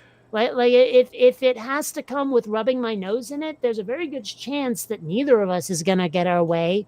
Not you, not me, neither of us. Just because you're turning it into that kind of conflict, Yeah, and then you the know? the other one I have faced more than once is the problem being not that you corrected the way you were wrong somehow. That, okay, I had this wrong. Oh, I was wrong. I fixed it. It's not that you corrected the wrong, it's that you were wrong. So even though you fixed it and we're running, we're doing whatever we're doing now in that fixed environment, you're still getting the shit because you were at one time wrong. It could have been 35 years ago, but you're still getting shit for it. Yeah, Um, it can make a person skittish to admit error. yeah, yeah. And then as Purple says, all of this that we were just talking about a minute or so ago is, which is how, my liege, we know the earth to be banana shaped. Mm, Yeah, I mean, yeah. I had it wrong all that time, man. I thought it was a tennis ball, you know? Well, one of my favorite Bloom County strips is where there's this big court battle over whether or not penguin evolution happened, and the religious dude who's acting as I think it's the prosecution. I can't remember exactly, but he has a scientist that is on the witness stand, and he's like saying, and you are a scientist of this, that, the other thing. He goes, yes, I am. And your conclusions regarding penguin evolution? The guy goes, penguin evolution is a fib. And the lawyer's like, the defense rests. And the guy goes, the earth isn't flat either. It's shaped like a giant burrito. And meanwhile the prosecutor dude is like, shut up, trying to get him to not say the stupid conspiracy thingy. I'm looking for the image. Just The guy playing the prosecutor there, he was supposed to be, I think he was supposed to look like that what was his there it name, is. Daniel Donald Wildman or something. Is it Daniel Wildman? Okay, I'm looking at the strip right now, and what I'm seeing is the scene out of Inherit the Wind. Yeah. Yeah, where it was, oh, Christ. I want to say it was Wildman, Wildemon or something. I lost it completely. Well, I do that anyway. Reverend who was arguing against evolution or something. Right. And I had the name and I lost it. I swear to you, it's Wildman. Okay. And then I was looking for the other name as well. The person who defended Scopes. Donald Wildman is an ordained United Methodist minister, author, former radio host, blah, blah, blah, blah, blah. But where's the thing here? Campaign for Decency. Maybe I'm thinking of a different guy. But okay, the name I had and lost was Clarence Darrow. And I'm trying to remember. I think who was For whom was Darrow the? Oh, here we go. Attorneys were William Jennings Bryan for the prosecution, Clarence Darrow for the defense. There we are. Got it. Yay! But I don't remember. Yeah. That's the guy this fellow was based on, though. Or he was based on multiple people, but I don't know. Man, Yeah. I thought I had all of it, because I know I saved the part about the Earth being shaped like a giant burrito, but I didn't keep all of the strip, which I think is a mistake. But what can I do? Well, Oh, I can get you the entire strip. I'm looking at it right now. Okay. It's a 4-panel. So what I'm gonna do is, I didn't want to do that. I wanted to do this. Okay, save image as. There we go. Bing, bing, bing, bing, bing. And I'll put that on the wire. Where is your? There it is. Yeah, I can't share it, but I'll send it to you. Okay. Uh, How? DM. By what? Oh, okay. So Twitter then. Yes. Well, there's All so many right. different ways. Yeah, that's true. Okay, it's in your hand now. Okay. There we go. Da, da, da, da, da. All right. Copy. Da, da, da. And present now. Share. Yes. So, and as director of the Institute of Scientific Penguinism, you're quite certain of your data? Yes. And your scientific conclusions? Penguin evolution is a fib. The state rests. The Earth isn't round either. Save it. And I like And the. I love the look of childlike glee on his face as he's saying it's shaped like a burrito. Yeah, and I like the way Breathe It would draw, like scientists and that sort of thing, in sort of the same mold, the mold of that person on the stand. I'm just saying, look at that face, that glee. And yes, I can see. God, who was it? The line in Inherit the Wind didn't even come from good old American monkeys. Who was the actor? Damn it. Gregory Peck? Now I have to look this thing up. I'm all screwed up here. That's what I am. I'm all screwed. Well, you know that I'm all screwed up. But that's beside the point. Yeah, Cordista. H-E-R. Well, let's see. And Senior Spencer Tracy, Frederick March, Gene Kelly, Dick York, Donna Okay. Anderson, Harry Morgan. Oh, wow. Harry Morgan, dude from MASH over Yes. here. Oh, I guess I was wrong. I thought it was that other dude, but I guess I'm wrong. Okay, it's Frederick March that I was thinking of. And then Spencer Tracy was the other star or lead or whatever you want to call it. Yeah. Not. But yeah, the. Do I even know this Frederick March fellow from something? I don't think I do. Maybe not. His era was a long time before you even existed. yeah. But I mean, apparently he died a few months before I was hatched. So. Uh-huh. But, I've been trying. Wow, he was born before 1900. Crazy pants. Uh-huh. I was surprised when I discovered that's also true of Bud Abbott, of Abbott and Costello. Oh, He was yeah. born in the 1800s as well. I was very, I'm trying to say shocked and surprised at the same time by that. But I think I've finally figured out why I find it so difficult to watch old movies. And you know what it is? It's the soundtrack. It's the score. Because they tended to go very high pitched. It's very screechy. The soundtracks. Like now we use a full orchestra. Seemed like back then they were using primarily like strings and woodwinds and high pitched brass. and it's just really hard to watch because it's an assault on my ears. Okay, then. You know, that's the problem I think I have with it. Is that it's really hard to listen to the soundtrack. Really hard. I mean, if it weren't for that, if there was some way to replace the soundtrack, I think I'd like older movies a lot more. Okay. You know?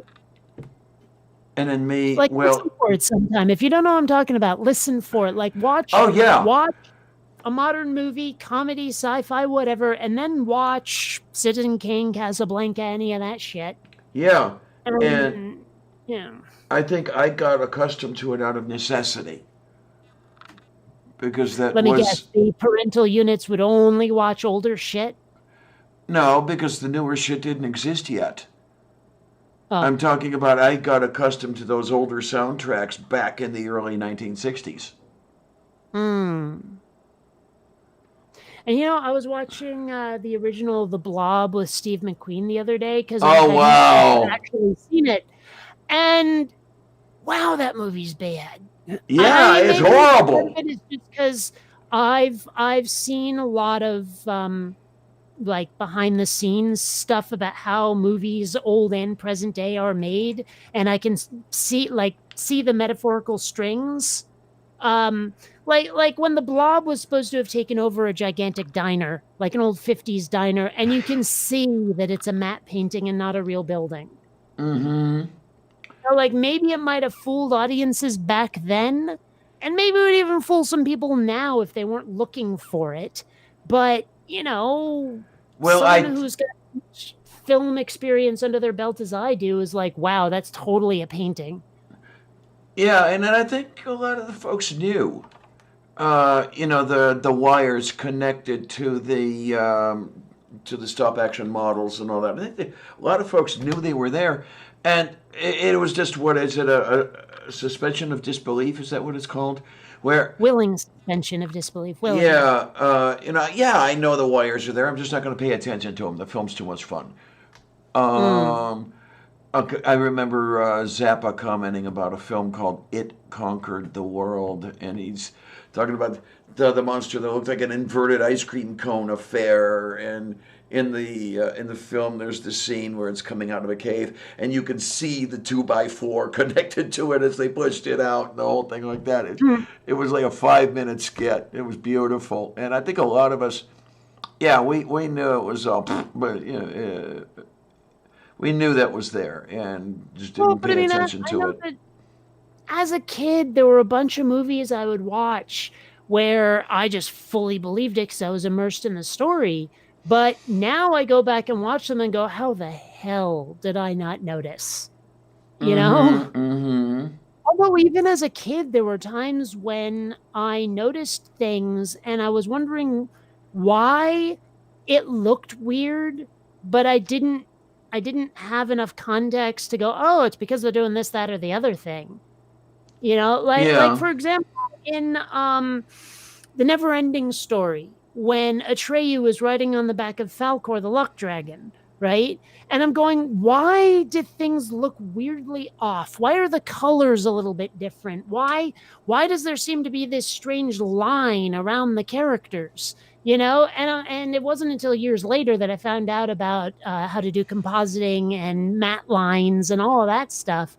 But some part of me knew there was something weird going on with the picture. I just didn't know what it was. Yeah. And if you watch, for example, Flight of the Navigator, there is a shot that's supposed to be taking place in Japan that is clearly unfinished. And, I guess they released it anyway, but what you see is a bunch of people, and you know how, like, there's that stereotype of Japanese people with cameras all the time, they're taking pictures of everything. Oh, yeah. I remember that stereotype. Well, so you see a bunch of people, Japanese people, taking pictures of something, and there's a bunch of Japanese buildings behind them, and there's the spaceship flying by, but behind the buildings is just blue, like a really dark blue. And I'm going, skies don't look like that. What's going on? But because I didn't know at the time about how compositing worked, I didn't realize that what this was an unfinished matte shot. Uh-huh. You know, like they hadn't composited the actual background of Japan, like the Tokyo city line behind the fakey close-up buildings, which was behind the people taking pictures in front of what was probably a green screen or a blue screen. Mm-hmm. You know, I just knew there was something wrong with the picture, but I couldn't tell you what it was. Mm-hmm. But I mean, at the time I didn't care because I was so immersed in the story. Yeah, and then you talk about that's the fun thing too. And I'm trying to think of how do you want to call it racist it was or wasn't or whatever it was, but Purple mentioned the original Godzilla movies. And I remember that, okay, the classic original Godzilla, it's in Japan, and the monster is making mush of Tokyo and everything. Everyone is, of course, Japanese because we're in Japan. But the hero of the story had to be an American, played by Raymond Burr. Yeah, and it's okay. Well, I mean, yeah, I guess I can definitely see why Hollywood might have wanted it that way. But yeah. Mm-hmm. I mean, it's kind of like how they remake a lot of movies from foreign countries in Hollywood, and they recast all the actors with some fairly whiter versions of the characters that were on screen in the original. Mm-hmm. Yeah. I mean, like my objections to things like tokenism and race and gender flipping characters. Oh yeah. Have some respect for the source material. That's all I ask. Mm-hmm. And I do but if I have to stay consistent, I have to point out that when they decide to do a live action version of Mulan, they decided to cast actual Asian actors, and I'm like, good. Yay. Good. Yay. It's also like when I didn't see the Will Smith version of Aladdin, the live-action Aladdin. I really didn't want to, but as I understand it, they actually got like an Egyptian dude to play Aladdin himself. And I'm like, nice, good. Nice. That's great, because you're staying true to the source material. That's all I ask. Well, Purple says wants to start learning how to use a green screen, do composites like that. One rule. Remember this one rule, and you'll be just fine.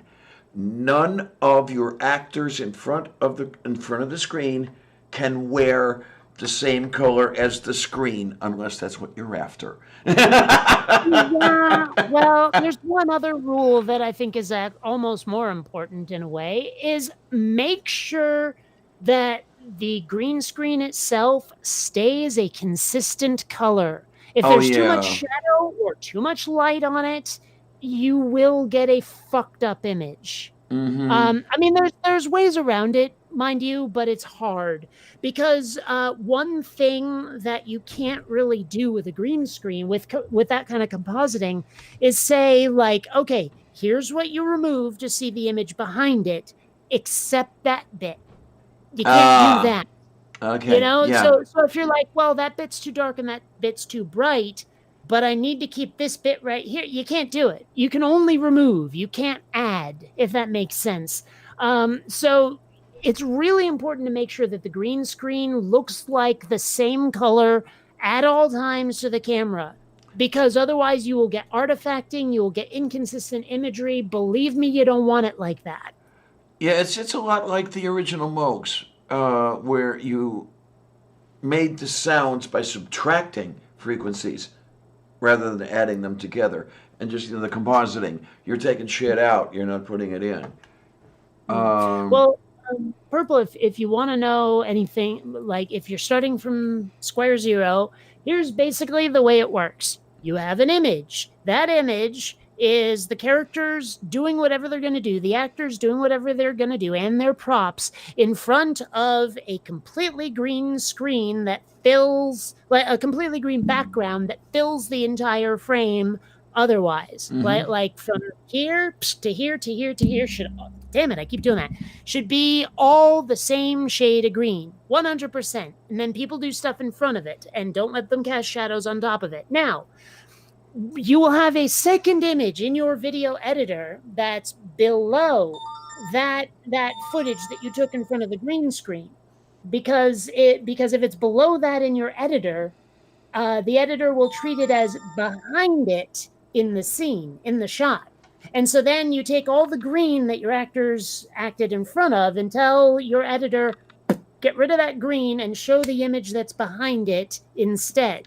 Yeah. Right? So if there's anything on your actors that is the same shade as green, it's going to go away and you're going to see the background behind them.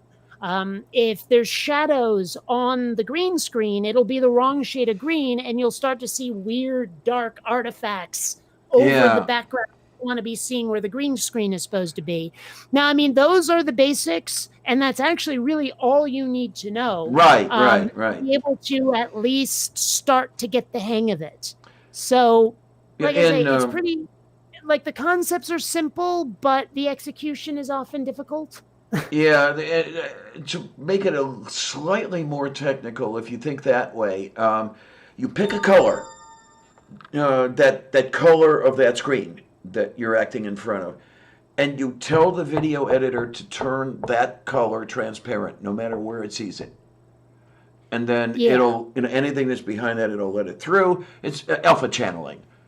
And it's really, really easy. It is. It takes maybe once or twice through it to get it. Because I've done some photographs, some still photographs that way, with the alpha masks and everything else. And yeah, it's a lot of fun. It really does. Just that. And I've mentioned this to Diana before on one of her other shows, but I'll mention this to you, is that most green screens that you can buy somewhere are not opaque enough. If there's any light behind it, that light will show through. Now, you can probably tell I have windows behind me. There's frequently light going on that would interfere with a green screen. So what I do is I actually have something that's more opaque and put it behind the green screen to make sure that light doesn't shine through. Because light shining through a green screen will get you artifacts that you definitely don't want. Yeah. So there's that. But there's lots of little hints and tricks. You just want to make sure that you get the cleanest image possible. And yeah, you can do it with any color. It doesn't have to be green. My green screen, actually, if you flip it over, has a blue section on the other side. They used to use blue a lot, but I guess changes in how video is shot changed which color we should be using. Also, like blue eyes are more frequent than green, so it would help to not get people's eyes getting cut out. The one thing you want is that color that you pick for the screen is a color that does not otherwise appear in the scene. Yeah, that's really the only rule. And then one thing that I was going to do, and I still might get around to green screening, I don't know, is there are those screen kits that are available that will give you 3 pieces of cloth, and there's green and blue and black. So, put up the green and the black behind it, hopefully making it more opaque. But I'm not doing that for a while. I will tell you this also, it's probably for the best if you don't get a green screen that folds out like a blanket or a sheet. Okay, because it will get wrinkles, and those wrinkles will cause shadows. Yes, they The green will. screen that I have, it's kind of a bitch to fold, but it folds open, and it gets like yanked taut so that it will be as flat as possible, because it's got like a spring mechanism inside the frame. You want that, trust me, because I mentioned something that's a little more opaque to make sure the light doesn't come through. That's my old green screen, the one that is shaped like a sheet, and it is wrinkled to shit. And it doesn't matter how you fold it, it will have wrinkles, and that will be death for your compositing. So it's best to get something that you can definitely yank straight to make sure that it doesn't have that wrinkling going on. Now, you said he got a couple yards of heavy fleece. I don't know, would fleece present a problem because of its texture? Possibly. It really depends. I'd have to see it. It could cause problems just because the texture could pick up some shadows. Yeah, It depends on how thick it is. I mean, like trying to use velvet, because of its nap, that would be a pain in the arse. I think velvet, the big problem with velvet would be that it can reflect light off of it. Oh, well, that too. Yeah. That's the real problem with velvet. But, I mean, velvet isn't quite as fluffy as fleece can get, because fleece can get super fluffy, Mm-hmm. right? So, like if your fleece is too thick, like a puffy sweater, you're gonna get some shadows. It's inevitable. But if it's something a little thinner, like a tablecloth, like that level of thickness, it should be okay. I'm smiling here. I don't know if you saw the shadow in the corner of my camera image. There was a cat. It was beautiful. The way the cat head was coming out of the corner of the picture. But I didn't notice. Oh, I well. was a little distracted, but and also I just suddenly got a kitty on my lap, and I've just encountered something crazy. I'm looking at a video game called Yang 2020 Path to Presidency, and it appears to be a street fighting game Oh! where he's like you beat up all of the other candidates. Oh, jeez. Oh, my. That's wonderful. It's like $2. I see a scene where Yang is beating up Trump. I Oh, don't jeez. see. I'm not sure the other candidates are in there. It looks like it's just Trump. Oh, well, that might be an MSNBC host right there. Oh no, that's Pete Buttigieg. That's who that is. Wow. Hold on, I should share this screen just to show it to people. Because that is a crazy looking game right here. Oh, my. I love crazy games.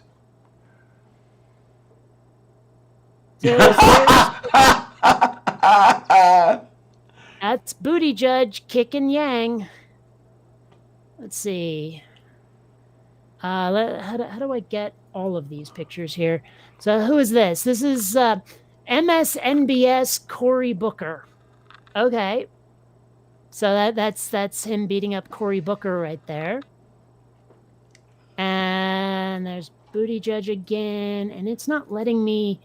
Okay, fine. I'll start at the beginning, damn it. Moo. So here's Donald Trump and Andrew Yang fighting with each other.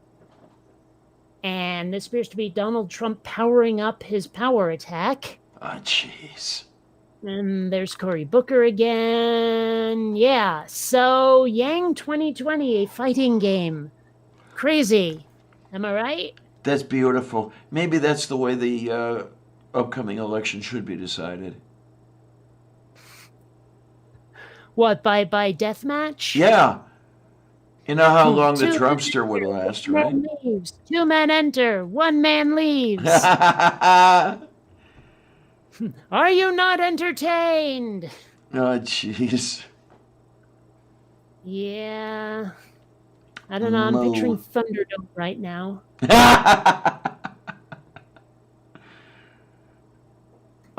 That's another one I haven't watched in I don't know how long. I think I've got a copy of it here. I have to say, I think it's better than the first in the series. I know some people probably think that's a travesty, but I couldn't even finish it last time I started watching it, the first Mad Max movie. Okay. It's just, I don't know how to describe it exactly, but it's kind of boring. I'm trying to remember how many there were. If I remember correctly, I have 4 of them. Right. There's Mad Max the Road Warrior, or Mad Max 2, as they call it anywhere other than Civilization. Mad Max Beyond Thunderdome and Mad Max Fury Road. Okay. So I think I may have them all. Yeah. I didn't much care for Fury Road either. It felt like there was no plot whatsoever. Like you watch the Road Warrior, and it doesn't have the best plot in the world, or rather the most in-depth plot in the world, but it still has more plot than Fury Road did. Fury Road, I love to describe movies these days as watching somebody else play a video game, and watching Fury Road, that's what it was like. Okay, then. Okay, so I'm subscribed to you, Mage Grey Wolf, but why do you not have a spanner? I don't know. Oh well, we'll fix that. Oh, I know, Mage Grey Wolf. I've known you for years. We will remedy that situation, is what we will do. I just have to find the right tab. There it goes. No. I use... Come here, you. Add moderator. Now we're all set. Fixed. Yay! Yeah, boy, boy. Really wish there was a way to get Steam to stop recommending these Japanese games at me. The ones that are basically like, look at me, I'm a teenage girl in that uniform everyone seems to find so sexy, except for Kate. I'm getting so tired of it. And a lot of them are like softcore hentai anyway, and I don't want that. I love Japanese games, but the schoolgirl games, not so much. You know what I mean? That was one thing I was thinking about a while back. The Supergirl comics, the comic books and everything else. How did she not end up constantly in embarrassing situations while she was flying around Smallville with that skirt halfway up her arse? Well, I don't even know if Kryptonians menstruate. Okay, yeah, good point. You know, it would kind of suck to be Supergirl flying around with like a tampon string hanging out of your panties, but whatever. Yow. No, Mage Grey Wolf, you're not the only one who didn't care for Fury Road. I thought it was pretty lame. Okay, from Von Rack, happy, joy, dance. Yay. Happy, joy, happy, joy, happy, joy, happy, joy, happy, joy, happy,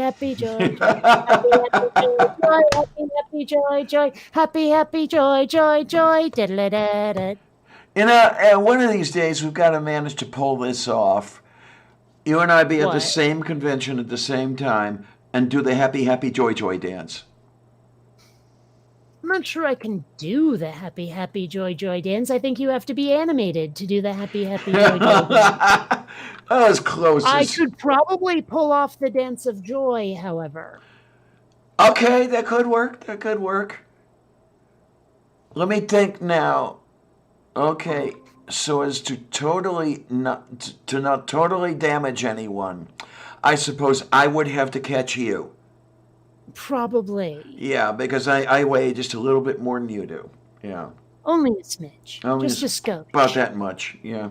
Well, I was amazed the last time I checked. I was down to 209.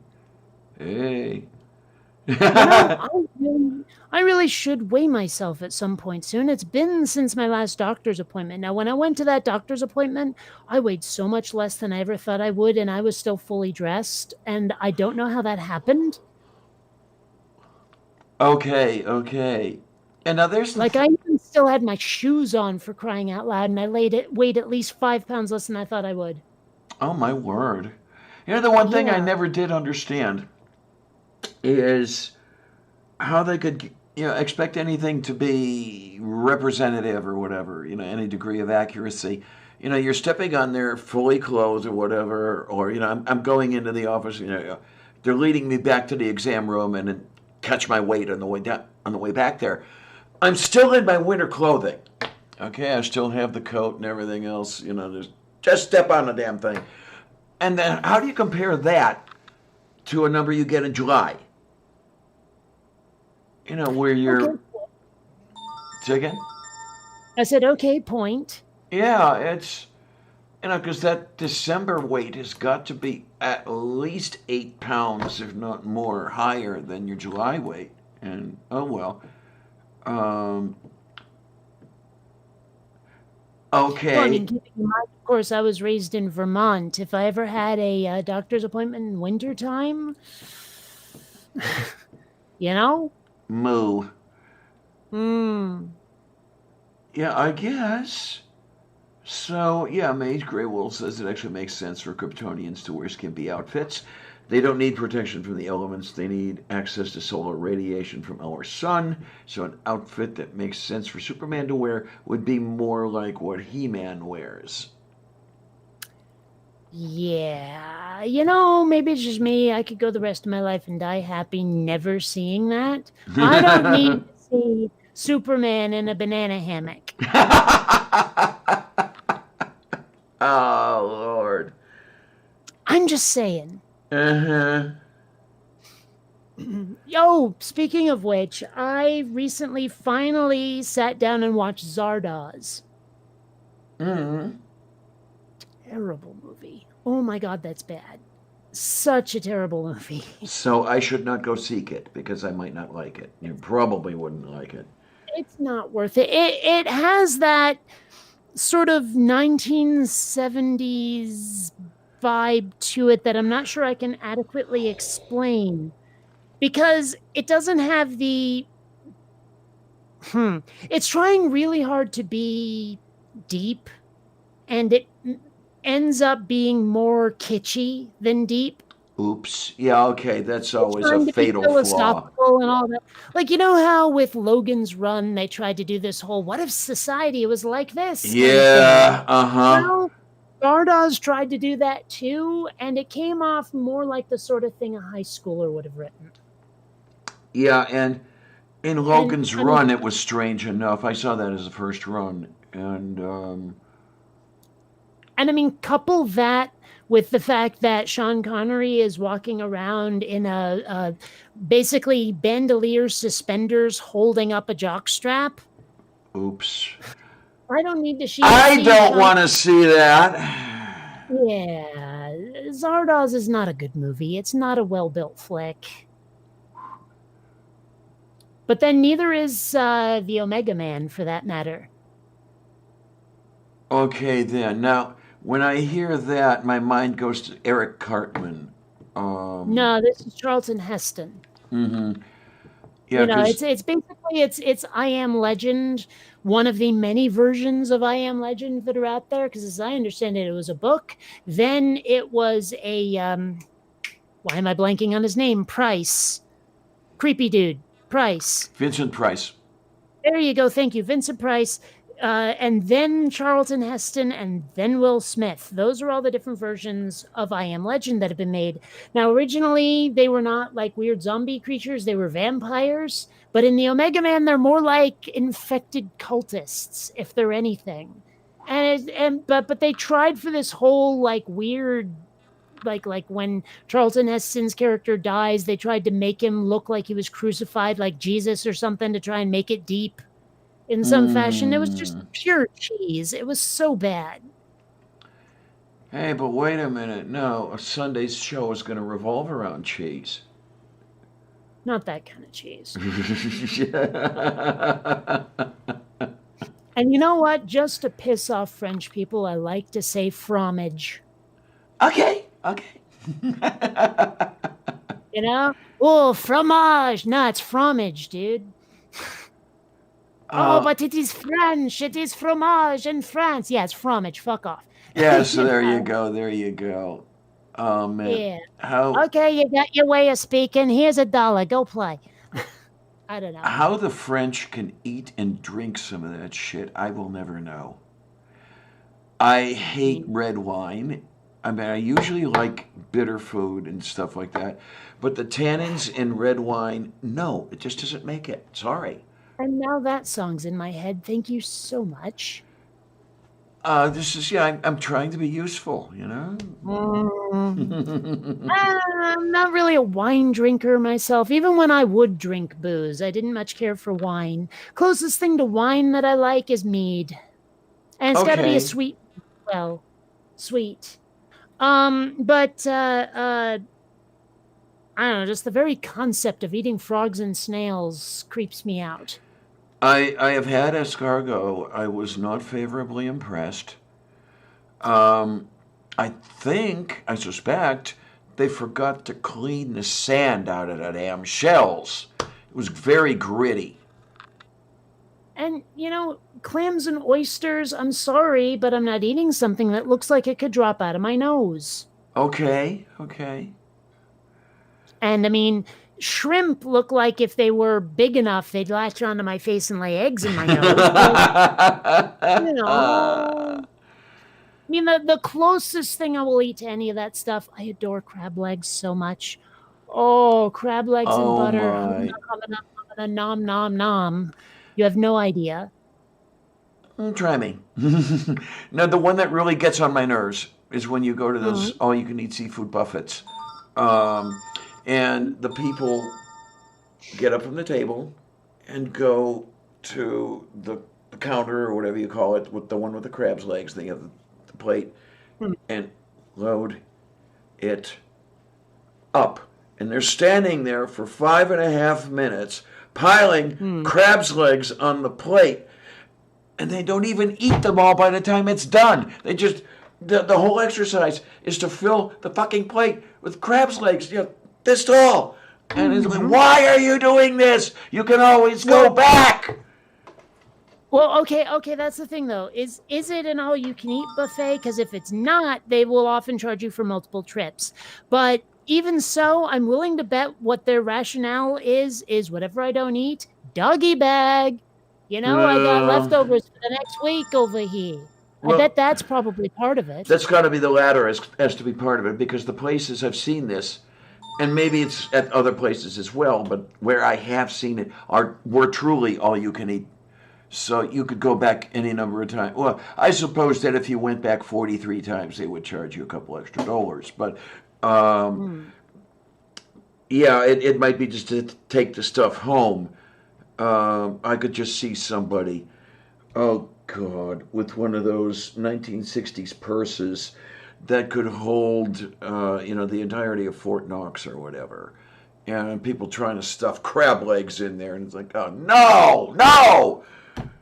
I used to carry one of those large purses. They have their uses, but my backpack works a lot better. For a year or two, I tried to carry around a purse, and I just realized it's not me. I mean, number one, how do you find anything in there? There's no way to organize it. There's no way to separate it all. So if you want to find anything, chances are good it's under everything else. And even if it wasn't, it will be by the time you go searching for it. And I mean, the only reason I know to have a purse, only reason I can think of, is because they don't build girl jeans with pockets. Yeah, there you go. Fucking purse. And if I was going to go that way, give me a fanny pack. Give me a hands-free belt satchel. Well, that's just easier. Well, that's why I like my backpack. It's, just sling it onto my back, hands-free, the whole bit. I mean, I don't mind playing the old dyke role. I kind of fit that role. But, walking around downtown Pittsburgh, back in the day before I quit smoking, with the backpack and the halfway to R and Raw hat and the cigar, you couldn't miss me. Well, I mean, okay, because I want pockets, I've been known to just get boy jeans, but the problem is that they're not built for the right shaped body. Right. Yes. So my choice is either no pockets and something that fits, or pockets but something that's constantly falling off without a belt. Right. And I'll tell you what, to some extent, even in my case, the boy jeans don't fit me very well anymore, because even as late as I went on HRT, my figure changed because of it. Which was, I'm amazed at how much I did change, even starting HRT at 52. I didn't start at 22. Unfortunately, it might have gone a lot better for me had I been able to start at 22, but that's beside the point. Okay, here's a weird question. Yes, dear. Related to that. Mm-hmm. Okay, so once you hit a certain age, do the doctors dial back the hormones to simulate menopause, or can you tell them fuck off with that shit, I'm staying young forever?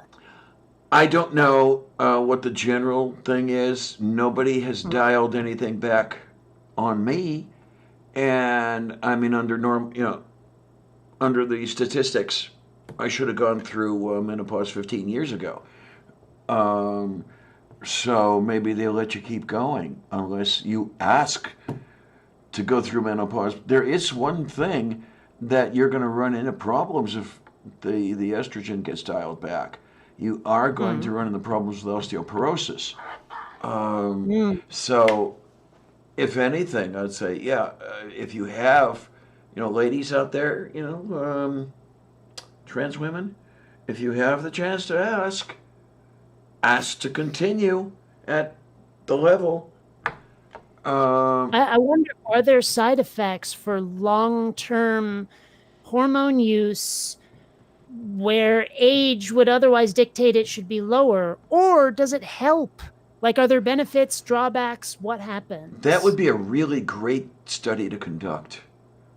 Yeah. I don't know. I really don't. I mean, all anybody ever talks about, and it's very unfortunate, is what they perceive to be the drawbacks. And I think a lot of that comes from the attitude here in the States that, we trans women are the devil. Wait a minute, you're not? I think I'm 2 or 3 steps worse than the devil. But yeah, they're always, they don't want people like me to exist. So of course all they're going to do is talk about the drawbacks of HRT and of surgery and everything. I mean, they're still misinterpreting studies that they've been misinterpreting for 20 years. And no matter how many times they are told, no, the paper isn't even dealing with what you're talking about, they're still going to use it for their own purposes. And they just don't give up. And it drives me nuts. I mean, okay, somebody like me, it's not going to make that much difference. I mean, my life is almost over anyway, so what the hell. But these kids coming up who are in their early teens or whatever, who really, really need to transition in order to survive, they are facing some really bad effects from that attitude. And especially it's basically a religious attitude. What is he doing? Then Xander was asleep. He started chasing rabbits. And apparently scared the shit out of himself, thus waking up and scaring the shit out of me in the process. And I think he also got tangled up in the microphone wire a little bit. Okay. And it just exacerbated the situation, and yeah. But he's been sitting here quite calmly for a while. Okay, then. Little cutie. Yeah. Anyway, it's almost 9 here, and I don't think I've eaten since noon, maybe. So I should go get some of that food. Oh, man, I wish I could cook a meal for you, but oh well. Well, I mean, I told you about that dish I concocted quite accidentally, right? Yeah. Yeah. Well, I'm gonna try to be a bit more moderate on how often I eat that, so it doesn't lose its specialnicity. But so I'm probably just gonna go have some pasta. But still, I need to figure out ways to season pasta that doesn't involve pasta sauce, because sauce is getting scarce again, both in my home and at the store. Can you get eggs? eggs? I need to find... What? No, of course not. No eggs? No. Like basically what I need to do, I think, is figure out a way to take the olive oil I've got and the spices I've got and try to make some sort of like garlic oil sauce with it or something. Okay, that might work. That might work very well. Yeah. I was wondering about the eggs because either this week or next, I want to make a carbonara. And then it's with egg yolks and grated Parmesan and... Oh, count me out. Parmesan is nasty. Oh, darn it. Okay. And then, yeah, there's Some people use bacon. I forget what pancetta is what you're really supposed to use. Um, I mean, because like, what were we talking about? The ingredient? Oh yeah, Parmesan. Parmesan. Okay, you know, like how when someone's running a marathon, before the marathon, they get all the runners together and they give them like a big starchy meal. oh, the like whole pasta. carb loading thing. Yes, yes. Yeah, the carb loading thing, and they eat all of that, and then they go and they run the race. Well, Parmesan smells remarkably similar to what their underwear must smell like after the race is completed. Wow. Okay. Oh yeah, and scrape off a little bit of the toe jam while we're at it. You know, just get in there with the athlete's foot and scrape all that stuff off and mix it together in a bowl with their underwear squeezings, and that is what Parmesan smells like. You know, it's amazing that when you got your gustatory and olfactory apparatus installed, did they use a bunch of leftover broken parts from the refurbished models, and then they stuck it?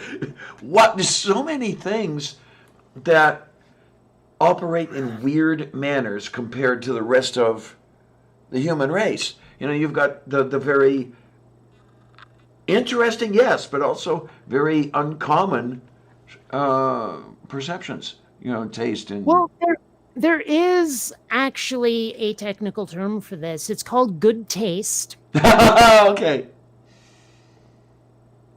You know, some of yous out there, you'll eat anything. Anything, you scrape it off a boot after walking through a donkey field, you'll eat it and call it a delicacy. Me, on the other hand, I got refined taste over here. I know what's good, what's bad. You listen to me, I hook you up.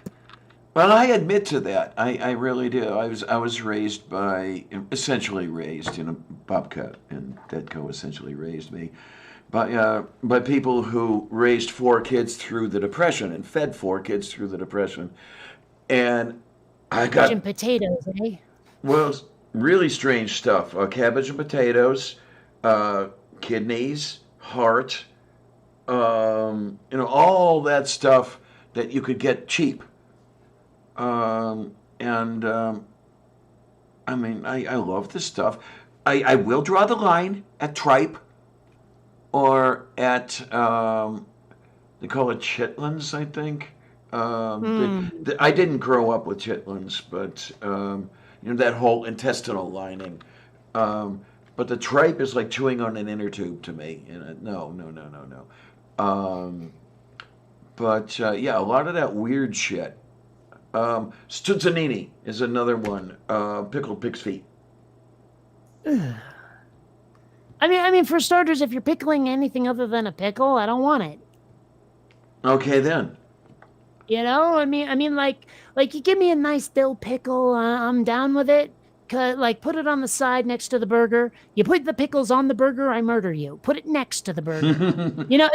Especially those little like cross sections that they like to put in burgers. They're not dill. Whatever they are, they're not fucking dill. They're something nastier.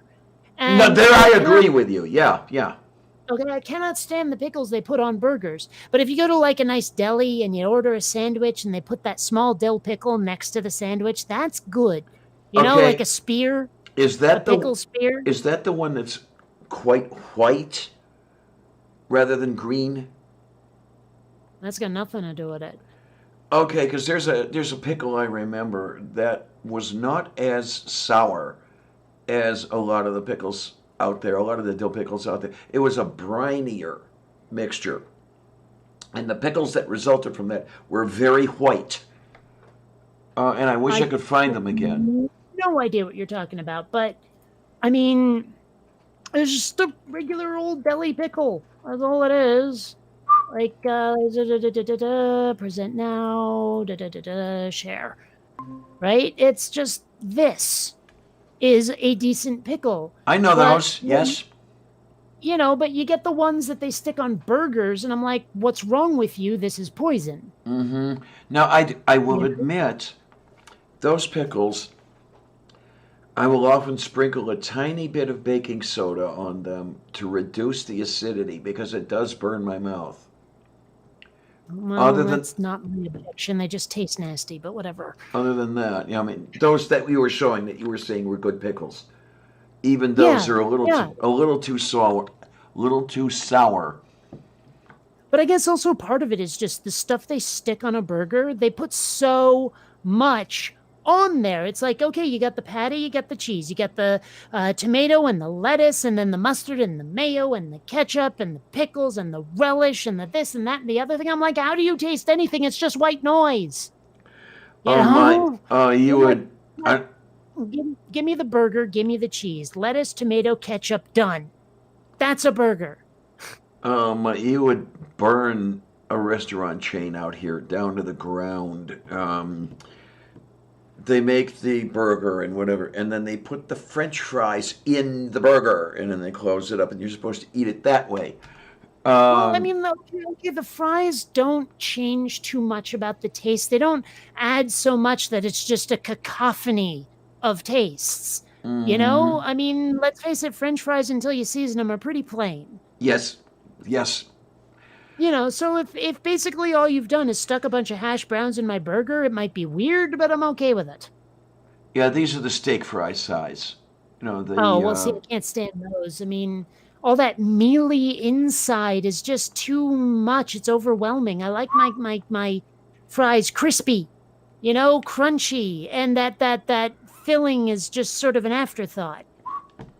okay, Like if you gave me the choice, steak fries or potato chips, I'm taking potato chips. So Mage Grey Wolf knows about French fries on a burger. Yeah. Now, Purple, I've had onion rings on a burger. okay. Yeah, Purple knows the chain I'm talking about. The restaurant chain is called Primanti's, or out here they call it Primietti. God, I hate the Pittsburgh accent. Anyway, yeah, you can tell I didn't grow up here. What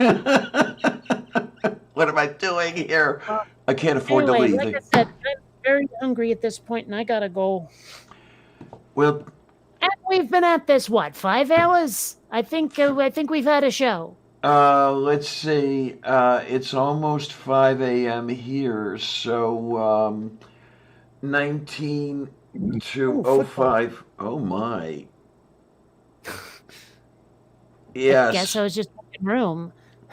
Yeah, it's something over 5 hours that we've been at it. Well, I mean, heck, I love talking with you. What can I tell you? I don't know. What can you tell me? No, don't answer that. I still gotta go and eat. So I'll catch you later. Have fun. Take care, hon. See ya. Oh my. And there it is. And yeah, that's how it all goes. I'm gonna go to camera 2. And I still have to adjust this darn thing so I'm not stretching the because you've got the aspect ratio stretched here to the way it is on camera 2. That's Purple. That's the chain that Sloth Girl wanted you to go to.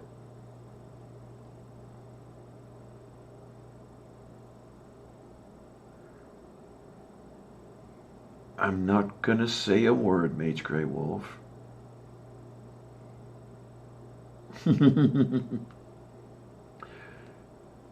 Oh, let's see. Well, no, I had that wrong. It's 6 minutes after midnight here. There we are. I read the clock wrong. Yeah, I read the clock wrong, hon. I read it as 5 a.m. rather than 5 minutes past midnight. That's because I am all... Oh, either that or I'm on a different planet. I'm not sure. Oh my. But, yeah, I think we're going to kind of start winding things up here. I hope you guys don't mind. Man, 7 people still here. That's great. Thank you, all of you. And I want to say, might as well go into it. 5, 4, 3, 2, 1. Okay, yeah.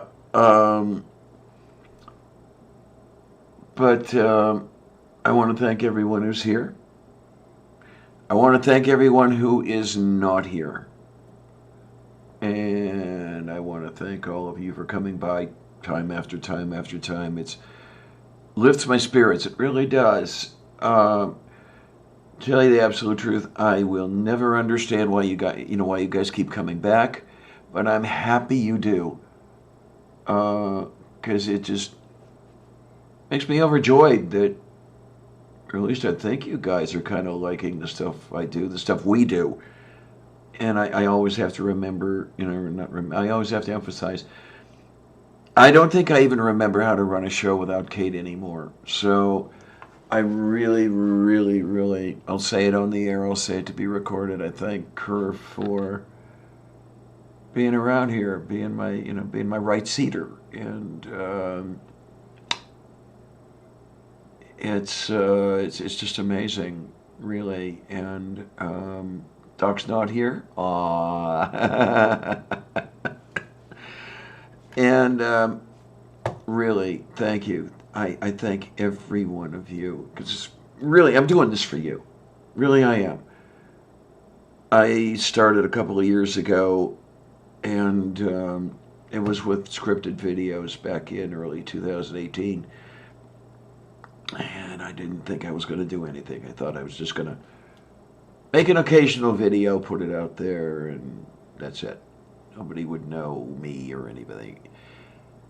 And then suddenly, here I am. No, I'm not Aaron Ra. No, I'm not Bionic Dance. I know that. I'm not that big, and I never will be.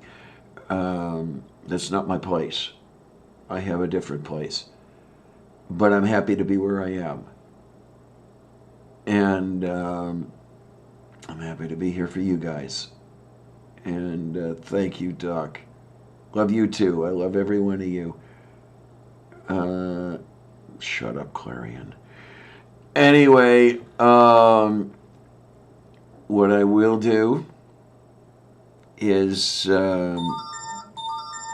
off into the wild blue yonder.